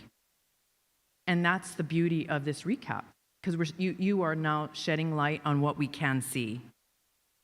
And there's many opportunities with these new technologies. But the first challenge sometimes is to get the right people in the right room.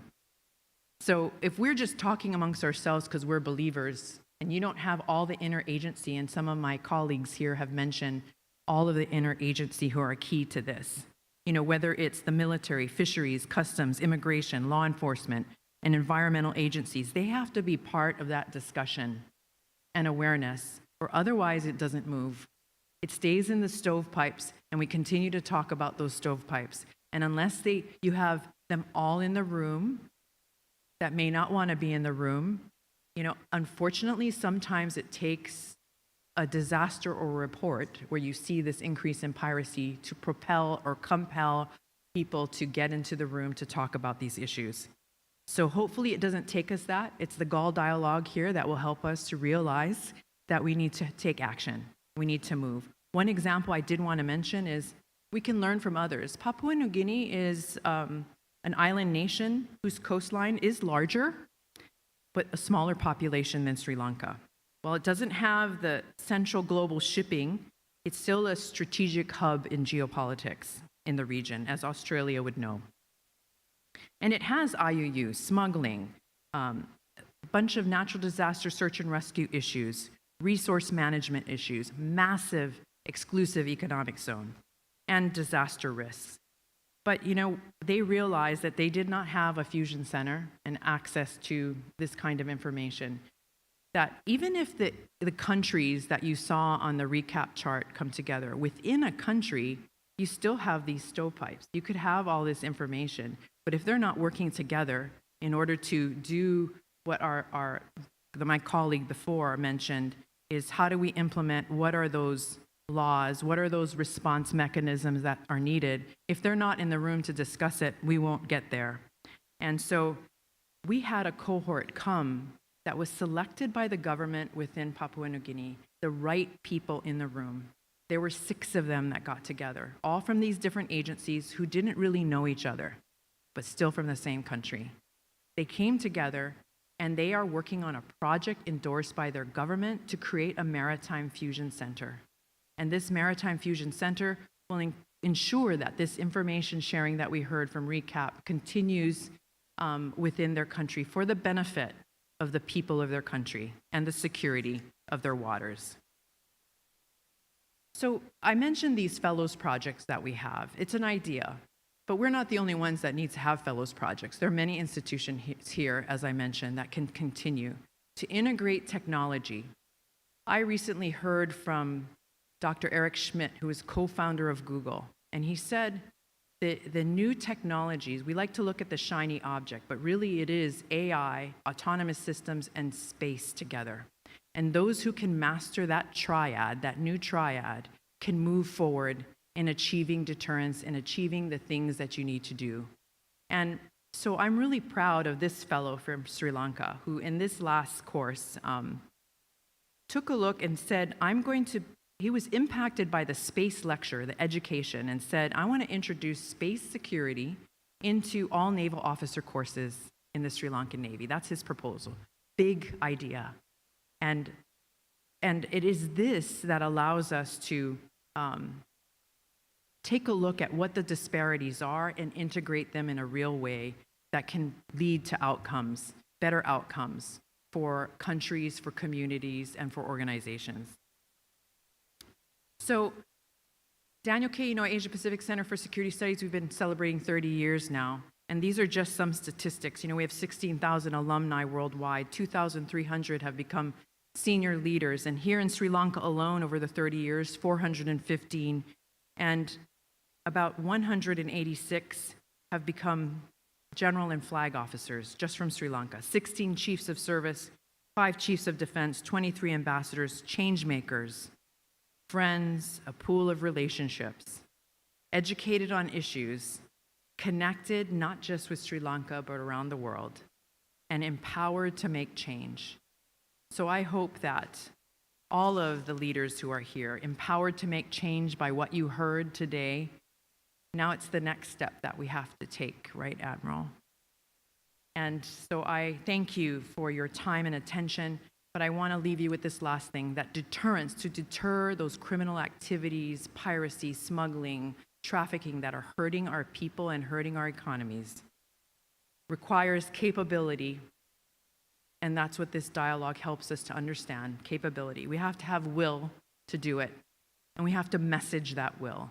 We have to signal to those adversaries that we will and can work together to deter and prevent all of the challenges that we're seeing in the region and the world.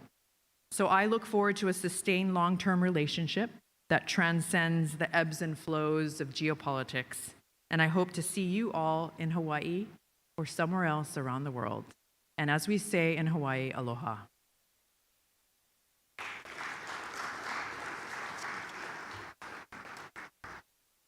Thank you very much.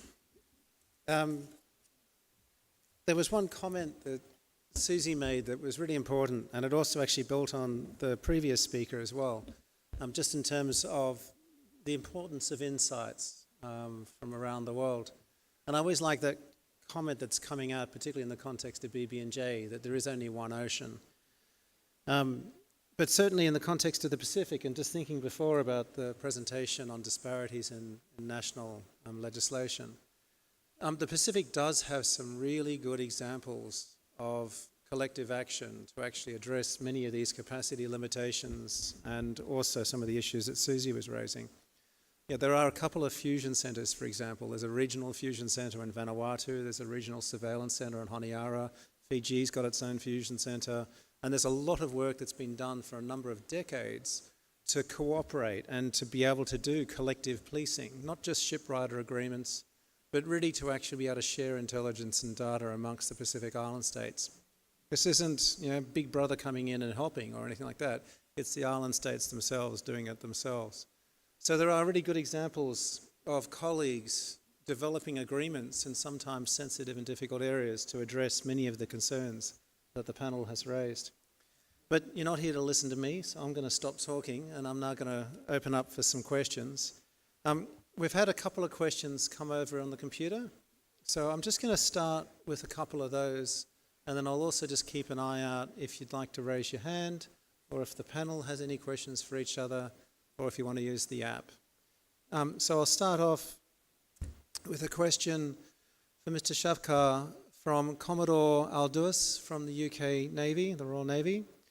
How do we prevent the very technologies that we are developing to combat piracy, such as advanced satellite communications and drones and automated vessel systems, from being reverse engineered or exploited by sophisticated networks, potentially giving them an even greater advantage? And I think Susie also raised a similar point. You go first. Well, I already in my presentation brought out that fact that while we try to use technology to counter the challenge of piracy and armed robbery, there is evidence that what is the open source technology access which is available to pirates, they are going to use it. And then that example was where the ships are targeted selectively because there is no proportion of number of vessels of different flags passing through and number of vessels actually targeted. That is not in proportion, so definitely they're selective in which ship to attack and which not. But the question is, how to prevent? I don't think we can think about preventing technology access to them because it's open source technology. What we have to do is we have to factor that reality that what is available to us is probably also available to them, and then design our response to see to it that we can deal with the challenge of piracy and armed robbery. Thank you for that. I do want to add, the information sharing that you're doing is incredible, but also the techniques, tactics, and procedure information sharing. I don't come from the maritime space, I come from the ground. So when we would see roadside bombs or IEDs, when that information, that new technology was shared, whether it was heat censored or pressure plate mines and things like that, that was shared instantly so that all of the multinational forces could see that information. This same thing when we're starting to see piracy using this particular technique or these kinds of drones, that they're a hub to be able to share that information quickly in a timely manner, but it requires that you have already in motion something like RECAP, agreements that you would share that information in a timely manner and not hold it. And the other thing is I think about some of our businesses. sometimes information sharing with other companies who do not want to expose their vulnerabilities because they're worried about their shareholders and their numbers to show that they've been vulnerable might impact their bottom line. That's another challenge that I think has to be addressed. And so there has to be assurances, there has to be trust, and trust is only built if you spend time together to do that. Thank you very much. We have a second question, and this is from Commodore Prasanga from the Sri Lankan Navy. I've skipped one. I'll go with this one, I'll come back to the other one. Why is the MV Express's Pearls operator, Express Feedings, refusing to pay the US $250 million fine that's due on the 23rd of September under the Sri Lankan Supreme Court's compensation ruling? I might hand it over to our friend from Attorney General's and see if he would like to provide any answer on that. I'm sorry, I prefer not to answer that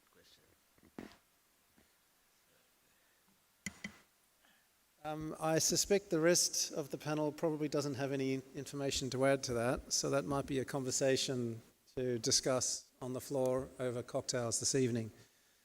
I'll then move on to the next question, which was from Rear Admiral Wajordnadana. Apologies if I've mispronounced your name. From the Sri Lankan Navy. The Law of the Sea's definition of piracy excludes attacks in territorial waters. Should there be a new international legal framework to cover both comprehensively? I'll just open that to anyone and go for it. Yep.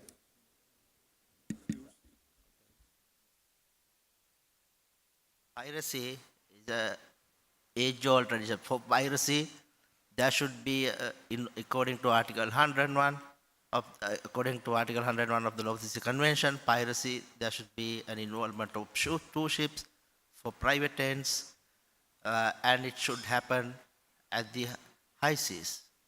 But after Actionable incident in 1987, now dimensions have completely changed. Now that is the reason why SOA Convention was introduced, suppression of unlawful acts in maritime navigation. So though we have piracy, because the piracy is not properly regulated except they are in the Law of the Sea Convention, because the punishment, or rather the punishment, are not specified in international conventions, but at least how to do about it. That's why we find these variations in countries. So that is why in certain countries piracy is not criminalized, but they deal with suspects for armed robbery, kidnapping, assault, and so on.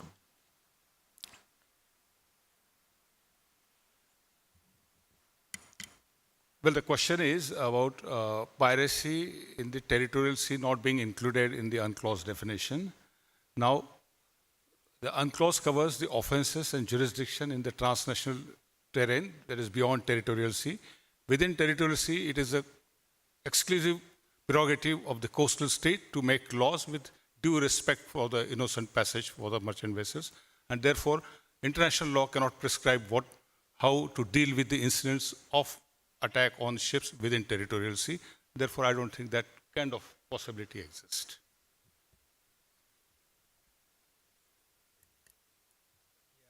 I would also similarly agree with that final answer on that. I'm not seeing any hands raised, so I'll just, I will now give it to the person on the floor if someone wants to bring a microphone over to him. If you could introduce yourself and then ask your question, and then we'll move across to the next person with their hand up.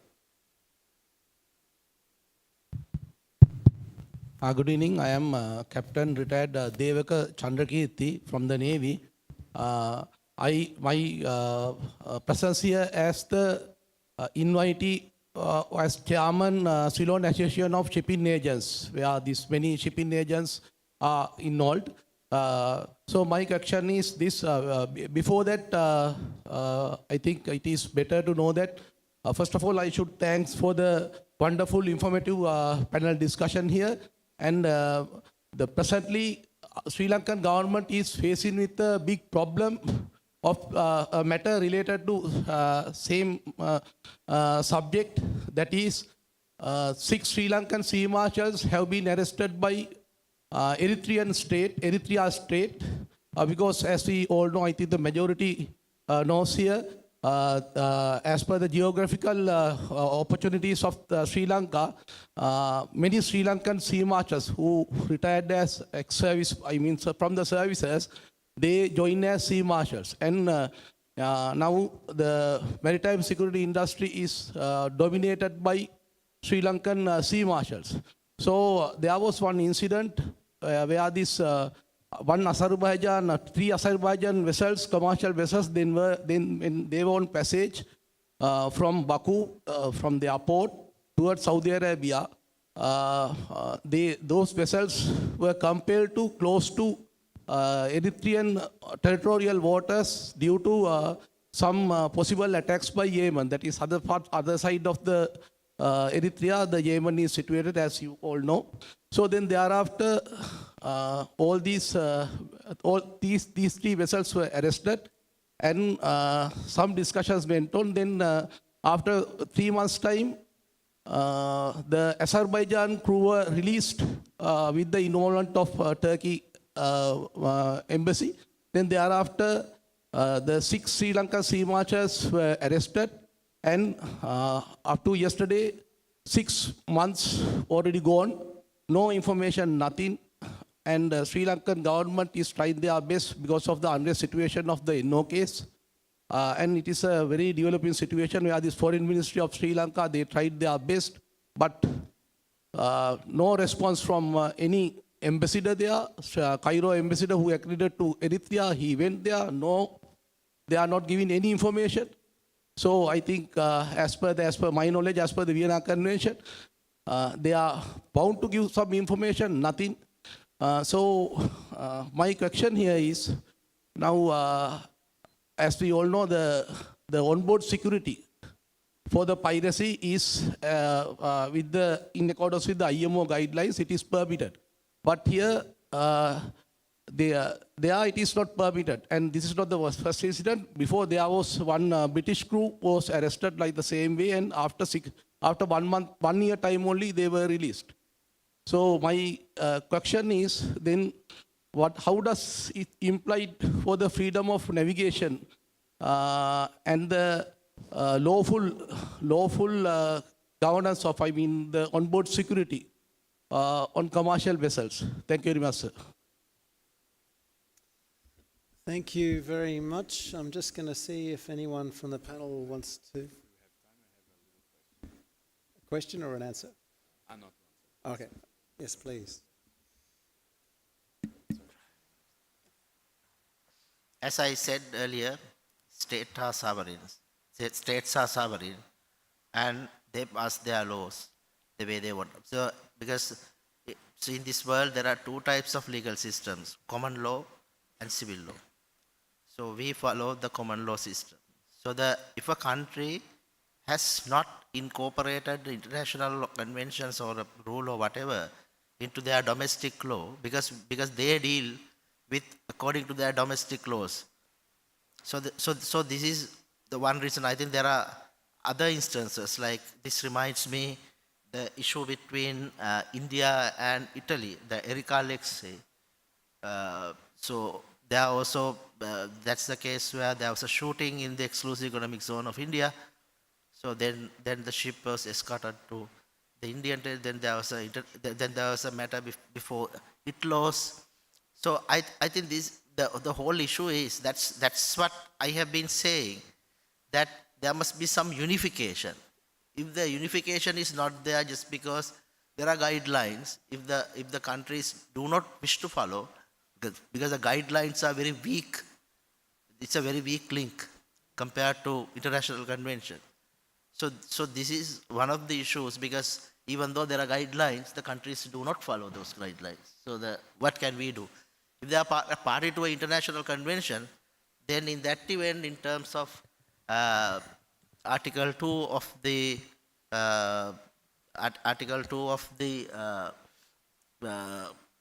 rules that governs the state, of course you can go to an international the tribunal. So otherwise, nothing could be done. Very much, and thank you for the question from the floor. I'm just going to go to a couple of the questions on the computer, and then I'll go back to the question on the floor. So we'll just do 2 questions from the computer. So the next question is from Captain Jordi Klein from the Netherlands. How do you assess the future of multilateral and regional cooperation versus might is right through the strongest nations? Will it be the same but with different main players? Will it be more of a Hobbesian world? Or can the weight of the many create enough institutional power to keep multilateral cooperation also working in the future in the Indian Ocean? That's a very broad question, but I'm just going to go in quickly and then I'll open it up. I chair a difficult, politically sensitive negotiation in the Indian Ocean, and you can only do that if you're an optimist.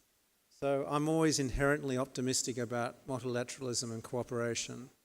So whilst we're seeing a shaking of the tree in regard to that, I actually think the things are looking fairly good because we're also seeing a response which is increasingly strengthened multilateralism. It might not include all of the powers, but certainly I think there is a response by many that we increasingly need multilateralism, even if it's a -1. So I don't see that as a scenario that necessarily plays out in the context of fisheries, for example, where we are seeing pretty good measures occurring and cooperation occurring, nor in other fora where I think multilateralism is also difficult, always difficult, but continuing. That's basically my only personal view. I'm obviously not speaking on behalf of anyone, but I think Susie now wants to speak to it, so she might have something more sensible. Spot on. I think, when we look at the traditional regional architectures that are out there, we see that, there always are assessments of how effective is ASEAN, how effective is SAARC, how effective is the Pacific Island Forum in order to do the full range. Is it just economic? Is it geopolitical? Is it security? So what I think we're seeing a trend is more mini-laterals based on function rather than form, that people are finding ways in which they can work together on a problem set that they have. And I know that, and I'm not speaking on behalf of the United States, but we are a U.S. institution, and definitely we see 38 countries at this last event, so working together, and it's not just U.S. bilateral with others, it's them amongst each other, finding friendships and relationships, absent the United States. It's just the impetus fostering the kind of connection, and I think that has been the most effective, so that, we had our Secretary of War, Pete Hegseth, speak at our center in March, and he mentioned to the allies and partners that, we believe in our allies and partners, and we want to invest in our allies and partners so that we can rise up together, side by side. So I think, that was a very reassuring statement, I think, to our allies and partners and our alumni who dialed in. Move on to another question online, which actually is quite similar. Then we'll take the question from the floor. This question is from Rear Admiral Pereira from the Sri Lankan Navy. It was observed that some countries view the prosperity of others with suspicion rather than as an opportunity. Why do some states are reluctant to see another station's growth as a chance for collaboration? How can we shift the mindset from competition to mutual benefit in the maritime domain? And I think the Prime Minister really set the framework for that with her comments around shared prosperity. So I think it reflects very much that. And certainly in the context of fisheries, we are not going to get to an agreement on allocation for tuna unless the members see shared prosperity and mutual benefit. Cooperation only happens when people see direct benefit from cooperation. So I think it's really important that we actually do focus on those mutual shared interests that can only be achieved through cooperation, and always keep far-sighted and realistic when we look at these challenges. A long time ago, and I'm going to completely contradict everything I said and go with Susie, A long, long time ago, I used to work in the Pacific for one of the small island countries. And we did a lot of work assessing the readiness for the implementation of the Western Central Pacific Fisheries Commission and what was required in terms of long-term capacity building programs. And again, this is where the Pacific is very good. They've applied for numerous GEF grants, one after the other, to really build their capacity to engage and to effectively dominate the discussion. And one of the things that we really found at that time was many states didn't know or didn't have the capacity to really analyse their national interest so that they could then go and pursue their national interest in these international fora. And I think in response to that question about collaboration, not competition, it's really important that everyone has a strategic view of their national interest, that they are able to look long-term at their national interest, because that's crucial to cooperation. If you only listen to what the last industry person told you and you only focus on a very narrow interpretation of national interest, it's very hard to develop that long-term cooperation. So I think that's a really important question, and that's why I was also very delighted to see the presentation by the Prime Minister, because in this maritime space, it's a shared ocean. So we really do need to look at that cooperation, not competition. I'm going to stop there because that's probably a bit of a diatribe and just see if anyone else wants to comment on that. Here we go. Question is very quickly. It's about that general refrain that you have in law. Give me the facts and I will give the law. And then in that case, I would go. I want to refrain the Ulpiano phrase that from Roman law. Give me the data and I will give you the law. And my question is to Mr. Shefka. Is it possible to identify the cargo that the thieves, they prefer to attack in the Indian Ocean? Just my research curiosity, because I am professor of maritime insurance as well. The cargo, when you analyze the data that the thieves attacks, the cargo, can you identify the cargo that they prefer to attack?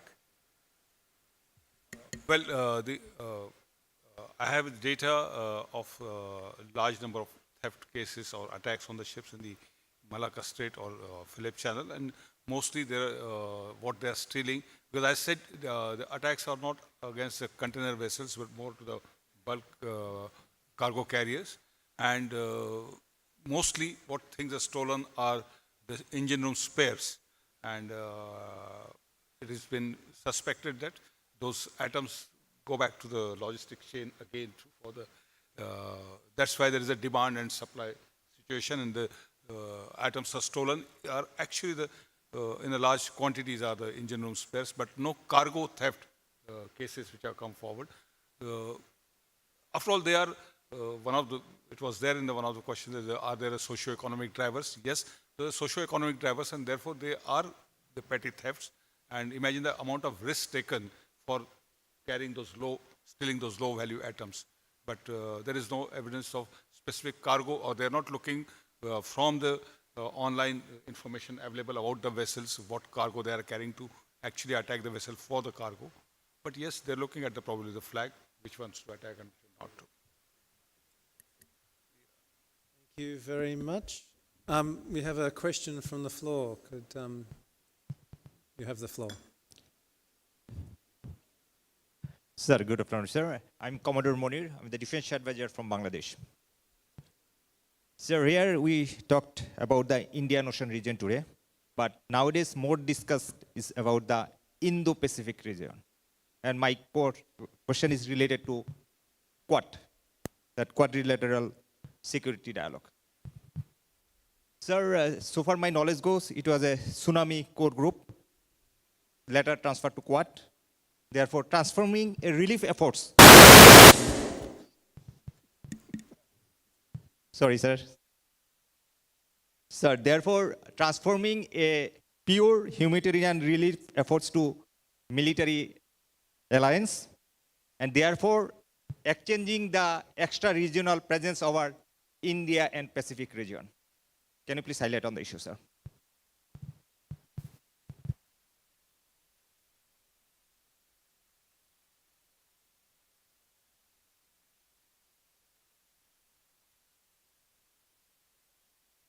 Apologies, we're just trying to clarify the specific question and then we'll try to answer it.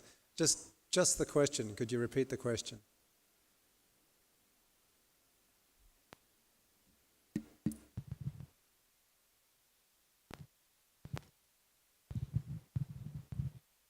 Sir, this is regarding the extra-regional power presence in the Indo-Pacific region.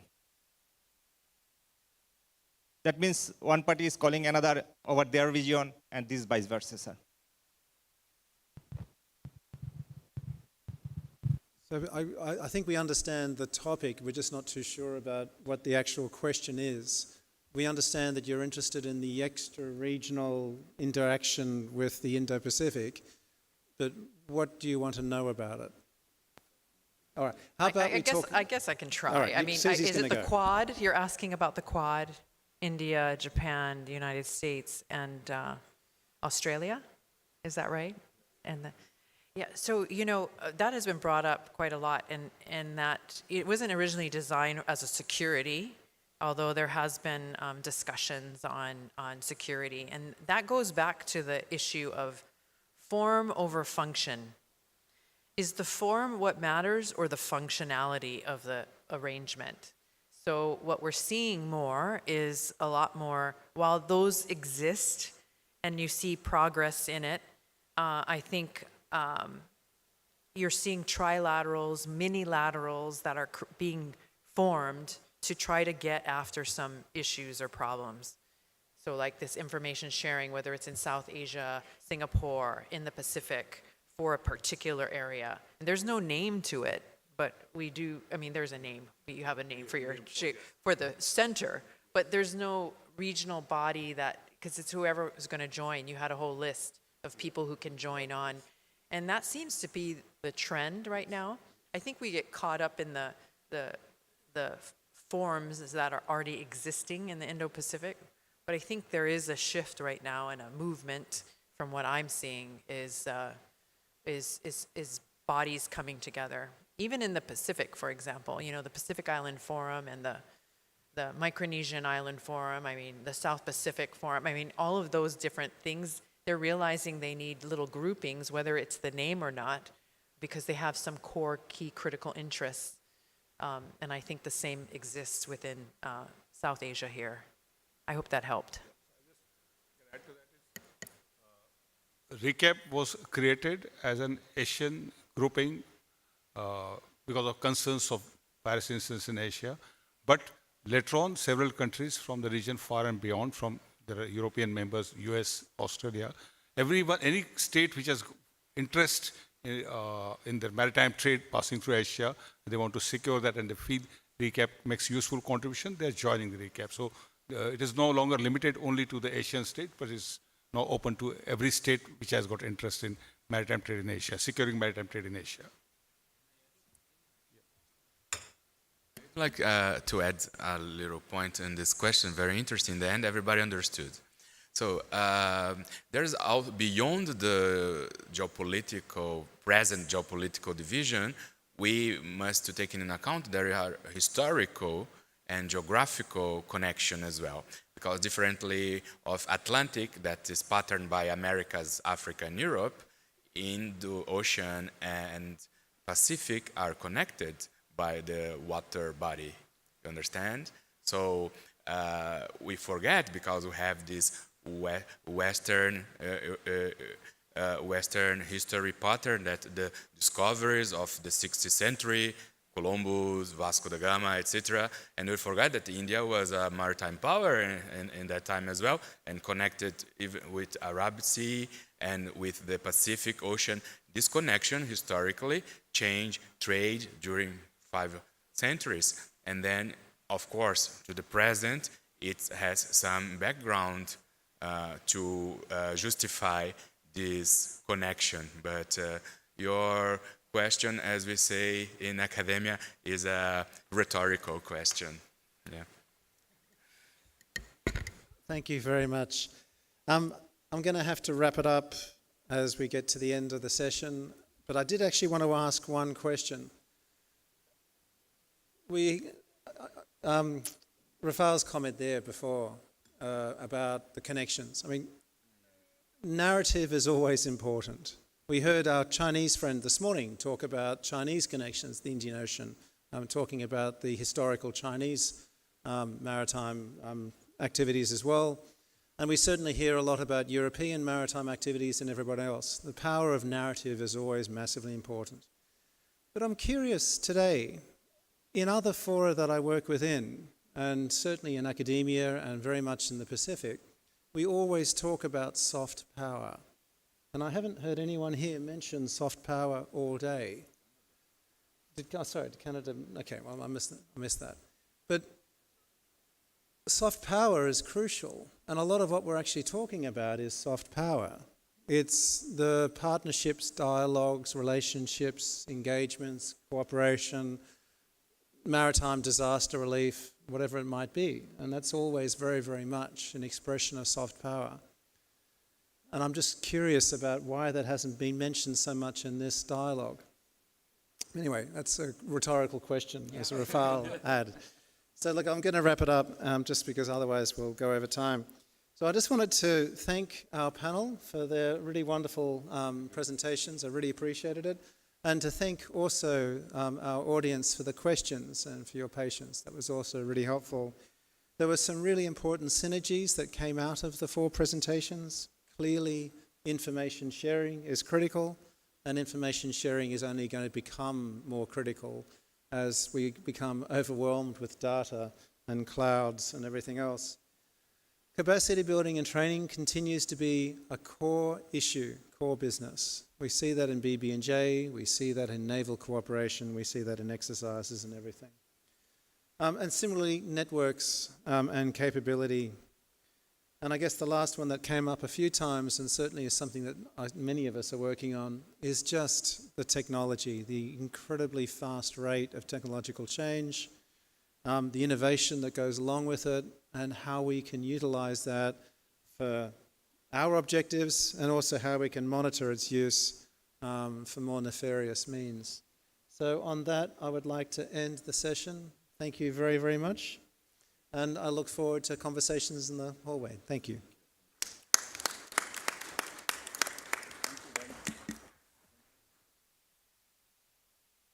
Thank you very much, Professor Heinig, for moderating this session, and the speakers for your contribution. Ladies and gentlemen, may I now take this opportunity to invite the Deputy Chief of Staff of Sri Lanka Navy, Rear Admiral Ruwan Kolobowila, accompanied by Director General Training, Rear Admiral Dhammika Wijewardena, to present mementos and certificates to the moderator and the speakers as tokens of appreciation for their contribution.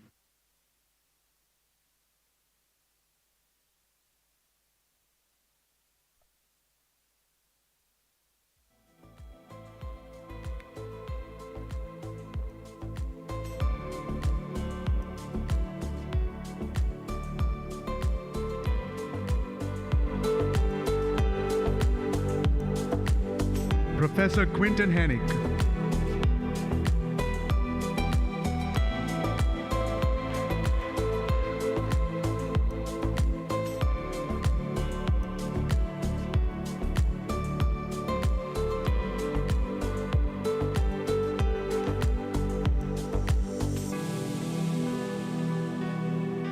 Dr. Rafael Prado.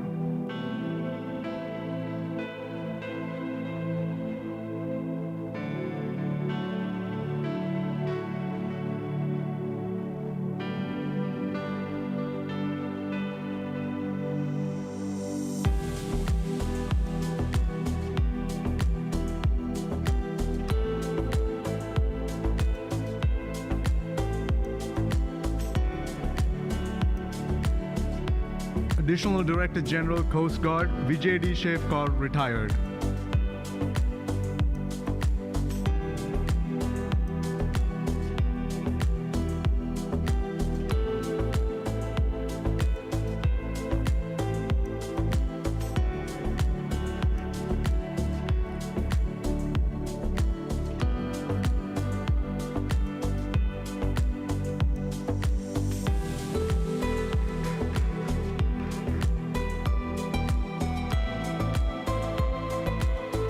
Additional Solicitor General Vikum Diabru.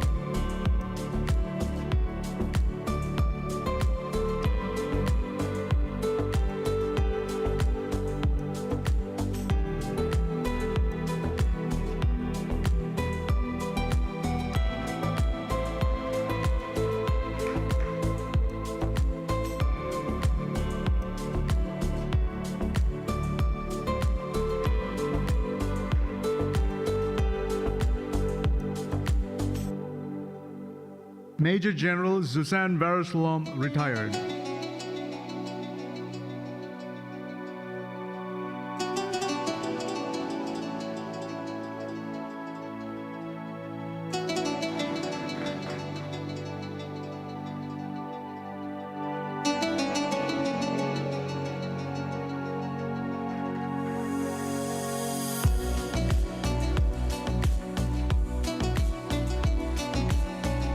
Thank you very much, sir. Ladies and gentlemen, we have now come to the end of proceedings of day one. After the refreshments, please join us back for the cultural program at 17:30 hours. Thank you and have a great evening.